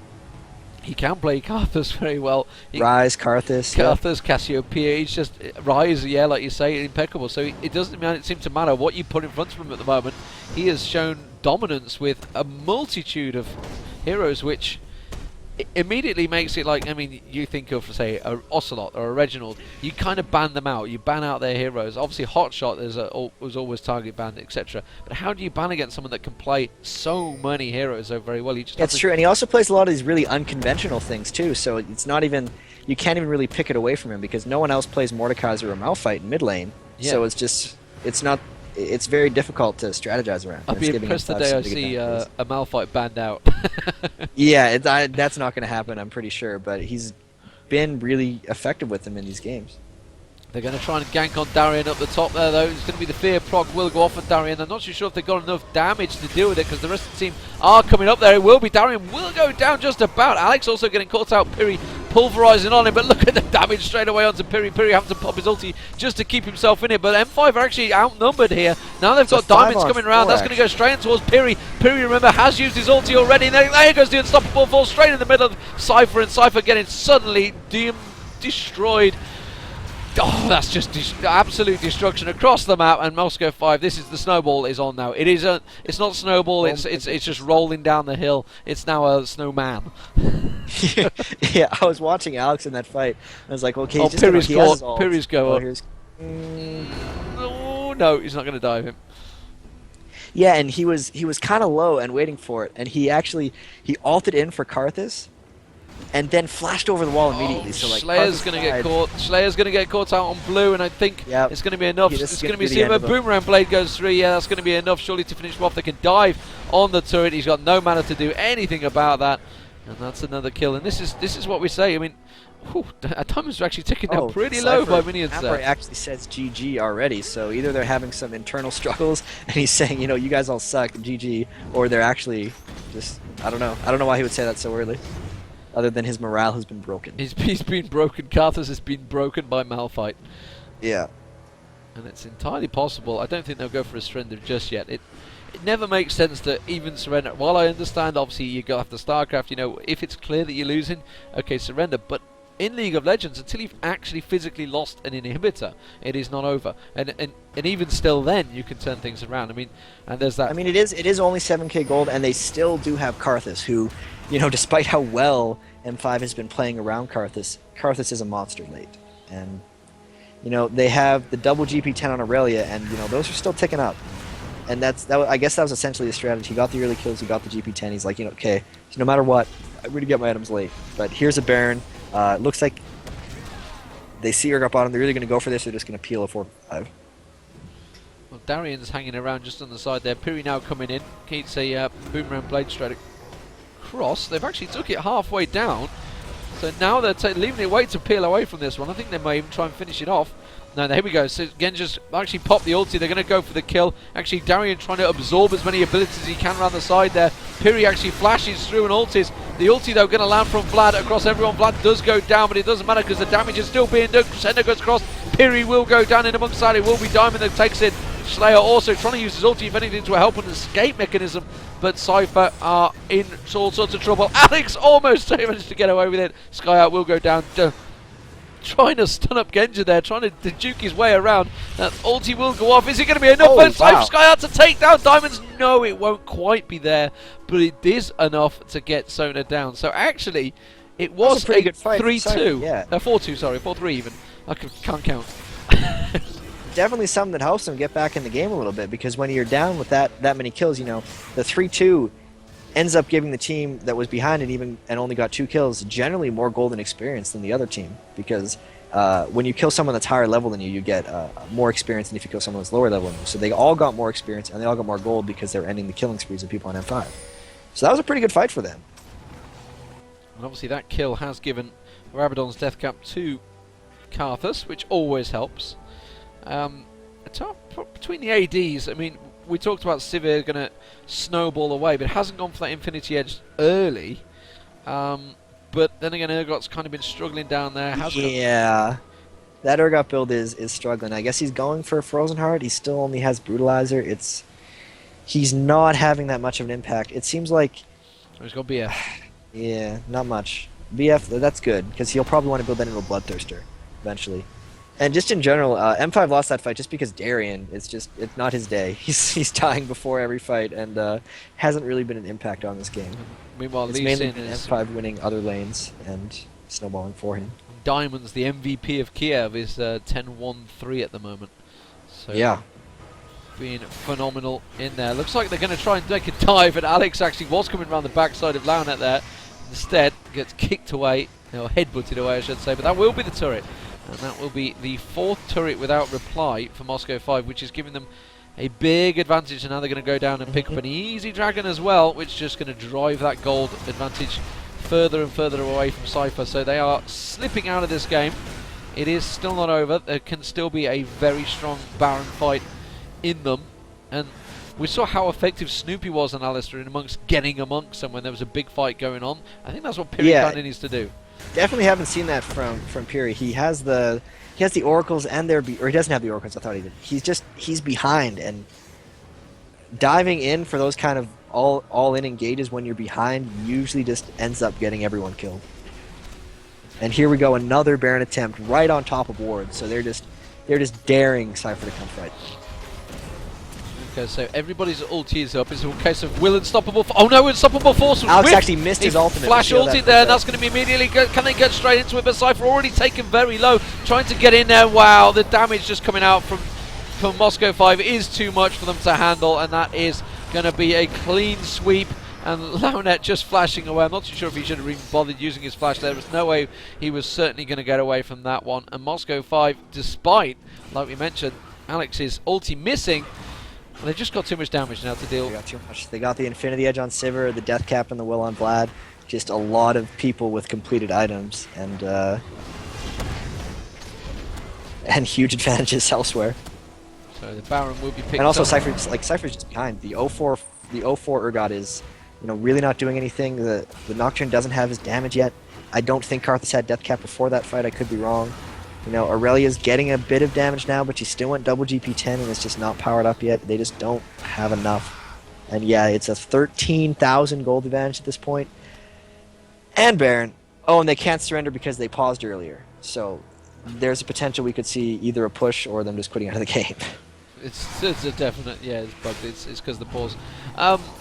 And of course, obviously, looking at Moscow 5 are going to win this one. But what do you think went through them? Because they picked Sypher, Moscow 5 had Sypher early on, and they go for the Urgot. And I think it was just a do or die bully strat at the start, which is why they probably said GG so early on.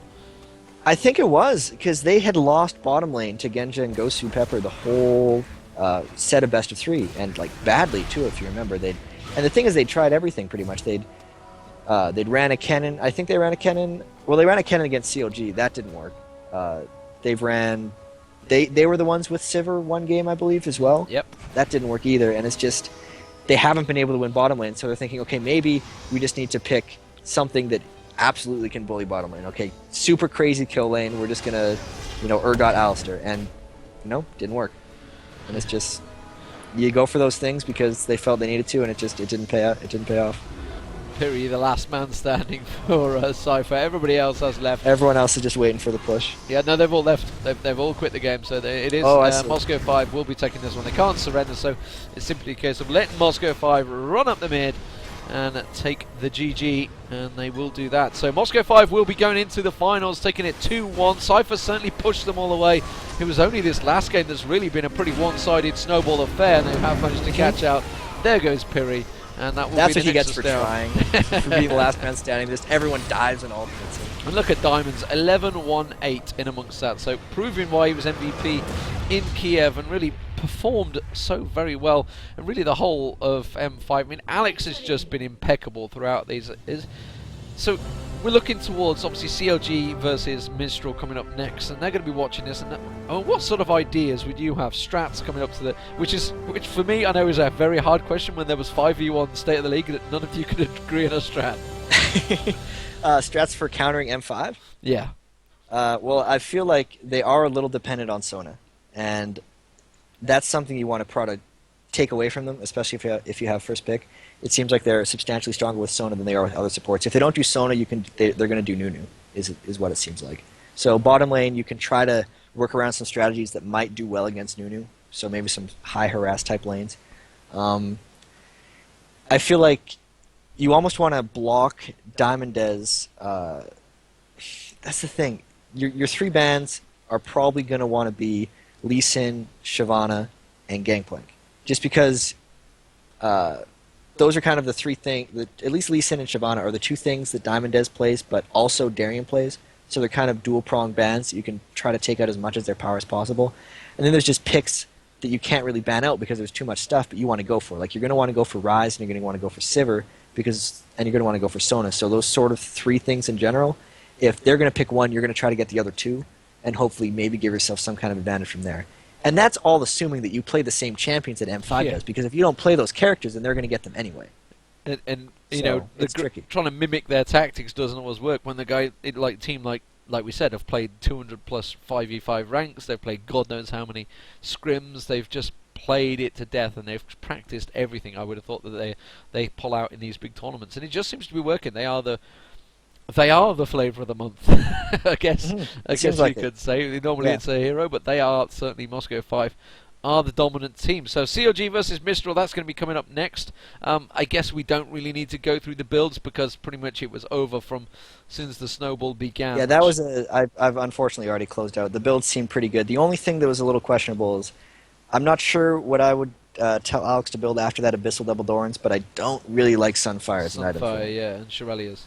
He'd gone on there as well. So anyway, we are moving on to the next semi-final. So joining in the final, who will it be? It will be CLG.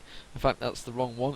No, there it is. That was the one I was after. It is going to be CLG versus Mistral. Mistral only lost the game to Moscow 5. CLG went 3-0 in their group, beating Sypher in amongst all that. So don't forget, there's also 3rd and 4th place playoff. That will be tomorrow.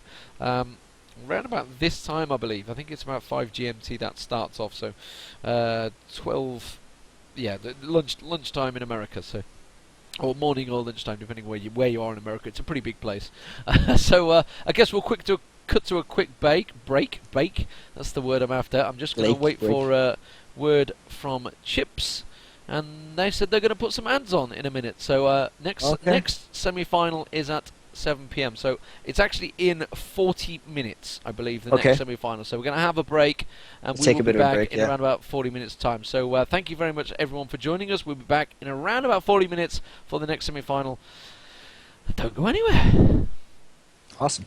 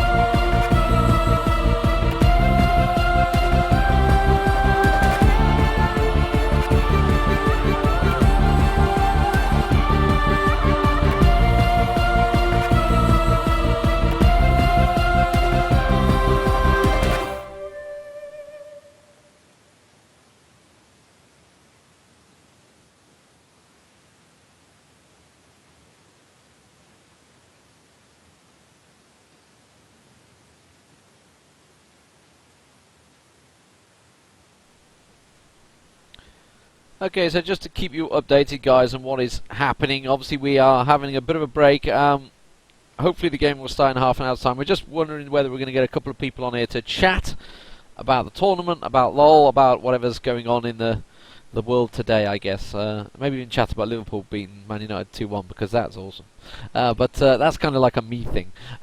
Yeah, we're just waiting to see if anyone's around who wants to come on and chat. I'm sure maybe a couple of the CLG guys want to do, but I was thinking more about either teams that have been knocked out, teams that have gone through. Maybe we'll get Alex on here, hopefully if he's around, and talk about obviously getting into the finals, and maybe a couple of other team players that have been watching. So if you have been watching, please feel free to get in touch if you've got my Skype. If not, get a hold of people that have, and they'll give it. I'm not going to give it out over the air to the 32,000 that are currently still waiting for this match to start off. So we'll be back in a few, guys. So apologies for obviously keeping this rotating logo going. It is an awesome little tune that goes with it, though, which actually I don't honestly know. People have been asking where the tune comes from for it. I don't know. I guess Chips and Noya, the people to ask for that one. Hopefully we'll get some response from them, because it is obviously their whole tournament. They've provided all the graphics, all the logos, everything that goes with it, all these awesome little things that you've been seeing throughout it, as well as obviously the rotating logo. So yeah, please feel free. I have seen you've been asking on Reddit. Also, don't forget to jump on Twitter, follow us on Twitter. These VODs, if you've missed them, hopefully they'll be available on the YouTube channels. It's I can tell you now that it's still saying it's at 95% processing, but it's been at 95% processing for pretty much all day, so I don't know what's happening with that one. But you can also check it on the owned 3D channel, which is the O Gaming TV International. They have the other matches. I have been doing the recordings and cutting off. And in fact, as soon as I mentioned that, I think I probably forgot to cut the recording. No, I did. I'm good. So yeah, get yourself to check these things out. Also, don't forget there's a Team Liquid community out there, which I'm going to throw a shout out to. I haven't actually been over there today, so I'm sure they must be following this tournament. But yeah, we'll be back in just hopefully a few. Hopefully we can get some players on here and maybe have a quick impromptu chat like we did yesterday. But we'll be back in just a few.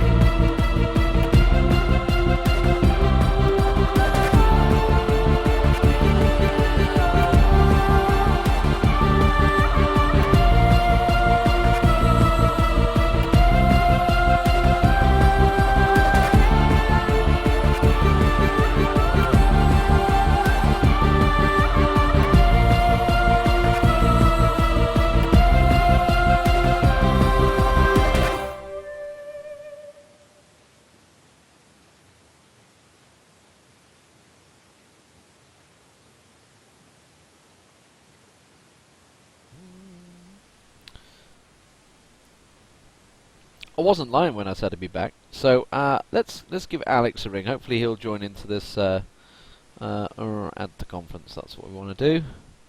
And hopefully we'll also get... So there's sounding like Alex is...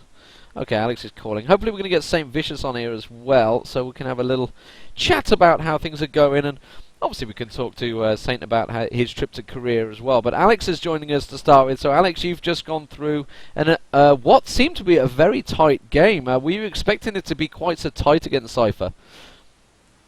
Yeah, we did very bad first game. We got a bit out, I think. We thought that Shivana will be top and he went jungle, so... And Nidale got first blood up there, I think. Yeah, and Italy got a little out of control in that first game. What did you think of his Bloodthirster first build? Yeah, I think it was really good, because he dealt really much damage and that won some team fight. Someone's echoing. Is that you, Saint? Yeah, what's up? I didn't want to cut you off. Oh, okay, yeah, I saw it. Yeah, so sorry, Alex, what were you saying about Nidalee? I mean, it seemed like you kind of tunnel vision focused him for a while, because he eventually just built complete sustain, and yet he constantly kept getting focused. He got the most damage of the team, so we got to focus him. It's just we couldn't do anything else, so he didn't really have any options. If you didn't focus him, he'd kill your whole team, and if you do focus him, then Sypher kills your whole team, and you're like, now we're screwed. Okay, so what about that? What about that second game? I know that's the one that Saint Fish has watched as well. What were you guys thinking when you lost those Baron fights closely and then sort of had to hold them off 2v5 and 3v5? Don't know. We did really a lot of mistakes.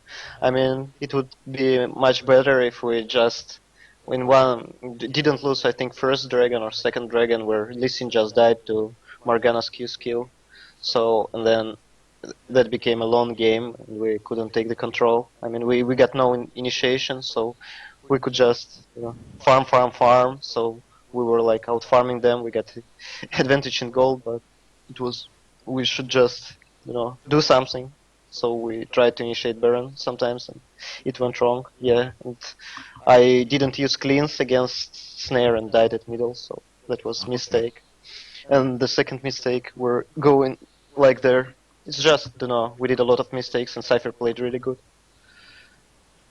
Okay, and so then, yeah. I was just wondering, we were discussing on the stream when, I mean, the amount of heroes that you seem to play in mid. I mean, is there anything that people can really target against you? Because it just seems like anything, whatever they pick. So Ryze has obviously been targeted against you pretty much throughout this event, it seems. But you've been pulling out Malphite, the Galio, the Maud. There was what else was in there? Was a Vlad in there? Actually, it wasn't you that went Vlad, was it?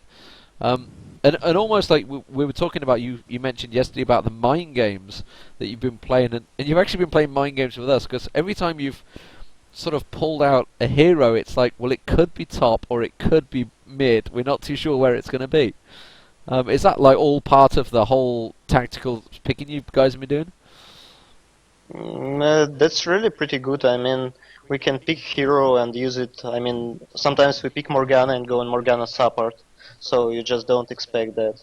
And it gives you a really huge advantage, because someone can think that you picked Morgana for mid, you pick counter pick for Morgana, and then you are counter picking with something else. It just gives you a really huge advantage when you play mind games. So can I add to that? I feel like in the third game I watched that, and then you guys picked the Malphite or whatever, which you played middle pretty consistently, but you could go top.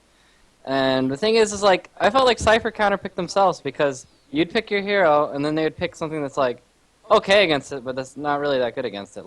They could have picked Swain top or AD in Italy, or a ton of champions that do good against both those heroes. And then you guys picked Sypher, and then they picked Urgot right into that, and then you picked Lee Sin and Malphite, and then they picked Nocturne right into that. It's you're not counterpicking them; they're counterpicking themselves, and I'm just what are you guys doing? I don't know. I mean, but your picks are really good, but I just think Sypher could have picked better. Yeah, I think they just pick heroes that they want to play, and that average, not just counter picking, but average. So Like, you guys know obviously more about Sypher than us Americans, but they really like playing sort of Nocturne in the jungle, Karthus mid, and Urgot in bottom lane, right? Alex? Yeah, Luna pretty likes Argot. I don't know. I really, I thought that. I mean, we knew that they will go Soraka. So if we were going first pick Sona, I just decided to ban Soraka because it's pretty counter for Vladimir and Malphite. It's just, since the silence is insane, and and then they picked like Alistar, and that caused, I think, the problems at bottom lane because Alistar is not that good. You guys don't like Alistar? I don't like Alistar support. I like Alistar jungle. I don't know. I think if you're going for an all-in like kill lane, I think Alistar has his place. But like, I don't know. I don't like Alistar against Seer. yeah, definitely not against Sypher. I agree with that. Yeah. So Saint, since we've got you on here, obviously you guys were in Korea watching what unfolded at Kiev. Now, I mean, everybody's had their opinions about how to beat M5. Have you got anything in particular that you think you could beat them with? I don't know. I gave my opinion about it, and everybody like chewed me up about it. Yeah, So exactly. Yeah. I don't know. Just pick strong. Like the game hasn't really changed strategy like in the past 2 years. It's just pick strong lanes and then win your lanes and then play your advantage out of that. That or like pick like M5 does this, and that's something I like because they pick a strong like early game champion like Malphite that dies off, and then they pick like a super carry and stuff like that. Like you can mix your team, but you always have to have some kind of strong early game presence. And like when you pick stuff like Karthus and then Aurelia and stuff like that, Aurelia is good, but it's like when you're building GP10, you lose in your early game, and just like I feel like a lot of teams aren't balancing their comps out where they have like that strong early game presence. You know, like you have to have somewhere in your whole team comp that has some kind of strong early game. So win lane, win game. That's all there is to it. And what do you think of the MVP that obviously was Diamonds at Kiev? I mean, obviously as a jungler yourself, were you impressed with how he played it all? Yeah, I thought he did really good. I don't know, like I thought his invades and stuff like that could have been better like played against by the opposing teams though. Like, but I mean, I don't know. He managed to pull it off and it was really good. Like, I'm just not sure because I can't tell. Like, I think TSM reacted poorly to the invades, but I don't know. That's just my personal opinion. And how did it go in Korea? I mean, everyone knows kind of the results, but how did you feel it goes? Obviously, there's been talk of gaming houses, which we think was kind of a bit of a knee-jerk reaction to an awesome trip, or really enjoyed it over there. I mean, we really like it over there, and I mean, esports is growing a lot, especially in Korea, like with on GameNet, and we actually went out to eat with the on GameNet president or whatever, like their director guy. And he was telling us about the $200,000 league that they announced there. So, I mean, look, you got Hanover that's $100,000, and that's a grand final tournament that's led up, for almost a year. And then you have a $200,000 league that's, going to be over a month or two. So, I think it'd be a really cool idea for CLG to, maybe go move to Korea for a month or two, like rent a condo or something. And then we could play in that league, and I think it'd be really good because we'd have a chance to scrim against all the Korean teams and the Chinese teams, and there's a lot of teams over there, like a lot more than the NA competitive scene, I'd say, that are actively playing and actively like they're diehard, like they scrim and train like hours upon hours a day, and I don't know, American teams are lazy. Well, we talked about that. We were saying, if TSM are like talking about EU West and training on there, you guys are talking about Korea, it's really going to leave a bit of a gulf in North America. Yeah, I mean, it's not like we'd be like if we did do it, it's not like we'd be leaving North America forever. Yeah. Mm-hmm. So it's I wasn't sure the details of that league. So it's a 1 or 2 month kind of Korean league where you guys would say, okay, we have enough circuit points to still be safe and qualifying for like domestically the big season 2, $2 million championship at the end, but we're just going to do this on the side for like more well-rounded practice and maybe a few bucks. Well, I mean, we're still an American-based team, so I don't think that the circuit point thing would change. I don't know. We haven't talked to the Riot about that. So I mean, it's not like everything's been worked out yet. But very later days. What did you think of Korea? I thought it was quite American actually. While I was over there, a lot of it really? Reminded me of it. Yeah, definitely.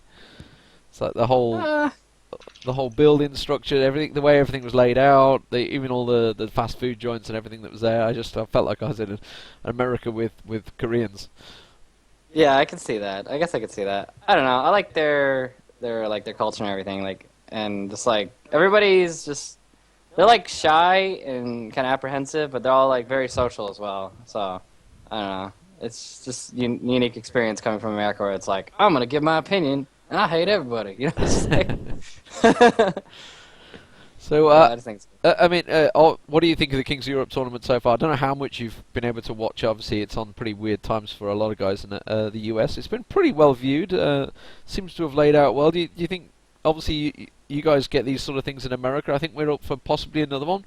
Would you guys be interested in maybe, I don't know, switching to Europe and getting involved in one as well? No way. But I think it's a good tournament. I mean, I definitely like the fact that you guys got a professional player to cast along with somebody who's actually more vocal and stuff like that. So I think it's great that you guys have Jack commentating with you, and he's doing a really good job. And I mean, the tournament's rolling around really quick too. It's not like we're gonna wait 10 years before the next game. You know, it's just boom, boom, boom, game. So I think it's set up really good. I like it. Yeah, it's been a pretty busy one. Obviously, Alex, you're playing in it. I mean, how do you think it's gone for you guys? You're obviously in the C Discount Cup at the same time. Or actually, that's quite harsh because you just got knocked out on that, didn't you, on Thursday? You obviously had the C Discount Cup. You've had Kiev rolling around, and then you've immediately gone to this. So you've had 3 tournaments within a week. I guess it's keeping you guys busy, especially with the ones that are up in Siberia or wherever they are. Yeah, that's a bit. Don't know. The problem of the team at the moment is that 2 players are feeling themselves not really good. Darian and Diamond Prox are ill. Okay. Is this a feedback of Kiev? Because actually Joe was ill as well. We had to cancel on Thursday, and I think Skara was saying he was feeling a bit rough, and I think I definitely saw a TSM guy was feeling ill.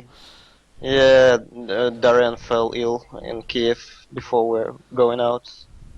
So, I mean, on the last day he was feeling himself not really good. There's clearly some diseases passed around at this player party that happened with the dancing girls and free vodka. What did you think of the event? Obviously, you guys were there for a week, were you, in Kiev? Did you like the place? Yeah, we did like it, but it was really snowy, so we didn't go much out. Yeah, but I really liked Cyber Arena. That was really cool, and I like that I met a lot of people, like you. I don't know, Ocelot, TSM faces. Despite all the talk that's been going around, I mean, it was all in fun, really, wasn't it? It wasn't like a serious. Am I gonna get you? I really didn't understand why did they make all those video blogs about us, but okay, no problem. And then we were just like, okay, let's win them. And if anything, that's actually gave you pretty good PR, I think. I think the whole thing gave you guys so much good PR when I saw it all. It's like they're talking about you. Thousands of people are watching these things. It's and the irony is that when you said about, I don't even know because it was all hearsay. They didn't actually say a lot of the stuff that I think you talked about. I think a lot of it was hearsay that they thought you'd said or some people had said on their stream. So I thought the whole thing was a bit funny, but it was a very good PR exercise for Moscow 5. I don't think there was anything wrong with it, but yeah, I think someone was interpreting. I don't know how this word is pronounced from Russian pretty wrong. It's like I can say something in Russian and then someone will say that it's about nuclear war and we're going to to farm all the stuff. I mean, we've got in 6 weeks' time, obviously this CBIT Grand Finals. I think it's like $100,000, $50,000 for the winner, etc. You guys are obviously sorting your visas out for there. CLG, how much are they scrimming for this? Have they been practicing hardcore style for this? Oh yeah, we've been scrimming since we got back. We scrimmed MIG some, and I think we actually are playing Curse for some kind of tournament match we were supposed to play 2 months ago. I think we're doing that in like a day or two. Or actually, no, we're doing it. Yeah, we're doing it today, actually. Wow. But, I mean, we've been practicing as much as we can, because Double Lift just got back from Japan, because he got lost there for like 2 days. So, I don't know. I heard that, yeah. Yeah, so I mean, we're getting ready for it, because I don't know, we're a lazy team. Like, we really don't practice that much, so I think we're definitely going to practice for this more than any other tournament, because it's a lot of money involved. It is a really big one. This is the biggest. It's just as big as DreamHack, pretty much. Yep. Yeah. Effectively, and at the end of the day, it's all the points as well that goes towards Season 2, which we don't know a great deal about. I mean, obviously you talked about getting a career for a week, etc., and the same with Alex, I guess. Obviously you're going to be looking towards it, because your circuit points kind of need building, so you really actually need to do very well in Hanover, Alex. They actually, Demon, they got 400 for winning. Is that what it puts is? them You get number 400 one for in winning it. Europe. Oh, okay, so that's probably Yeah. put them We're in a at very the good place. top 1 in this circuit at the moment. Oh, Yeah, right. the way the circuit points worked is all the tournaments, like the earlier IEMs, were considered pre-season 2 because the season 2 hadn't officially started. Right. So all of those tournaments were worth half as much as the official season 2 events. So they got 400 for Kiev because that was like kind of the first official season 2 event that a European team has won. So now they're rank 1 in Europe already. That's quite harsh. Okay. Okay, so that's not too bad then. So you could just turn up and just roll around at at Hanover. What do you think of the format? As far as I know, it's going to be like a group of 6, so, which is pretty harsh in itself. Obviously, best of ones, top 3, I think, go through, and at the end of the day, there's going to be a lot of good teams there. Is there anyone like you're thinking, okay, we really don't want them in our group? That's to both of you, I guess. I don't know. There's a lot of good teams there. And I don't think anything can be as bad as I am New York. Yeah. in the group stage there. It's just like, good luck. Good luck making it out. You know? Hey, you can't complain about New York. You guys shouldn't even been there. I know. I can't complain at all, but the group stage is just really rough, so I don't know. A lot of good teams in there. But Hanover should be interesting, I think. Like I said, there's a lot of good teams. I'm interested to see how like teams like Fnatic and stuff will do, because I mean, so they're like so hit or miss. Like they'll do really good, and then like the next tournament, like they won't even show up, and I'm just like, what the heck? What happened to these exactly. guys? Same. I mean, we saw the same thing coming into New York. Like they hit in DreamHack, and then they were just missing. Somehow made it to New York, and I don't know about you guys, but we were expecting them to do terrible in New York in their group, and they just ended up stomping all over all of our faces. Yeah. Were you guys thinking the same thing coming in? Just completely forgot about them. Like they're not any good. Yeah, like I mean, we knew they were good, but it's like I didn't know how much they've been practicing. Like that's how it is. Like I think a lot of it is preparation. Like it's so much preparation you put into, playing on that patch and like going into a tournament. So I guess they just like really practice a lot. I hope we will have 1 Chinese team, not 2 in the group. I really don't like Chinese because I don't know what to expect from them. The Chinese are really at a disadvantage because I think they're like 3 patches behind us. So I mean that really stinks for them. I mean they're good teams and all. It's just I think that they have such a disadvantage by being 3 patches behind. So they're just really not used to playing. They don't have as much experience playing on the patch that's going to be in the tournament. They can watch our games, we can't watch their games. That's pretty problem. Yeah, that's true. They like Ezreal. Ezreal's their favorite. Pick Ezreal all day. I don't know. I only remember their Rumble. Oh, that's right. They do like Rumble. I don't know, but they're really good. I think they copy. They just like they watch what like EU or America is playing with, and then they'll just like they'll try to mimic it because it's like I said, they don't have as much experience on the patch, so they try and like play for the future. I think. When I was watching Guangzhou, I think they really did a lot of AoE combos. They liked AoE, like Amumu, Karthus and stuff, all day long. I think you were saying that is it MIG that would play a big AoE as well? MIG run the double Woda stuff or whatever, and they learn like Malphite jungle. So I guess it is like big AoE initiation. There's really double Woda, like that's their favorite thing now.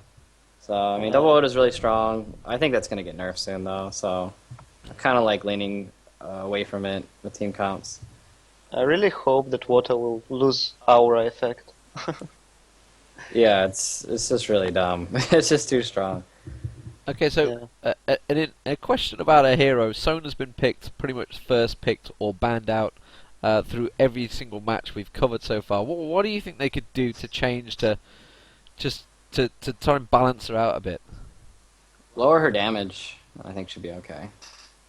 As in, she does too much damage for a support. Like she does more damage 1 to 5 than any AD carry as a support, and that's like kind of really weird. And she can heal. She just does like everything, and she does it so good. So when you say damage, do you mean the damage poke or the passive or? The Q damage and the passive on it. Like just tone down the numbers, not much, but like just a little bit to like put her in line with the other supports. I think she'd be okay after that. No, I think that if Sona will be nerfed, there will be another support that will be the best, and we will first pick it anyway. It'll be Because- Janna. Yeah, I don't know. Janna sucks at the moment. No way, man. Janna is one of the hardest support players, heroes to play, I think. But if she played it the best level, I think she's the best support. So She's the best in team fights. She's pretty bad at laning. That's the problem. yeah, I'll agree with that. No, she's actually not that bad at laning. She's not as bad as you think. I mean, you can't do shit against Sona at least. Yeah, that's the thing. It's because you have Sona in the game. So if you don't have Sona, then she's like, Yeah, if you don't have Sona, then you get some chance. Sona's just so broken. It's retarded. But what do you think about the junglers at the moment? I mean, there was obviously the stat of Skarner. I think was on State of the League. They were saying Skarner actually don't think he actually won a game until the very last game, which M5 run him. Skarner has just always punished mistakes and stuff like that really badly. Like if a team splits, you can just Shirelia's in and force an engagement. So I don't know. Like he's really good in solo queue because of that, but you don't run into that as much in like heavy team play. So that's why I don't think Skarner's as good. But I don't know. I mean, he's not bad, but I just like other junglers. Like these really fast like invasion jungles or whatever, things that can do different routes are just really good. Like I think Warwick's really good. Everybody's gonna hate on me for saying that, but I think Warwick's really good because he can jungle anywhere. And, he never has to start on any certain space. And he's not quite as slow as people realize now. Like he still does keep up in levels fairly well. And Time if you hit for level counter 30, jungle Warwick. No, you don't even have to counter jungle with Warwick. But the thing is if Warwick hits level 3 and he has boots and you start red, anybody who counters jungles against him will die. Like you can't outrun Warwick with his passive on, and he has red buff. I don't know. And he can start anywhere, so it's just really hard to counter jungle him. And you never have to go back, so it's not like, oh, he went back to buy, so his camps are going to be free. It's like, no, I'm Warwick. I'm going to go back to buy. So I think he's a lot better than people think. And he has a really strong end game, and his level 6 ganks are just sick. So they just need to fix his mana. His mana's too low. I hate his mana. His mana is atrocious. It's like, what, 840 at level 18 or something? It's just I don't even know if it's that really high. low. It's pretty low. You alt and you Q and you're like, well, I can't do any more things now because I'm out of mana. Menemin Warwick? Frozen Heart's really good on that. Frozen Heart is generally what you go, but you can't get that until late. So Yeah. Oh, but I don't know. I think Udyr, Warwick, Shyvana. I don't know about Lee Sin next patch. He's still going to be good, but I don't think he's going to be like, oh my god, anymore. So we'll see. Shyvana. Shyvana is the best. do you guys have any predictions for this next semifinal? CLG versus Mistral? Red I think I don't really know that much about Mistral, but everybody says they're like the best team in EU. I've never seen them play before. So They are one of the best. yeah. I just remember the only game I saw with them is the one where like they got 0-2 trying to like invade doubles or something, and then they ended up winning the game anyways. I think that's versus SK. Yeah, Crysis got 2-0, and then they still lost. And I was like, how the hell did that happen? I just don't know. They like to go double water. Yeah. I don't know. Double Water is really good. Like, but the thing is like Maokai is supposed to be the answer to that, sort of. But it's like you just invade Maokai all day, and I don't know. Maokai is supposed to be the answer to double order just because his ult will stop you from getting spiked out, or what? Yeah, stop you from getting spiked out, I think. Okay. And I don't know. That's still like 20% flat damage reduction is a lot. It is a lot, yeah. So I think that's really, or that, or you play something really dumb like a full-on initiate like Jarvan. Like people underrate Jarvan. Like just the value of being able to like he really initiates a fight. Like if you jump in on somebody, like you have to fight. You know, you can't. There's no way to like, oh, I'm gonna be hiding back here. Oh, I don't want to fight. Like he's gonna start the fight, and I think that really causes a lot of chaos, and people can get focused down easily, and it forces flashes and stuff. Okay, at Gunnover, see Saint Vicious, ban Jarvan, win the game. Okay. I see. Ben Shyvana, I got you. Well, hold on, why does nobody play Caitlyn versus Mordekaiser, man? Caitlyn destroys Mordekaiser so hard mid lane. It's not even right. I don't know. It's like people forgot about that. It's because I'm picking Mordekaiser after the AP is picked. Well, no, you can actually run double AD carries and stuff. Like I don't know why people are so scared to like run that. Like double AD is not as bad as people think. I was saying he picks his Mordekaiser after the other AP's already been decided. So Well, it's no. like they have to move that AP somewhere else, like top or bottom. Well, that's the If they thing. want Like to Caitlyn mid. take for instance, like you guys pick an AP that can go top or mid. Like other teams can do that too, and like they're not taking advantage. Like you pick Kennen. Kennen even does okay against Mordekaiser. Like he's not bad against them. Like he can still. I won't pick Mordekaiser against Cannon. Yeah, That's the the thing is, problem. there's a lot of champions that can duel. Like Vladimir. Vladimir can go top or mid, and there's just so many of those. But I just want to see one time where somebody picks Caitlyn against Mordekaiser, and it just it'd be so ugly. Yeah, there will be Cyan Zillion at the bottom lane. Ultimate bottom lane. Yeah. So anyway, predictions: CLG, MTL. Who do you think is going to take it? I gotta say CLG because I mean. Yeah. Because we are CLG, I see. I just don't know MTL. I don't know anything about them, so of course I'm gonna say CLG. I'm sticking with the EU. So you didn't think of maybe getting a CLG career then while you were over there? No way. All there is Loco Doco. I don't want to have him on my team. Yeah, you don't want him again. Wicked just predicted CLG as well, and then he said to give a shout out to his mom and dad. So hi, Wicked's mom and dad. And CLG says they're gonna win, so that's good. Yeah. We could ask me too, so I can shout out to get my mom and dad too. There we go. Yeah. So okay, and you think CLG as well, Alex? I'm guessing you've played them both. You know them both well. No, I don't want to predict this, so I hope it will be 2-1 or no matter who wins. Well, I want to watch 3 games. you said yesterday you wanted CLG in the finals. Yeah, I want CLG in the finals, but I won't mind Angush because he's cool. Okay. Okay, so I guess we're going to have to wrap it up there because I can see the players are almost in here. So thanks very much for both joining us. Hopefully we'll speak to someone else after this finishes off. So Saint and Alex, I'll be dropping you from the call. So thanks again for joining us. Anything you want to give a shout out to before you go? I can give shout out to Moscow 5. I really thanks for supporting us. CLG and Razer are sponsors, on 3D, all the good stuff. All the good stuff, and don't forget to obviously tune in these guys. They have their streams running. Really, that's what makes the players basically be able to go to tournaments. At the end of the day, it's all about money. And Alex, I don't want to pry onto business, but I don't think any team came away from Kiev actually making money because it cost a lot of money to get there. I guess you guys are the only ones that won it, so you probably will be the only ones that come out on top. Because I don't know how much it is between Ukraine and Moscow. Don't know. It's about not we're paying for the costs, so. Yeah, it'll be Moscow 5 obviously paying for it. But from a team perspective, bearing in mind, I know quite a few team managers that go, "Oh my god, that's expensive to get there."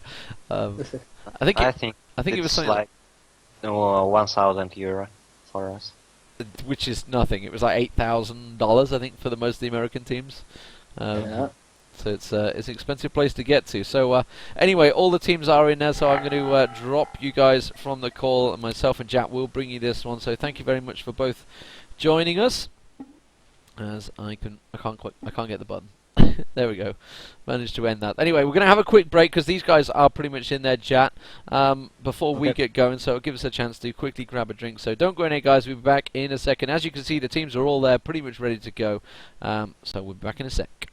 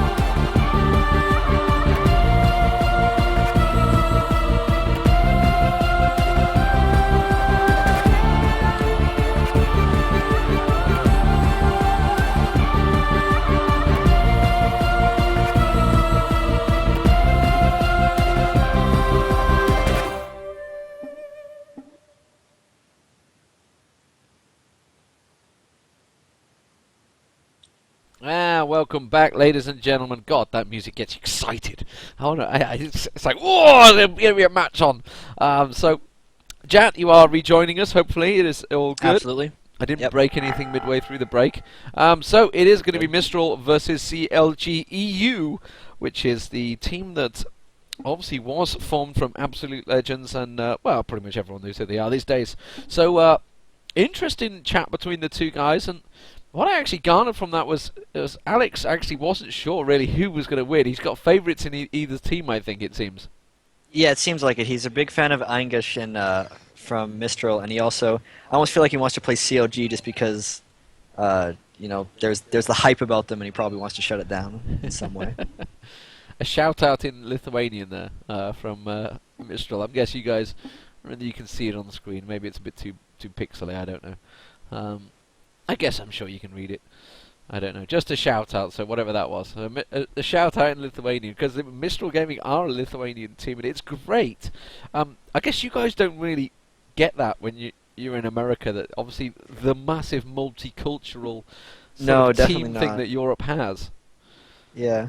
You don't get nearly as many sort of nationalities. I mean, you'll get some different ethnicities on a team, but I mean, definitely not like, oh, this is a Lithuanian team, this is a Russian team, oh, these guys speak German. It's interesting, definitely, for Europe. And it obviously makes the team chat in certain things. I do recall an SK thing. They were saying that they'd made some team called 4 Germans and a Spaniard or something like that. Because the team is now predominantly German, which it didn't used to be. So well, there's Snoopy's Scottish, right? I mean, we were listening to their team speak the other day, and it was just like, okay, this guy's German, this guy's Scottish, and it was just so many different accents going on at the same time. yeah, I'm not too sure on the nationality of Froggen. Actually, I'm not too sure on Crepo's nationality either. Wicked's obviously Danish, Snoopy's Scottish, Yellow Pete is he German or French? I don't know. I'm sure people can correct me. Yellow Pete and Yellow Star get confused. I was going to say he's French. Yeah. Oh wait, no. Yeah, no, Yellow Star's definitely the French one there. Yeah. But anyway, regardless of that, they're against Lithuanians and up against a very good team. We are ready. I think they're asking whether they're ready. I guess. There's lots of chat between the two. These guys have met each other. Starting when ESL TV3 says he's ready. So waiting for you. Oh, I'm ready, man. Yeah. Sat? Jat. That's Sat. That's Sat. Okay, what are your thoughts immediately? Who do you think? Before we see the picks and bans. Before we see the picks and bags, slight edge to COG just because of how strong they played yesterday. / this morning. Okay, interesting one. I'm going to go with... I also think that, but I really am not convinced, because Mistral are very good as well. So, okay, here we go. Picks and bans, Jat. This is your territory, your thoughts, and going into this one. Say, for example, if you're coming into this with a team that you don't know that well against, what are sort of things you're aiming at? Are you just going to go with strats that you know? Right. Well, yeah, COG's going to ban Vladimir because they think he's ridiculously OP right now. And that's pretty straightforward. These bans are coming up pretty fast. Aurelia, target ban. I feel like COG's fairly well known, so MTL is going to be able to target ban them, whereas COG is just going to throw out some kind of general bans at them. Like Rammus, for instance. CLG will know MTL very well. And they probably... I mean, another general ban, at least lately, is Rise, so they might throw that out near the end as well, like as in COG would be their third ban. But we'll see. Maybe MTL will do the same sort of thing everyone else has been doing. They'll ban Froggins and Nivea.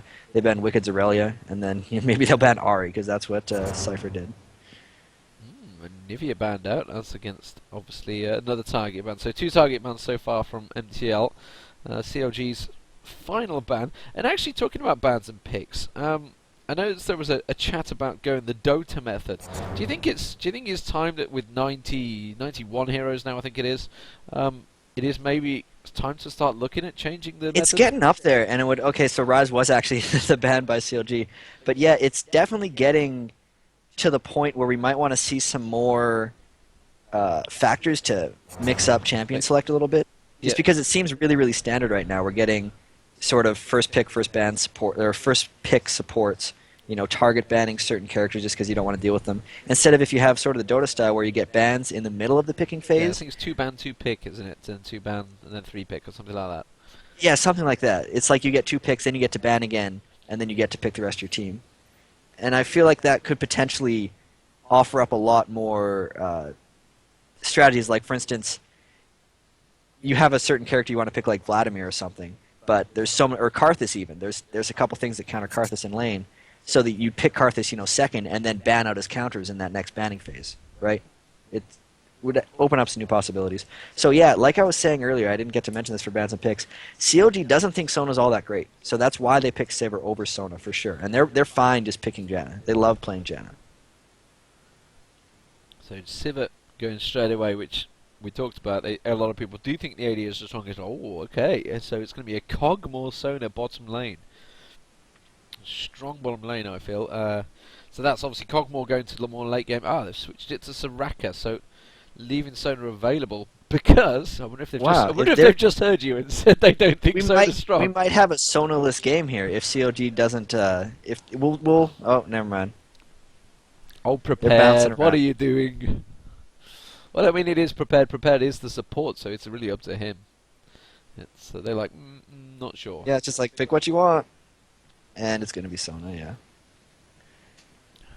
And now I'm curious whether they're just going to lock in an Alistar right away here, because they've been riding the Alistar jungle this whole tourney, and it would probably be a pretty good pick here.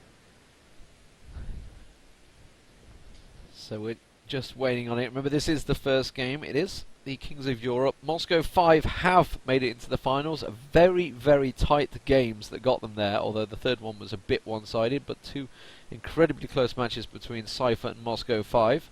CLG versus Mistral Gaming. Mistral coming through second place, beaten SK in their group. CLG coming through 3-0 in their group, so dominating really their group, which had AAA, Fnatic and Sypher in it. So looking at top lane, and you know what, I don't think I've seen Wicked playing Riven in a tournament yet. No, I haven't either. I haven't seen him really play Riven almost anywhere. I haven't seen him play it that much in solo queue either. So I'm sure he's played it a fair amount. I just haven't been able to catch it. And Alistar. Oh! Alright, they're switching it up. Going big with Maokai. So Snoopy in the jungle. We are assuming it's Snoopy in the jungle with Maokai. They could that's change most likely completely. Snoopy in the middle of the jungle. The days of Maokai mid are a couple months past, I think. Yeah, and didn't Chu8 used to play him top or something like that? Yeah, Chu8 would play solo Maokai whether it be top or mid, and he actually got to rank 1 with it. It was confusing to everyone. So Lee Sin being picked up, so that's well, he's kind of the standard jungler, I guess you could say these days. And I remember when he came out, not a lot of people liked him at all. Yeah, it's true. It definitely took a while for him to catch on. He also received some substantial buffs right after his release date was a little weak. And here MTL is actually taking Ahri. I'm wondering whether this is just kind of a shot at Froggen in a sense, because he likes Ahri so much, and they're just like, you know what, we like Ahri too, and now you're not allowed to play it. I'm trying to think what they played in the SK game. I think it might have been Ahri in there, you know. I remember CLG played Ahri yeah. exclusively until it was banned in their group stage. And I think that was the first Ahri we'd seen, as far as I remember. Yes. In this tournament. Yes, I think you're right. So MTL hasn't played Ahri yet. You see how punch drunk we get with these matches back to back to back? There's just too many of them, man. And you're casting too, so you don't even get time to recap too much. Yeah, you can't recall, and it's but it's like Saint said, it is very good when they're just played out over a weekend, done deal, everything finished. Yeah, it is. Rather than dragging it out, which can happen, which you kind of lose the excitement for it when it's dragged out for so long. Anyway, waiting for the final picks from CLG. Looking for they're going to be picking their support. Support, okay, so the mid laner. Soraka. Well, Morgana's available. There's loads available, honestly. There's loads of available mid APs. It's just interesting to say what will be good against Ahri, and he's went for the Cassio. Yeah, so that'll be a really interesting matchup. He played Cassio yesterday, I believe. Very Yeah. strong on it. And obviously, the big thing with Cassio is you can just go and take the wraiths quite easily. Mm-hmm. Harry, ooh, no, I'm not having that. I'm not falling for that one. No, keep on moving, Slepper. Keep on moving. Nothing to see here. We'll see. Well, yeah. Well, I'm going to go to the Cassio pick versus the Ahri matchup while we're waiting for Slepper to finish tricking us potentially. And I see the Cassio Ahri matchup as being really dynamic, just because I'm not really sure what's going to happen in that one. We've seen Ahri's kind of destroy Karthus's, just because he's really good at kind of dodging around the skill shots and closing in on them.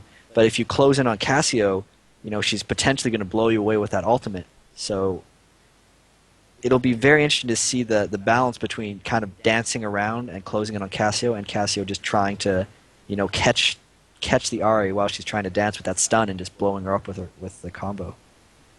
And with the Morgana pick, this is in, so that Morgana is going to be AP. going top or mid. Yeah, double AP with, we'll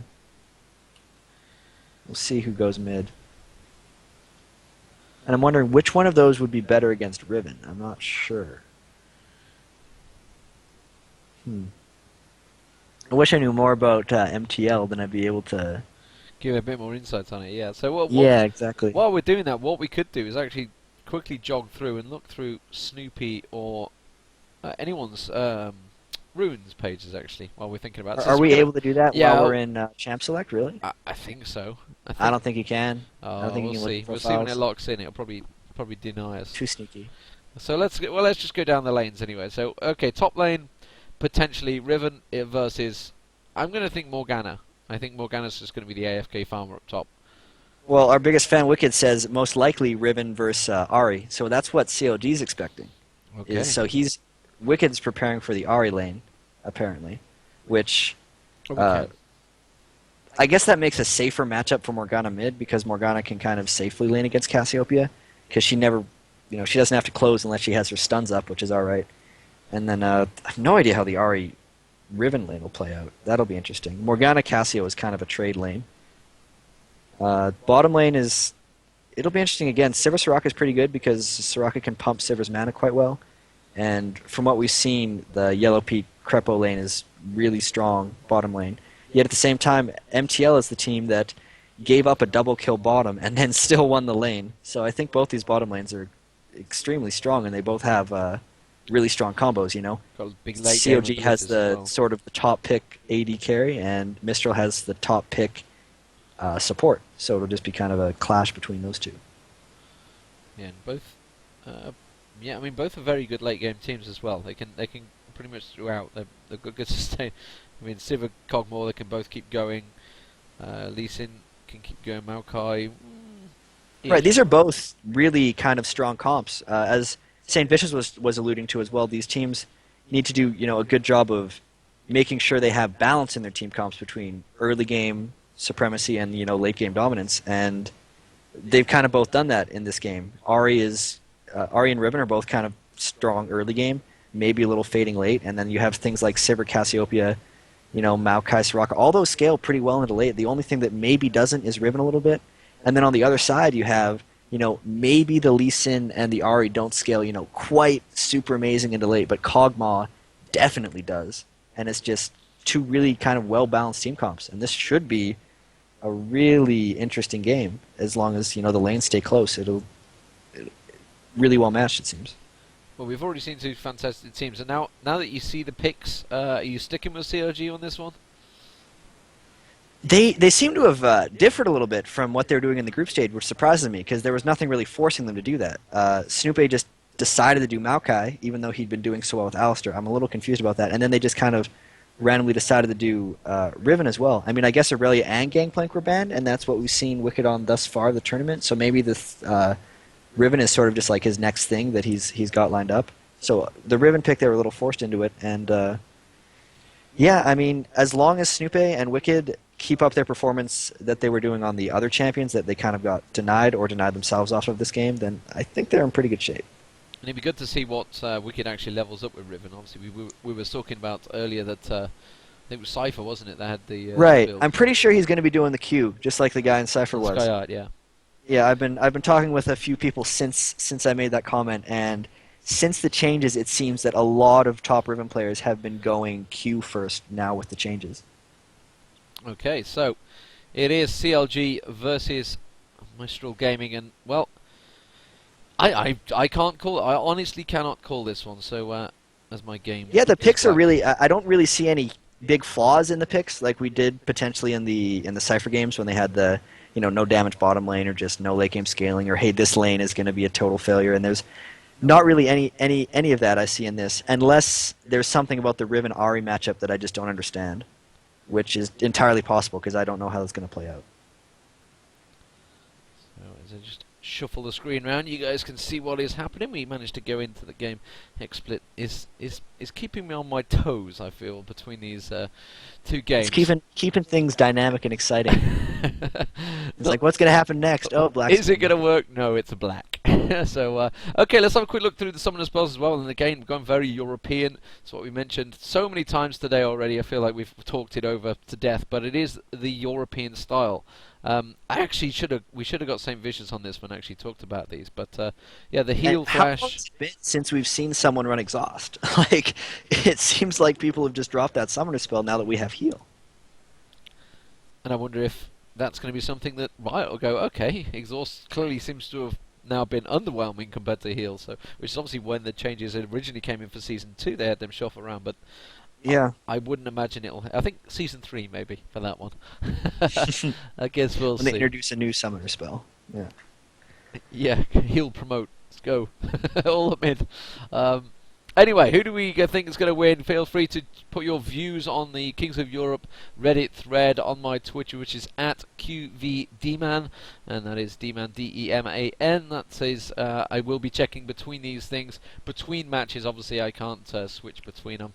I can only do so much at once, and I definitely don't want to keep missing kills, which sadly has happened a few times actually throughout this tournament, but it's more a case of things been going on at the same time, or just I feel like I've insta-pops. missed a lot of kills too. I'll be talking about some like thing that's about to happen bottom, and I'm really intense into it, and then you're just like, oh, by the way, top lane just died. By the way, yeah, the top just died, which, well, you can get locked into it, tunnel visioned into it, just like the players can. So, anything that's standing out immediately, we've started off. Anything, the buys, we've seen Cassio appear in the mid, Dawn's Ring, pretty much standard Apparently stuff. there were just a ton of pings going down, and they're from both sides, I think. Yeah, everyone's just pinging everywhere. They're very intense about where they want to ping early game.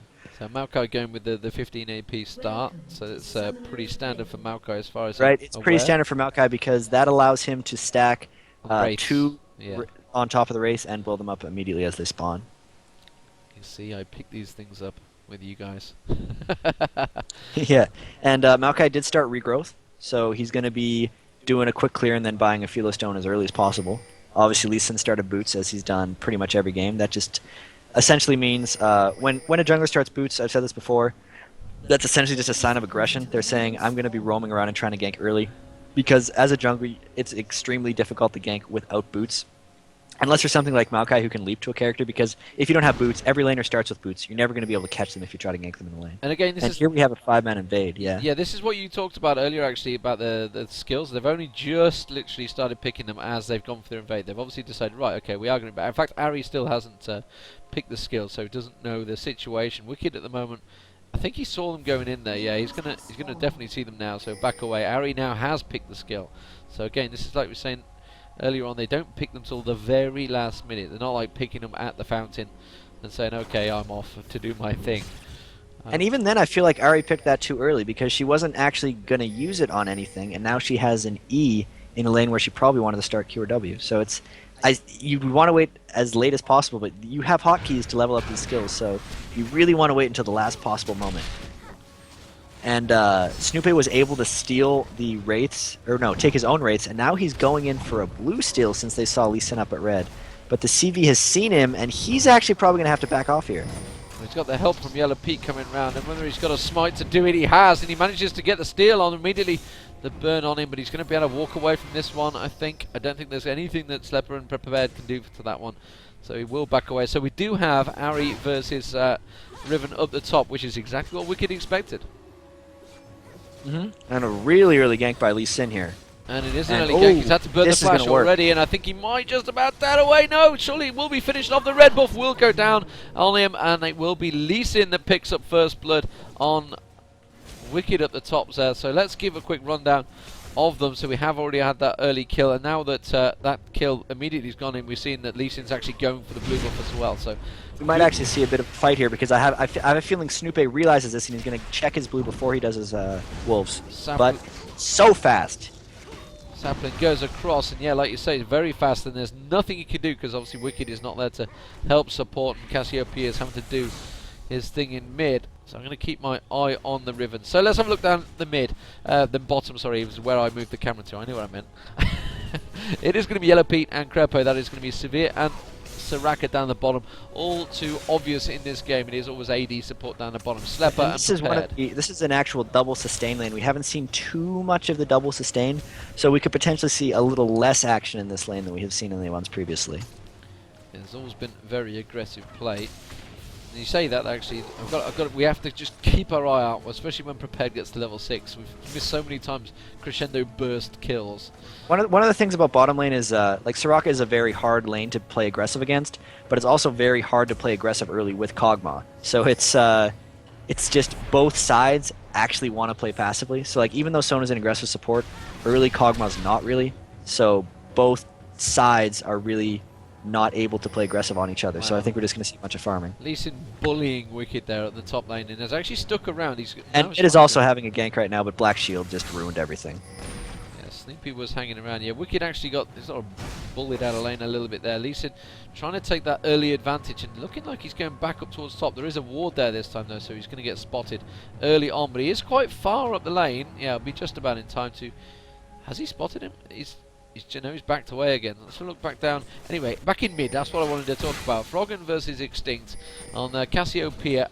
Oh, and that Dark Binders would have landed, it would have been death. But that minion saved his bacon. I'm not too sure if Froggen realises it now that Lee Sin comes in. Very nicely flashed away from that one, just about in time. So, quite a few summoner spells being burned out early here, Jack. Yeah, that was actually really good play by Morgana. I think this was done intentionally. Lee Sin was trying to wait until Cassio committed a little bit, and I think he intentionally got hit by a Cassiopeia Q just so Cassio would move forward and try to E him, which allowed Lee Sin to jump in and force the flash. And this Cassiopeia actually... He's dead, surely. I think that's Froggen going to get killed. Yeah, I think he will do. Ignite goes down. The tick will finish him off.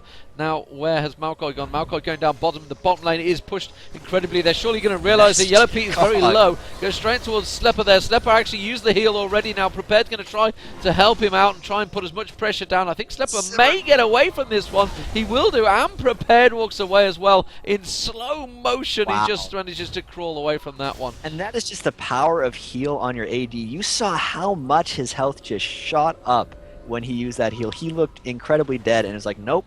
I have heal, and you can't kill me anymore because I just healed for 220 at level 4. So down the bottom, all is safe, and now it is a 2-0 advantage. And Lee Sin has been helping out a lot here, but I guess you could say, because it always gets me, certainly with games, and you can see, and obviously that kill on Froggen purely came from the fact that he'd already burnt the flash. Yeah, it definitely did. It's like the gank pressure, even though Lee Sin didn't get direct credit for the kill, was the big reason that died. Yeah, Anguish is being all very aggressive on Wicked Air, actually trying to zone him out as much as possible, piling that damage down. Remember, he has got that level difference, has already hit 6, and really he's trying to just bully Wicked away from this. Any experience, gold, CS he can pick up. And it seems to be working. Yeah, and we were talking about this gold, the skill difference earlier. Yesterday we were wondering, it's like, oh, this Ahri's maxing W. That seems a little odd. And that was Froggen's Ahri. Anguish is actually maxing W as well. So apparently that's the thing to do now on Ahri in lane is just max W. And, we've got a double gank set up at the moment from Mistral. And there's no flash. Oh, that was bad. I think he was countering for him to go in there, but it was straight at the wall. But it's a triple. Really hard here. He's done for. He's managed to... He lands a good ult, but it's not going to matter. Oh, and he's trying his best to do the damage to Lee Sin, but he is going to go down. He managed to get the ulti also onto Anguish, but that is 3-0 now. And MTL working well. Oh, Anguish might get caught out here. Snoopy's going to come around on the top there. Wicked's going to start on him. Snoopy will try and manage to get the stun down, just knocking back the slightest little bit. Will it be enough to do the damage on the tower? I'm not too sure. Yes, it will. Wicked gets the kill. And that was very nicely played. So that's a really an important kill for them up the top there as well, because Ahri was in danger of starting to run away with it. Yeah, they really needed that. Wicked definitely really needed that kill. Now even the fact is, Ahri, even though she's been part of 2 kills, hasn't gotten the gold for either one of them. So Wicked, if I look now, actually has a gold lead on top lane despite dying at level 1. So he's farmed it well. 44 to 34 CS. Did see Morgana actually taking a look towards blue a minute ago, but it has backed away, and it's looking like Froggen's going to pick that one up. Yeah, the pings are down there. They already know he's going. So let's keep our eye on Morgana, because he's going south at the moment, or she. He's going to go straight into Yellow Pete. Oh, Darkbind is just about missing. I think it actually was just slightly out of range as well. I think it was the miss. Grepo is going to get a lot of damage on him from Slepper, but it's not going to be enough. And if that binding would have landed, that would have pretty much been a dead Sivir, because he would have comboed that alt and guaranteed the stun. Early turret, Wicked's in all sorts of trouble though this time, and I think Angus might well finish him off. He's going to have the maneuverability to catch him on very there. nice land on his skill shots. Another kill for Ari. But, turret down, I guess Wicked just sort of overstayed. He really wanted to get that gold from the turret, and he cost him his life. Let's have a look what Wicked is building when he respawns. I think he was, again, given the Q. Broken Wing. So this is an interesting skill build on Froggen, actually. He's not putting any points in his miasma, and he's maxing E. So he's extremely confident in his ability to land his Q, because he's not letting that, and all his damage is actually coming from his Twin Fang spam. So, like, if he doesn't land these Qs, he can't do any damage, because he has no other ways of proccing the recharge on his Twin Fang. So it's sort of a, I'm really confident in my ability to land my skill shots build. And he's going to have Lee spin up his backside. Flash used an ulti there, and actually neither of them, I'm not too sure whether they were quite needed. Yeah, well, he was trying to flash behind Lee and then stun him in the tower, but Lee was a little bit ahead of that play and had turned around to make sure that the Petrified did not indeed stun him, but instead slowed. And then he just W'd Morgana and, you know, baited everything from Froggen. And he makes you look worse than you are. Yeah. So, meanwhile, you know, half a second away from us saying, "Oh my God, what an amazing play by Froggen," and now it's like, "What the hell was he doing?" What the hell was that? Yeah, exactly.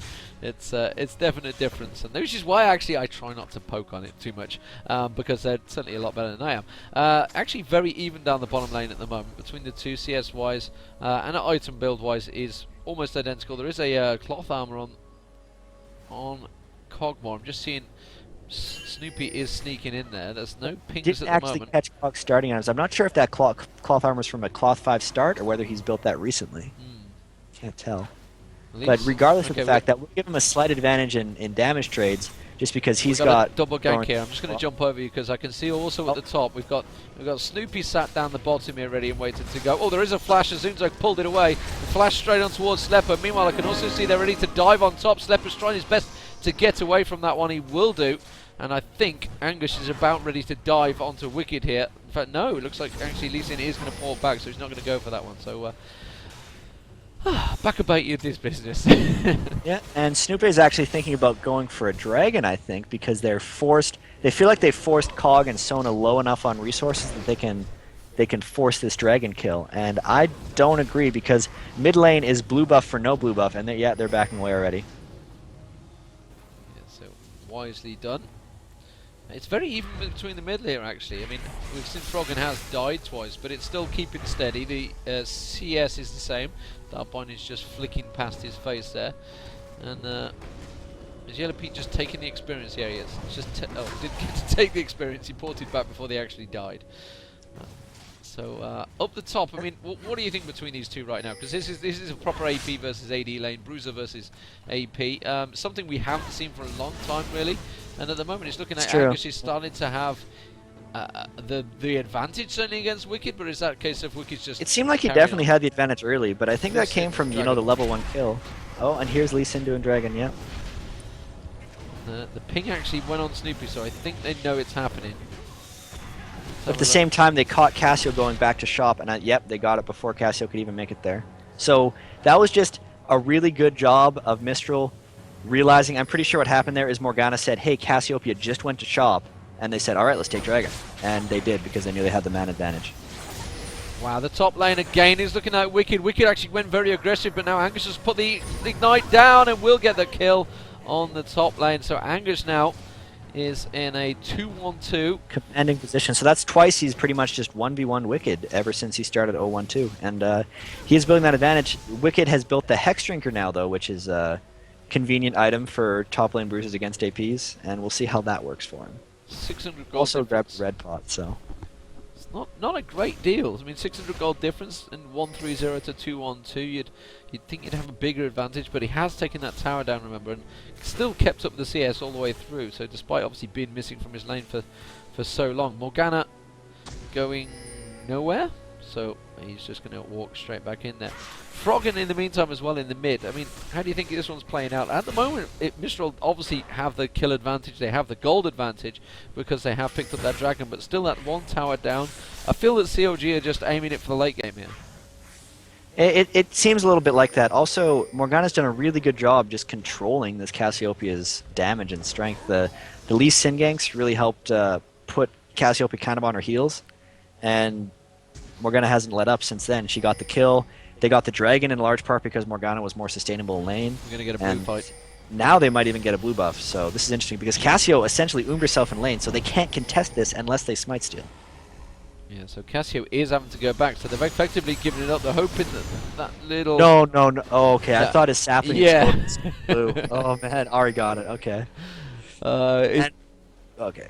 Yeah, well, it was entirely possible. I was keeping my eye on it. They put the ward down there, but that was all really fed from the fact that Wicked obviously was pushed out of lane a minute ago. I say pushed, he was beaten out of lane effectively, and now it's looking like they're going to start to possibly invade, go down the bottom there. Are they thinking they can take anything away from them? No, it doesn't look like it. They're going to back away again. But this top lane, now, how do you think it's playing out? Do you think Wicked's really just playing it out? It's like, yeah, you know, I know that I can't like do the burst damage that Angus is going to be putting out, so I'm just going to quite happy sit back and farm. I feel like he's not very happy with the way things have went. He died at level 1, and I think he's just had trouble recovering ever since then. I don't think this is how he had things planned. Because, yeah, it seems like Ari's just kind of bullying him now, if I keep glancing up there, and every time it's just Ari jumping in and proccing W, bouncing away. It's effectively keeping him away from the CS. I don't think he got too many of them back there. So he's doing a good job of denying him the creeps. Something to keep track of here. Snoopy's bought an early Oracles again, and MTL is actually ward baiting here. They're going to try to get him. Oh, and I think they will do. They managed to get onto him. Crippo has come around, managed to pop that heal down. I don't think it's going to be enough. He's going to walk away there. He did have that early Oracles, and yeah, I think you're right. They were all sat ready and waiting for that. Yeah, it just wasn't good enough. He realized they were ward baiting and actually just left the ward. He's like, screw this. I know what they're doing. And he caught onto it real quick and saved his Oracles. And he is going to pick up the red buff. Look back towards top. Every time I look back here, Angus is doing more and more damage to Wicked, but he just keeps sustaining himself on that turret. But it's surely only a matter of time before Lee Sin works his way back up here and they completely dive on this turret. It seems like, yeah. Wicked will do a bit of baiting if they dive him because he does have that red Ginseng Tea, so that'll give him about 100 at this point in the game, 180, 190 health when they dive on top of him. And if he does it right, he'll, you know, use it at the last second and try to bait a kill, but even then he's in a bit of danger as soon as Lee Sin comes up there. Okay, so a slow and steady game. Let's have a look down the bottom, see how these two ADs are going. We have the triple Doran stack and Berserker Greaves hasn't gone for the Wriggles, which a lot of people have been doing of late in lane. Oh, just watching Snoopy in the mid. Is he getting ready to pounce? And Lee Sin seems to be cruising up top, looking to do that dive we were talking about earlier as well. Oh, and Morgana's getting aggressive here right as Snoopy's coming in for the counter, but Froggen has no mana, so they can't follow up. Morgana's just going to walk away from this. Yeah, and I think he kind of knew that it was happening straight away as Froggen was kind of baiting him in there, but Snoopy actually was pretty low. You can see that they're thinking of diving onto Froggen here. If he can land the bindings, he just about edged forward. You know, he could easily just go. The Q could fit through there, couldn't it? The Q could get right on top of him right now. But I think they're taking their time here apparently, because they want the creeps to be in the tower. I would imagine. Can he land that binding? He's got his dragon kick too. He's just going to kick him out of the tower. And he's managed to go straight in for it. I think there will be enough to kill him off, and immediately Lee Sin backing away from this one. Realizes he's in trouble. He wants him to death. Oh, no, dodge. Binding dodge out of it. Finally, she finishes him off. Let's have a look back towards. I can see Maokai coming round. He realizes they're both low. I don't think he's got enough to finish them. The two bottom laners have also come up as well, though, because they've just taken the bottom lane turret down while we were waiting for that to unfold. So that's immediately going to turn their attention straight towards the mid turret here. So TSM style, take the turrets straight out on the outside. So Sypher at the moment has got that BF sword on, so has got enough damage certainly on there, but wisely back away from that one. So bottom lane gone down, and it had to be one of the sloppiest tower dives that actually resulted in a 1-for-0 kill because they were missing everything and still managed to kill him. But that bottom lane's gone down, and yet CLG's turret is untouched.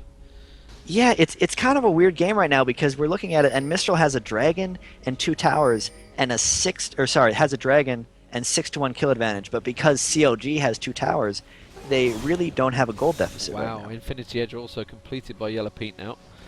So 159 CS to 149. So very even between the two, but obviously instead Cogmore went for that Wriggles. Obviously Yeah, Yellow Cogmore Pete- went for the lane build, but Sypher's like, guess what? I have an Infinity Edge, and now CLG's looking for a 5-on-5 fight because they have that item advantage. So they're going to see around Dragon. Dragon is up. And it's just going to try and poke it down. Can they get any picks? Really. And Ari's trying his best to sneak around the backside of them. But speaking of item advantage, actually, the Morgana has completed his hourglass, so look for him to have some big ults in this fight. And Cassiopeia is not done her Rylai. She has the 3 components and has not completed it. So MTL and CLG both have their individual item advantages before this fight. Actually going for Crepo there. I think Crepo realised he was the target focus and backed away from that one. They continue to try and poke. And Soraka just keeps topping people off. Very tense fight. They both know what's at stake between this fight. I mean, it is going to be a turning point if, say, CLG managed to come out on The top. gold is really even right now, and a lot of it's hinging on this next dragon. Well, And MTL's actually pulling the dragon. I feel like he's going to back away immediately. who would you put in favour at the moment of the two teams as they stand? Of this particular fight, just because CLG has the oracles and they're able to deny their vision, I give them the slight edge in this fight. Yeah, let's have a look at that vision. You can see that is CLG's view. Oh, Froggen did just get caught out there. They do still have a good view of them at the moment. They haven't taken down enough wards. Froggen managed to try and put a bit of damage. He's going to get caught. He's managed to get the ulti down across though. Angus is backed straight away from that. And Instinct does go straight in. Froggen will go down any second. No, Crescendo does go across the CLG as well. They managed to put a bit of damage, but it's very even between the two. MTL all very low as well. And CLG do pick up a kill. That's going to be Snoopy picking it up. Yellow Pete trying his best to take down Lee Sin there, but it managed to miss with that boomerang play, trying to predict it. And actually very tight between the two. 2-1 though, and MTL do come out on top. And I think they're going to go take Dragon. I'm not too sure if they're in a healthy enough situation to actually take it. Yeah, they tried to fool them in the bush, but Well, there they're is a ward definitely there. going to try, and this could add to more intrigue, you know? Everyone on MTL is low on mana, so it wouldn't surprise me. They got the dragon, though, and now CLG is going to back off. Yeah, they wisely back away from that one. So that was really got to be all about Froggen getting caught. It definitely feels like it. It doesn't seem like Froggen was able to do much of anything in that fight, and with that, it was still really close. So, yeah, that was very unfortunate. Their solos are really seemingly letting them down right now. We have 0-4-0 in mid lane from Cassio and 1-4-1 from Wicked. So Sven surely being caught out, has managed to just use his shield to dash towards prepared there, because that is going to be a tower down. So CLG now with 2 towers down, despite 3 towers, sorry, down. Now. So 3 towers, all 3 outer turrets now still down. going. And this inner turret, I tell you what, they could definitely beat it down. Now Extinct's going to come around the side. Will he have enough to catch him? He did manage to catch Froggen in there, and that's just effectively buying them time to keep hold of that inner turret. But yeah, MTL, I don't think they were quite expecting such aggression straight back on their towers there. No, I definitely think that caught them a little bit by surprise. And, I mean, it's such a weird game. The kills, unfortunately for CLG, even though the overall gold is there, the gold where it matters is on Mistral's side. Their solos, Ahri and Morgana, both have 3 kills, whereas CLG's solos have a total of 1. I mean, obviously the team only has 2, so the global gold is shared across things like Soraka and Maokai, where you don't necessarily care about their gold as much. So even though the overall gold advantage is really close, MTL has more gold in like the powerful places. Yeah, so Ari's got 1,500 gold over Riven, 1,000 gold over mid lane as well. Extinct thoughts about going into Froggen there and backed away. So that is the first turret actually that Mistral have taken down, which obviously if they can batter down these rest of these 3 outer turrets, top one is very low, bottom one untouched, but once there's a 5-man team gets on there, as Prepared and Slepper having to back away from Snoopy. They realise they might be able to actually try and catch him out there, obviously with that Oracle's on him. Yeah, I mean, looking at it right now, CLG are going to be thinking, right, okay, we need to possibly tank up a little bit, turtle up here. They're going to be less aggressive now? I mean, how do you play this? Yeah, it seems like it. At the same time, though, when you're less aggressive, you're now kind of conceding your turrets, Yeah. which were your only previous advantage. And if MTL, and Mistral, I think, is realizing this, so they're actually just kind of realizing they have more gold than the people that matter right now, so they're just going to go around and be like, okay, we're going to kill your turrets, and now we're going to have a big lead. And like I said, that bottom turret, once there's a 5-man gets on it, it can go down very quickly, and I don't think they're going to let this one slip. And they could try to catch somebody out here. They will do, and it's going to be Stink goes in, manages to get towards Snoopy. Oh, that was a beautiful flash by Brilliantly Snoopy. timed, not just dodging that dart. Bindings and obviously keeping hold of that Oracles, and they will back away from this one. Froggen's going to try to lay down some more damage on him. Manages to catch a perfect ulti across two of them. Prepared does get taken down by Riven in amongst all that, and I think MTL are in all sorts of trouble now. Slepper will go down. Can they continue on the dominance? And Wicked, he just got slowed down by Ari there, and he was trying his best to catch onto them, but very, very nice ulti from Froggen in amongst all that. Yeah, that was just really, really well played by CLG. I'd almost attribute that to the power of Sypher ultimate. They actually used it during the retreat, and it allowed everyone to run away from Morgana. It overpowered the slow attached to her leash. Everyone has managed to deleash. Perfect flash by Snoopy on Maokai to dodge Morgana. So at that point, Sypher ulti also lasts a really long time, so MTL's blown their big ultimate on their AP carry, and CLG's essentially gotten away unscathed, and they still have some move speed from the Sypher ultimate, so they just turn it right around, go right back in them, and clean up. It was great. Very nice played, CLG. That's exactly just what we were saying. What do you do to get back into it? You hope they overextend, and that's kind of what they just did. Yeah, and even though Froggen is 0-4, he's still mentally in the game, because he made a great play in that fight. He's been doing nothing all game, he's just been dying, yet he was still extremely effective with flashing in and using that ultimate on their entire team. They're going to try and catch out Ari here, but I think he's going to get away from that one. It's very hard. Look at the speed, he just zips away. So very hard to pin. It's on a fairly short cooldown too, so he'll have that back in 66 seconds at this point. Yeah, so just diving himself away from that one. So 3-2 in turrets, still very much on the nose in the gold, just 500 between the two, which is effectively nothing across 30,000 gold. So build-wise, let's have a look. Anything is particularly standing out to you right now, Jan? Well, Sypher is really strong right now, and substantially more so than Kog'Maw. Kog'Maw has, a Lantern and a Zeal, whereas Sypher has almost equally as much attack speed, but an Infinity Edge. So I definitely got to give the AD carry in teamfights edge in big time to CLG. So any kind of long drawn-out teamfight where the AD carries don't get immediately exploded, Sypher's gonna, kind of come out on top of that one. The builds as far as Ari goes, she actually built the Giant's Belt early, but then was like, wait a minute, I need to do a lot of damage here. I'm going Death Cap. So Ari does a lot more damage in teamfights than something like Cassio at this point, since Cassio is going the Rylai's Spellvamp build, which is a very sort of sustainy kind of tanky Cassio build, which is alright because that's the type of fights they're going for when with the Maokai. It's the, basically both teams' builds are making sense. They're just building the items that are appropriate for the type of team comp they're trying to run. Okay, I think MTL. They had the advantage of, since Sypher's bottom, I think they might go for Baron pull here. They are heading up that way. Sypher now has reacted and he's coming back. I thought they were going to push on towards mid turret, but I think they're not going for it whatsoever. In fact, if anything, Sypher's saying, you know what, you guys just do delay, and I'm going to take blue buff away. Have fun. I'm going to steal this blue now, which is really more impactful against a team like Mistral, who's running double AP. It's like normally they have a fight over who on their team gets a blue, and it's like, oh, guess no one gets it because we just took it with Sypher. And there's a ward importantly going straight into CLG's face there. Dragon is up, and it will get pulled out. I think they can take it down pretty quick, so if MTL want to react to this, they're going to have to be very quick. There's never quick enough. As long as Yellow Pete stays alive during this fight, I feel like they'll win. We tried to dive and steal. They're not even going to fight each other. They're just going to walk away. Yeah, Lee Sin tried his best to get in and smite it.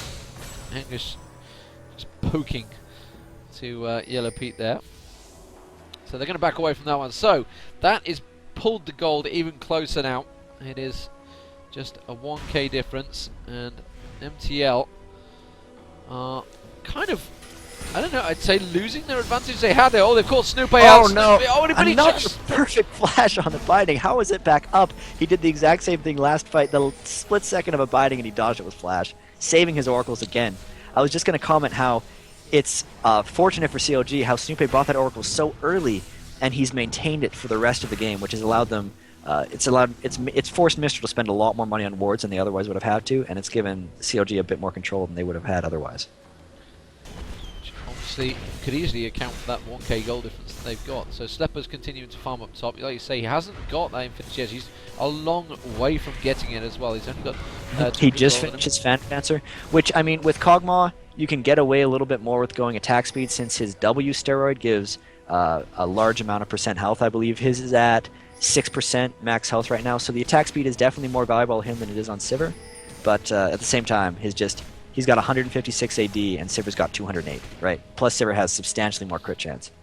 But you say that, but I mean, so often, obviously watching Genja at Moscow 5 in Kiev, he very, very rarely even got to the Infinity Edge. He was pretty much at the build he's at now, and games were finishing. That's true. I mean, the lane that Kog'Maw has right now is very good at sort of dominating the lane, which is all they were doing in Kiev, and then the rest of the game never really played out. But right now, you know, the rest of the game is always playing out in these, and we're actually seeing the teams that are not going the Wriggles build, if they don't lose in lane, are winning the team fights. They've got no vision of this one. They've got absolutely no idea. There goes Clairvoyance, goes down. Now the rest of the team are moving in. Have they got enough? No, they're going to have to peel away, and they're not even going to be able to engage from that one. They tried to get in there, so that's CV. And now they've realised they've had to put a ward down there, so they were quite clever with that one. There was no vision from CLG whatsoever on the Baron, and there still is not, because they've just eaten up that ward that got placed down. They're going to try to catch around the back side of them, because CLG were trying to counter and just push through on those turrets. MTL continuing to... And they actually walk through a ward that they didn't see, but the miasma goes down, and it's another kind of just not wanting to fight each other. Well, they've realised that it really is quite a turning point in the game. I mean, we're coming at the 30 minutes. These are all like, they realize both teams are really strong, and they're kind of waiting for one team to. I think both teams want to counter engage, which is why they're going back and forth so much. They want the other team to blow their skills first, pretty much. Oh, okay, here they go. They're going to try and cut them off on turret. Will CLG go around the side? No, they're going to keep poking on that turret. Will they take advantage and rip it down? They did enough damage. I think they need to wisely back away from this one. Slepper's actually been split apart from them, and they are going to back away again. So yeah, like you say, it's neither really want to engage right now. Neither feel they've got the stronger team. Yeah. And this kind of plays into the Cassiopeia versus Morgana matchup. Both of those characters' ultimates are better used when the other team is engaging on top of you. Otherwise, you have to like flash into a team just so Morgana can land her ultimate on people, and same with Cassio. Whereas if the team's actually diving into you, you essentially just have to stand there and you can land your ult on everybody. So both teams want the other team to engage on themselves, which is why we just have these huge standoffs. Which are always trickier to cast than the normal ones. Yeah, it's like, well, are they going to fight? And it's like, come on, just fight. But the thing is, both teams are just like, they're saying that to their teams, just come fight us. We want to use our skills as you run into us, and it's just not happening. Yeah, they've just spotted Ari down the bottom. This is the way you get to use your counter engage skills, is you force Baron, and they have to run into you. And Ari is a long way away from this one. I don't think they've got enough. Oh, the ulti's been used by Yellow Pete. Are they going for the engage? They're going to try and catch someone out. Well, the ultis have been used. That was Maokai ulti as well, burned out there as well. And now CLG going to have to back away from this fight. And Lee Sin's smelling blood here, but the old Sypher ulti's still running. Very aggressive, and he's going to have to back away. So MTL now in a perfect position, looking towards Ari, towards Riven, trying to catch him out there. And MTL in a perfect position to try and take Baron now. Yeah, and that was just sort of, you know, they were trying to Baron against Kog'Maw's living artillery, and it is just too much poke. And now they're just turning it right back on him, and, you know, littered with wards on the approach. They know exactly where they are. It'll be interesting to see how they peel.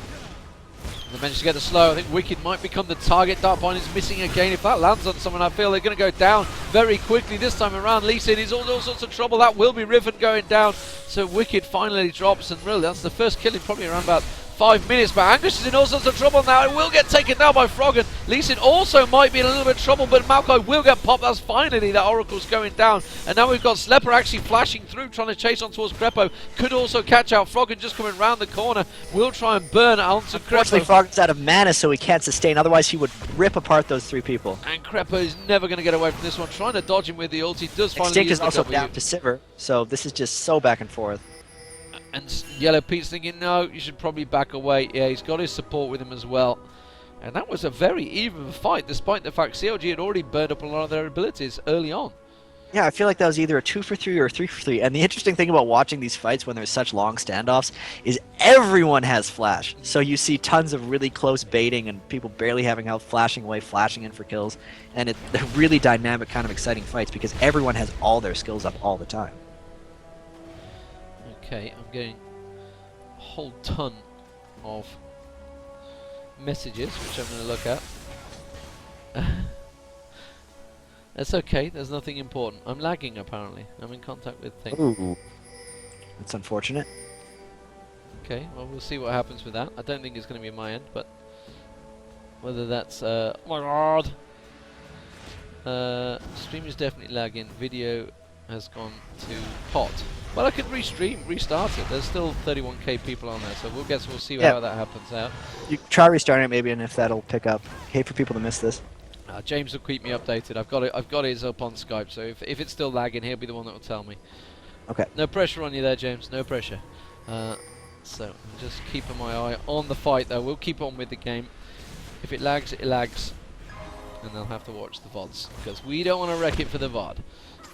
At the moment, though, CLG, ooh, they could get caught out of position here. I feel Instinct wants to push into it, and now that's surely going to give them the tower because CLG have had to back around the outside.